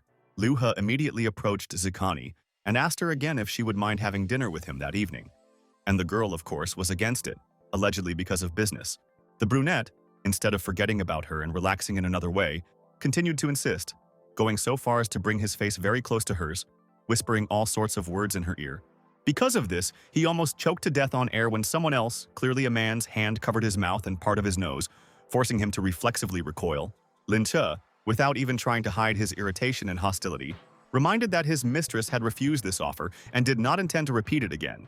The initial shock, of course, quickly passed, and after that the actor, in a rage, threw the main character's hand away from himself and growled, asking why the hell he was even speaking for the mistress. Zakani, looking at her co-star as if he were a very nasty stain of some kind of wet nastiness that couldn't be erased, laconically replied that the brown-haired man had the right. Luckily, the brunette never forgot that even the most minor scandal could ruin his career, so he simply turned around and left. As soon as this walking disturbing factor disappeared from their sight, the main characters smiled warmly at each other, and it was as if pink sakura petals flew between them. Shu, surprisingly, ignored this and only wanted to know if they could ask the mysterious composer for a song for Sue. But that was unfortunately unlikely. The woman seemed not to even notice these words because she was overcome by very strange emotions. She spoke breathlessly about the mysterious maestro, as if she had fallen in love with him. But she quickly pulled herself together, and already in the van she solemnly announced that Zikani had no other business for today, which meant she could laze around with a clear conscience. Liu He's idea of having dinner together was a good one, and the only thing that spoiled it was Liu He himself. But since he had disappeared, there was nothing stopping the actress from going on a date with Lin instead. After a long time, when the protagonist had already finished cooking, Sue wanted to invite her manager to take a rest, but she resolutely refused. She would have liked, say, not to come closer than 10 meters to their common mistress outside of work. But the actress had a completely different opinion. Alas, taking chopsticks, she asked the guy to also get something for himself to fill his stomach to the brim, and also to turn on some horror movie, because that's the best part of any dinner. They did just that, turning off the lights to make the experience even more intense, and then couldn't take their eyes off everything that was happening on the screen. More precisely, only Zikani couldn't, although she gobbled up her portions like a hamster, but the main character, on the contrary, looked at her very carefully, almost point blank. He did this for so long and was so absorbed in it that he actually flinched when the actress, without turning around, asked him how he liked the film. Sweating as if he were a perverted boy caught in the act of indecency, the protagonist mumbled that yes, as long as we were still talking about the movie. Here, the pink-haired girl frowned menacingly and muttered angrily, asking if he really didn't care about her. And the main character quickly added that she was also beautiful. Smiling slyly, she admitted that Sei had cleverly gotten out of it, so let him live for now. But the young man was clearly trying to figure out for himself what was going on in the heads of these women. After that, they returned to silent viewing, as if nothing strange had actually happened. At most, innocent friendly flirting. After this, when the main character began to clear the empty plates and cups from the table, the lazily stretching actress allowed him to drive to his house in her car. The main character didn't answer, but he was loaded down with bags and trash sacks, and even from the outside they looked extremely heavy. It was at this moment that Fang decided to call him to tell him what a good boy he was, and that they were all so proud of him for making Fang's film promotion a success. Having disposed of the waste, Lin decided not to use the company car and instead took a taxi. And yes, he was quite puzzled that Wu only conveyed his gratitude to him. After laughing, Jean added that there would be a real reward, and in general, she was very intrigued by the protagonist's greed, although his talents deserved more. The protagonist decided to turn everything into a joke, and then the woman, in a lazy voice, languid from a hot bath, reminded him that the singing competition was getting closer and closer. Alas, there is no rest for sinners, and people in high places will clearly be plotting to profit from this event or its disruption. She will deal with this. She couldn't guarantee that she would be able to do anything about it, and decided to warn her favorite not to cry, deciding that his protege performed poorly because of him. After the redhead had gotten out of the bathroom, dried her body, and wrapped herself in an expensive white robe, she asked how the brown-haired man's first day at his second job had gone. The protagonist rolled his eyes wearily and admitted that it was violent. But on the other hand, he was willing to endure it as long as he continued to be paid well for his services.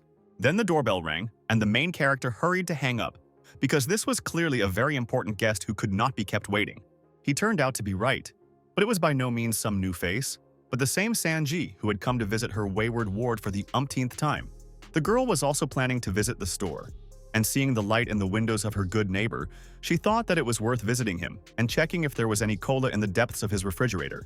Fortunately, he had this drink, and the woman drank it with great pleasure, as if it were the nectar of the gods bestowed upon a wretched mortal. The main character didn't really love her, but he seemed to sense that Ji, despite her passion for fitness, loved to indulge herself in it occasionally. After finishing, she also asked the protagonist if his new job had been too difficult, and Lin Si laconically replied that no. Everything had gone quite well. Suggestively crossing her legs and playing with them, San reminded the brown-haired man to remain a good boy, because his mistakes would be perceived as her mistakes. Great China, the celestial empire and one of the greatest powers in the world, never slept completely. Even now, billions of windows glowed like a sea of stars. The night passed peacefully for the young man, and he hoped that the morning would be about the same. But no. San appeared before his eyes again, and with such an air as if he owed her. The housekeeper, in turn, also blinked in bewilderment and explained that, firstly, she had just arrived, and secondly, he should get off his butt and go for a run. Yawning desperately in an attempt to finally drive away the drowsiness, Lindsay muttered that he had no time to do this. He needed to go to work with her dear friend. Ji puffed out her cheeks like a spoiled little girl whose parents refused to buy her an expensive toy. But she had to admit that the main character was right this time. Since the main character was extremely stingy and greedy, he was not going to spend money where it could be wasted, and instead of a taxi, he took a city bus for the trip. As if by fate, two schoolgirls sat down in the seat behind him, chattering enthusiastically about how great Simon had performed yesterday and how beautiful she was. His sour face, as if he had swallowed a toad, acquired a brighter expression when the same girls before leaving mentioned that the song from that film was also not bad. He arrived at the Zikani mansion in high spirits, but when he stepped through the gate, Miss Chu came out to him and asked him very displeasedly why he was late. The young man calmly looked at his phone and objected that it was not even 9 o'clock. But the woman hissed like an angry cat, saying that he should have known what Sue had planned for today. Then the actress leaned out of the window, demanding that the new assistant help her tidy up the room, and the protagonist happily took advantage of this to escape. She really had a lot to do today. She had to go to Hangzhou to make an announcement and attend a famous concert in the evening, and she wanted to know if Sei would be with her. Of course, he is her assistant, but the girl would not mind if the young man stayed at home to look after him, clean, or cook something for dinner.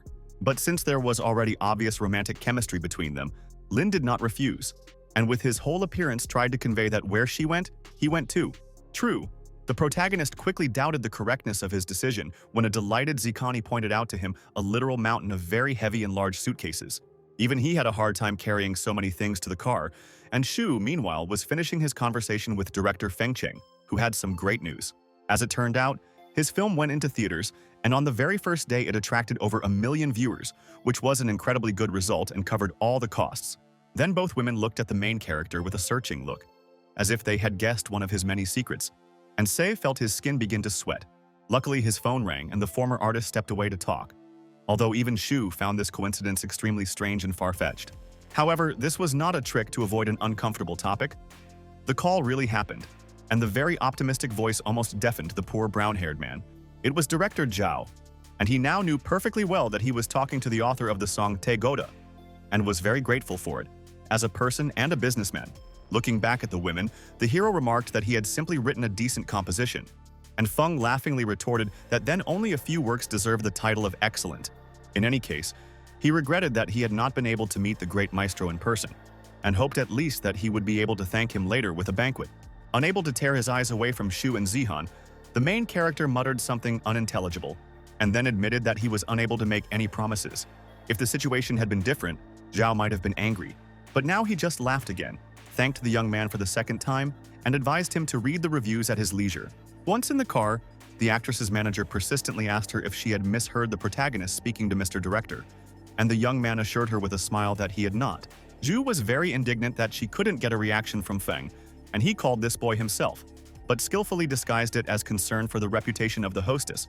With every word she said about how important it was to weigh your words when speaking to the powers that be, the main character just shrugged indifferently, already barely restraining herself from gouging out his eyes.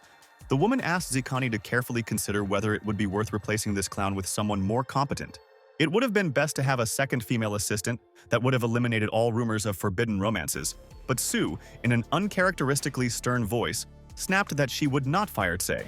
Firstly, her best friend recommended it to her, and secondly, she is not blind and can figure out for herself who is useful to her. So now this issue is considered closed once and for all. Shu's composure would have been the envy of a professional actress, as she simply lowered her eyes and quietly, humbly admitted that she would have no further complaints.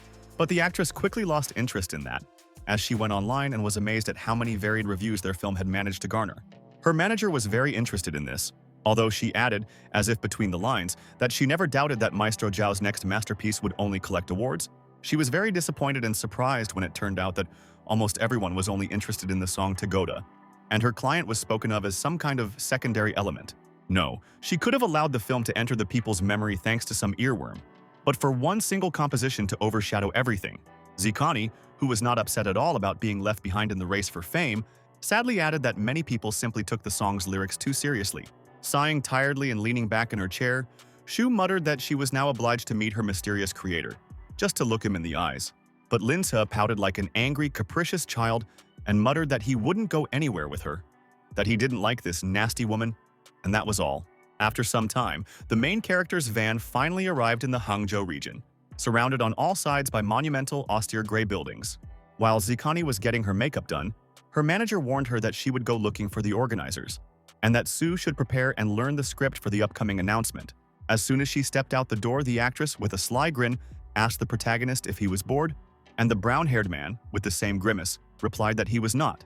They both stopped being bored when the door to the dressing room swung open, letting in a tall, thin man in a white suit and with stern glasses on his face. He was very happy to see the woman, like an uncle who had not seen his niece for a long time. And she stared at this Zhao Xuan with eyes as if he had grown horns. She, to put it mildly, did not like this man and would like him to leave. But this was impossible for the simple reason that it was he who organized this event. Xuan, with a smile like a flattering viper, explained this minor detail to the dissatisfied Zikani, and then frowned and stared at the main character. Unlike Shu, with whom he had to work, Lindsay didn't even try to feign cordiality when communicating with this degenerate, and looked at him as if he wanted to kill him. They introduced themselves to each other, but every word that came out of their mouths resembled the characteristic click with which bullets fall out of a firing machine gun. Upon hearing that the protagonist was Su's new assistant, Zhao grinned again, and, in an exaggeratedly good-natured tone, advised her to choose someone else, someone female. Everyone knows how it happens. If journalists find out about it, they quickly make up stories about forbidden love, blackmail, a brood of bastards, and so on. Turning away so that she could only look in the mirror, the girl sternly repeated that she had made this decision herself, and the bespectacled man remarked in a conciliatory tone that he simply wanted to help. He then turned furtively to Lin Si and, in a much more sincere tone, asked him to vacate the room so that they could discuss important matters in private. In a voice full of ill-concealed menace, the protagonist asked if Zhuan was his direct employer, the one who got paid. When the brunette asked why he should have paid him, the brown-haired man retorted in an even angrier voice that he would not listen to him then. Now the man in the white suit got angry, and in a very cold tone asked how the boy dared to speak to him in such a manner. Did he really not know who he was? Lincha opened his mouth wide in a fake yawn and responded to Zhao's question of whether this Zhao knew who he was, and the bespectacled man wondered why he should care. Staring at him with a completely angry look, the former artist hissed like an enraged viper, asking why in that case he shouldn't care what kind of beast he was talking to. The atmosphere had become so tense that it was strange that the room hadn't caught fire yet. It seemed like another second and the two men would start beating each other to a bloody pulp. Slowly standing up, Zikani coldly reminded her that she had to prepare for the interview. So would Jade Master Xuan be kind enough to leave her alone? Zhao wasn't going to argue with her either and promised to come back after the event was over. But as for Sei, he would really remember his name now and settle the score later. Only after he left the room and decided that no one else could see him, did the bespectacled man in white allow himself to furiously wave his fists, grind his teeth, and curse under his breath. And when he was finally out of sight, Sue worriedly asked her assistant if he really wasn't scared, but Sei didn't even understand why he should have been. The actress did not appeal to the wealth and influence of this unpleasant admirer of hers, but simply clenched her fists and asked in a menacing voice, what if it came to a fight? The brown-haired man answered frivolously that such people in expensive light suits and with clean white hands usually never get involved in battles personally, as it would be a huge risk for them. Stopping fooling around, Sakani seriously asked if Lin really didn't care who he had just insulted, and the protagonist added once again that, yes, he didn't care at all. He simply acted based on the reaction of his owner. If she expressed disgust or anger in someone's presence, he could be safely bitten. It took some time before she finally finished her preparations and went out onto the stage, where a small army of fans and the host were already waiting for her. Events like these rarely happen quickly, but it did end, after which the girl left the stage with a clear conscience and asked her assistants if they were hungry. Ms. Shu calmly replied that the most important thing was a well-done interview. When viewers watched it, it would only increase the film's sales and improve Zikani's reputation. But one shouldn't forget about the evening concert, which the actress should attend, if only to make acquaintances with influential people in show business. Like a ghost from the night, Joe appeared before them again, happily agreeing to this proposal and ready to keep his idol company. The manager smiled at him happily, as she would at any powerful man with considerable wealth, and demanded that Sue greet him politely. Frankly, one might as well have told a cat not to knock over flower pots. There was nothing but icy hostility in the actress's gaze. Xuan turned to the manager and assured her that he had already had the opportunity to greet the protagonist backstage, but no one had ever told her about the incident. As a result, she also had no idea about the scandal that had erupted back then. And even now, she was completely oblivious to Zakani's empty indifference and Lin's seething anger. Zhao, trying to give his voice as much polish, softness, and charisma as possible, reminded that this is a very special concert, which is difficult even for people of their level to get into. So let the girl answer whether she agrees to share the invitation ticket with him, and let her choose her words very wisely, because there may not be a second chance.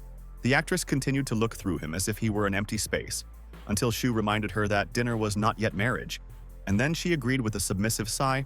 After this, however, the question arose about what the main character should do, and Sue, tormented by regrets, ordered him to go with the manager to form a pair with her. Hearing this, Xuan simply couldn't help but gloat at the guy, saying that he was just a nameless cockroach who should know his place.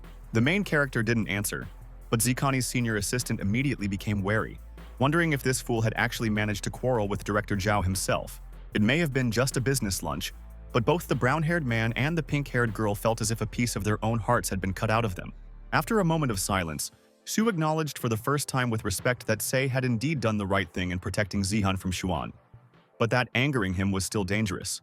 And when the young man asked what he was doing that made people so afraid of him, the woman replied that it didn't matter, except that he had connections in key areas of show business. As unpleasant as it was, his help was necessary for Sue to have a chance to become a star in the music industry. But enough about politics, better go and eat already. Hearing something about the vice president of the Zhejiang Conservatory of Music, the brown-haired man strained his memory and suddenly asked what kind of reputation Yang Tianzhou had. Xu was genuinely struck by this question, because he was a legendary figure, a living national treasure, the first Chinese pianist to earn awards and fame in other countries. After grumbling a little more about the illiterate youth who don't even know such important historical figures, she once again suggested forgetting and going to eat. But then the young man's phone rang with a familiar old voice, as if everything that was happening was just a comic book, and the next character was already supposed to appear on stage according to the plot.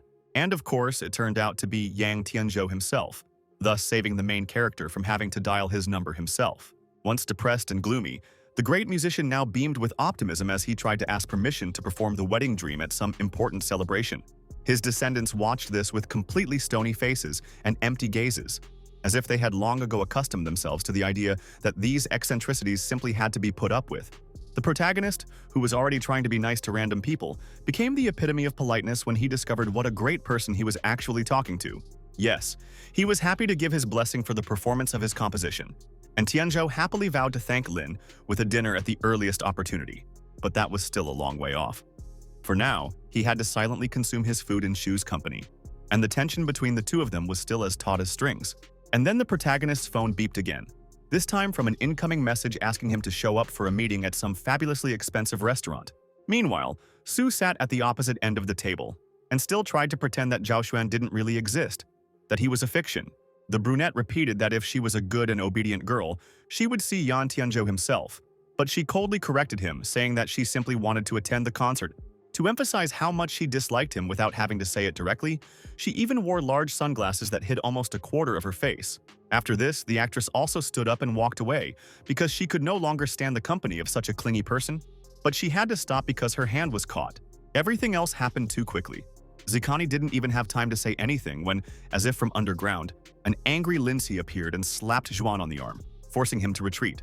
The surprised brunette croaked that this poor, insignificant soul had forgotten all about it, and the brown-haired man harshly retorted that his mistress needed to take a break from this business lunch. Looking at them both with eyes that were more lifeless than the frozen Arctic wastes, Zhao allowed them to leave, but once again ordered them to think carefully about his words. As for this boy, who pretends to be some kind of ridiculous hero for whom everything always works out, he still has a very long and bad time ahead of him. When they returned to the car and sat down at a new table, without saying anything or even looking at each other, Shu anxiously asked if everything was okay, and if something bad had happened. Without even looking at her manager, Zikani explained with exaggerated calm that Zhuan forced her to drink with him. Otherwise, there would be no useful connections for her. The blonde, with even greater concern, clarified what the lady had answered to this, and the young actress admitted that she had refused, in a voice as if she had already died in her soul. The older woman rolled her eyes in irritation and noted that she could have agreed and then left the establishment under some plausible pretext. But she was acting like a child. She continued to lecture for a long time about the importance of having good connections and influential friends. But Zikani stopped even pretending to listen to her and fell asleep in the chair. She woke up only much later with such a disgusting sensation as if a whole herd of wild centaurs were madly prancing inside her skull. The protagonist, of course, was next to his mistress, but she was more concerned with understanding where she was and what time of day it was. It was already light and evening, but they still had a whole day left before the concert began, which could easily be used to fill their bellies with delicious food. Shu was nowhere to be seen, and Lindsay quickly added that she must just be busy, but Zikani was in no hurry anyway. She wanted to satisfy her hunger as quickly as possible. The protagonist opened the van doors and assured the client that he would order something for her immediately, and she was going to use the moment of solitude to change her clothes. In fact, it took the main character a lot longer to find a food that wouldn't send its owner to the toilet with food poisoning. But he managed it. It was a feat worthy of becoming the 13th achievement of Hercules, and the brown-haired man himself was so tired of everything that had happened today that he was now obsessively drinking cold water. Because of this, he did not notice at what moment the doors of the van slowly but solemnly swung open, letting out the woman who had been inside for so long. For some reason, Zakani decided to wear a dress with such ridiculously vulgar cutouts that any chaste old woman would have had a heart attack at the sight of it. Luckily, the main character wasn't an old lady and didn't have any heart problems, but he still choked on the water so much that it almost splashed out of his nose. Desperately coughing, grunting, and trying to regain control of his throat and lungs, the brown-haired man put the bag of food on the table and allowed Sue to have lunch while he still could. But before she could even put a damn piece of meat in her mouth, two familiar voices were heard. One belonged to Shu, and the other to that damned Zhao. The manager was willing to help Xuan get to the concert in their car, but the brunette in white refused, and graciously added that he would wait until Sue woke up. Someone else would have tried their best to pretend to be asleep, to be sleeping the deepest, most profound dream in the world. But instead, Zakani opened the doors herself. Even her assistant opened her mouth in surprise, as if she wanted to protect her mistress from this meeting, while the bespectacled man remarked in a very playful tone that he thought the actress was sleeping. Still trying to look at him as if he were not a nasty, annoying person but a void, the girl explained that she would calmly get to the concert on her own. Unfortunately, this attempt to get rid of such a slug also failed. Because hey, what kind of gentleman can he consider himself if he leaves a lady on an unknown road? A sullen, scowling protagonist emerged from the depths of the van, as if by chance, and Zakani warned in a very sweet voice that he would be the third in their company. Xuan agreed to swallow this unequivocal insult, remarking in as light-hearted a tone as possible that one more person wouldn't be able to ruin the trip anyway. Smiling once again with the most honeyed smile possible, Zhao suggested that they finally set off on their journey, since all the questions and problems had already been resolved. While they were busy, Shu quietly approached her colleague and very seriously asked him to call her immediately if this nasty golden boy started to misbehave. The brown-haired man might not love her back. But in this situation, they were in complete solidarity with each other, and so far the brunette hadn't caused any trouble. On the contrary, he smiled affectionately and invited Zakani to get into the car, like a gentleman of the old school. But before that, Lindsay delayed the lady for a moment for some business. After finishing, they both sat down in the same place, and neither of them even came close to the area that the shocked Xuan was about to offer to the young actress. When the main character indifferently ordered him to get in and floor the gas pedal, Zhao jumped up and down in rage and growled that he was not some kind of driver. In an even more indifferent voice, the young man reminded them that, firstly, this was his limousine, and secondly, he himself had promised to take him and Sue to the concert venue. It sounded extremely provocative, but at the same time so logical that the antagonist simply could not find the words to somehow destroy such arguments. Zakani added fuel to the fire when, in a deliberately indifferent voice, she reminded them that there were only a few minutes left before the concert began, so it was time to get moving. With his moment of great triumph ultimately turning into disgrace, Xuan slammed the doors of his limousine with such force that birds should have taken flight from some of the trees. He also drove the car in the most careless and rude manner possible, as if he wanted to give his passengers as many bruises on their thighs and shoulders as possible as an act of revenge. He reached the required building very quickly, and then, with difficulty regaining his voice as a gallant gentleman, he chirped, turning to Sue, that he would take her to such a place. But no, wait, Lindsay will have to stay here to look after the car, and if even a scratch appears on its coating, he will lose his head and will not see any tips. After listening to this smug speech, the young actress only chuckled with displeasure, but now she no longer had any suitable counter-arguments to refuse. However, the protagonist, to his credit, did not make a scene. Instead, he pretended to be indifferent to what was happening and took out his phone, that little portal to the internet. He scrolled through the websites for a few minutes until a vaguely familiar voice came over his ear, asking in confusion if they had found the right person. It turned out to be Qing Liang, Yang's granddaughter, accompanied by a team of bodyguards who wondered aloud if the protagonist was dressed too casually for such an evening. She quickly ordered the snobbish thugs to shut up, and then, in a very kind tone, invited her grandfather's new friend to follow her. Scratching his head in false modesty, the main character admitted that he didn't have a ticket, but the brunette only said that in her company he could be allowed to go anywhere here. The most important thing was that her ancestor would be very happy to meet his new idol. And no one in their right mind, of course, would dare to go against the wishes of the great Tianzhou. The guards still continued to wonder why their mistress was being so kind to a stranger, but they didn't dare go against her orders either. Although it was still only a short time before the concert began, the hall was still mostly empty, with only about 10 people visible in the seats. Qing invited the protagonist to take a seat in the front rows, which no one had yet occupied. But she would also not mind if he went backstage with her. The former artist chose to decline, and the girl nonchalantly repeated that the front row was at his disposal, and he could even boldly invite his friends to sit next to him, and so that no grumpy bureaucrat would try to pester him about the lack of a ticket.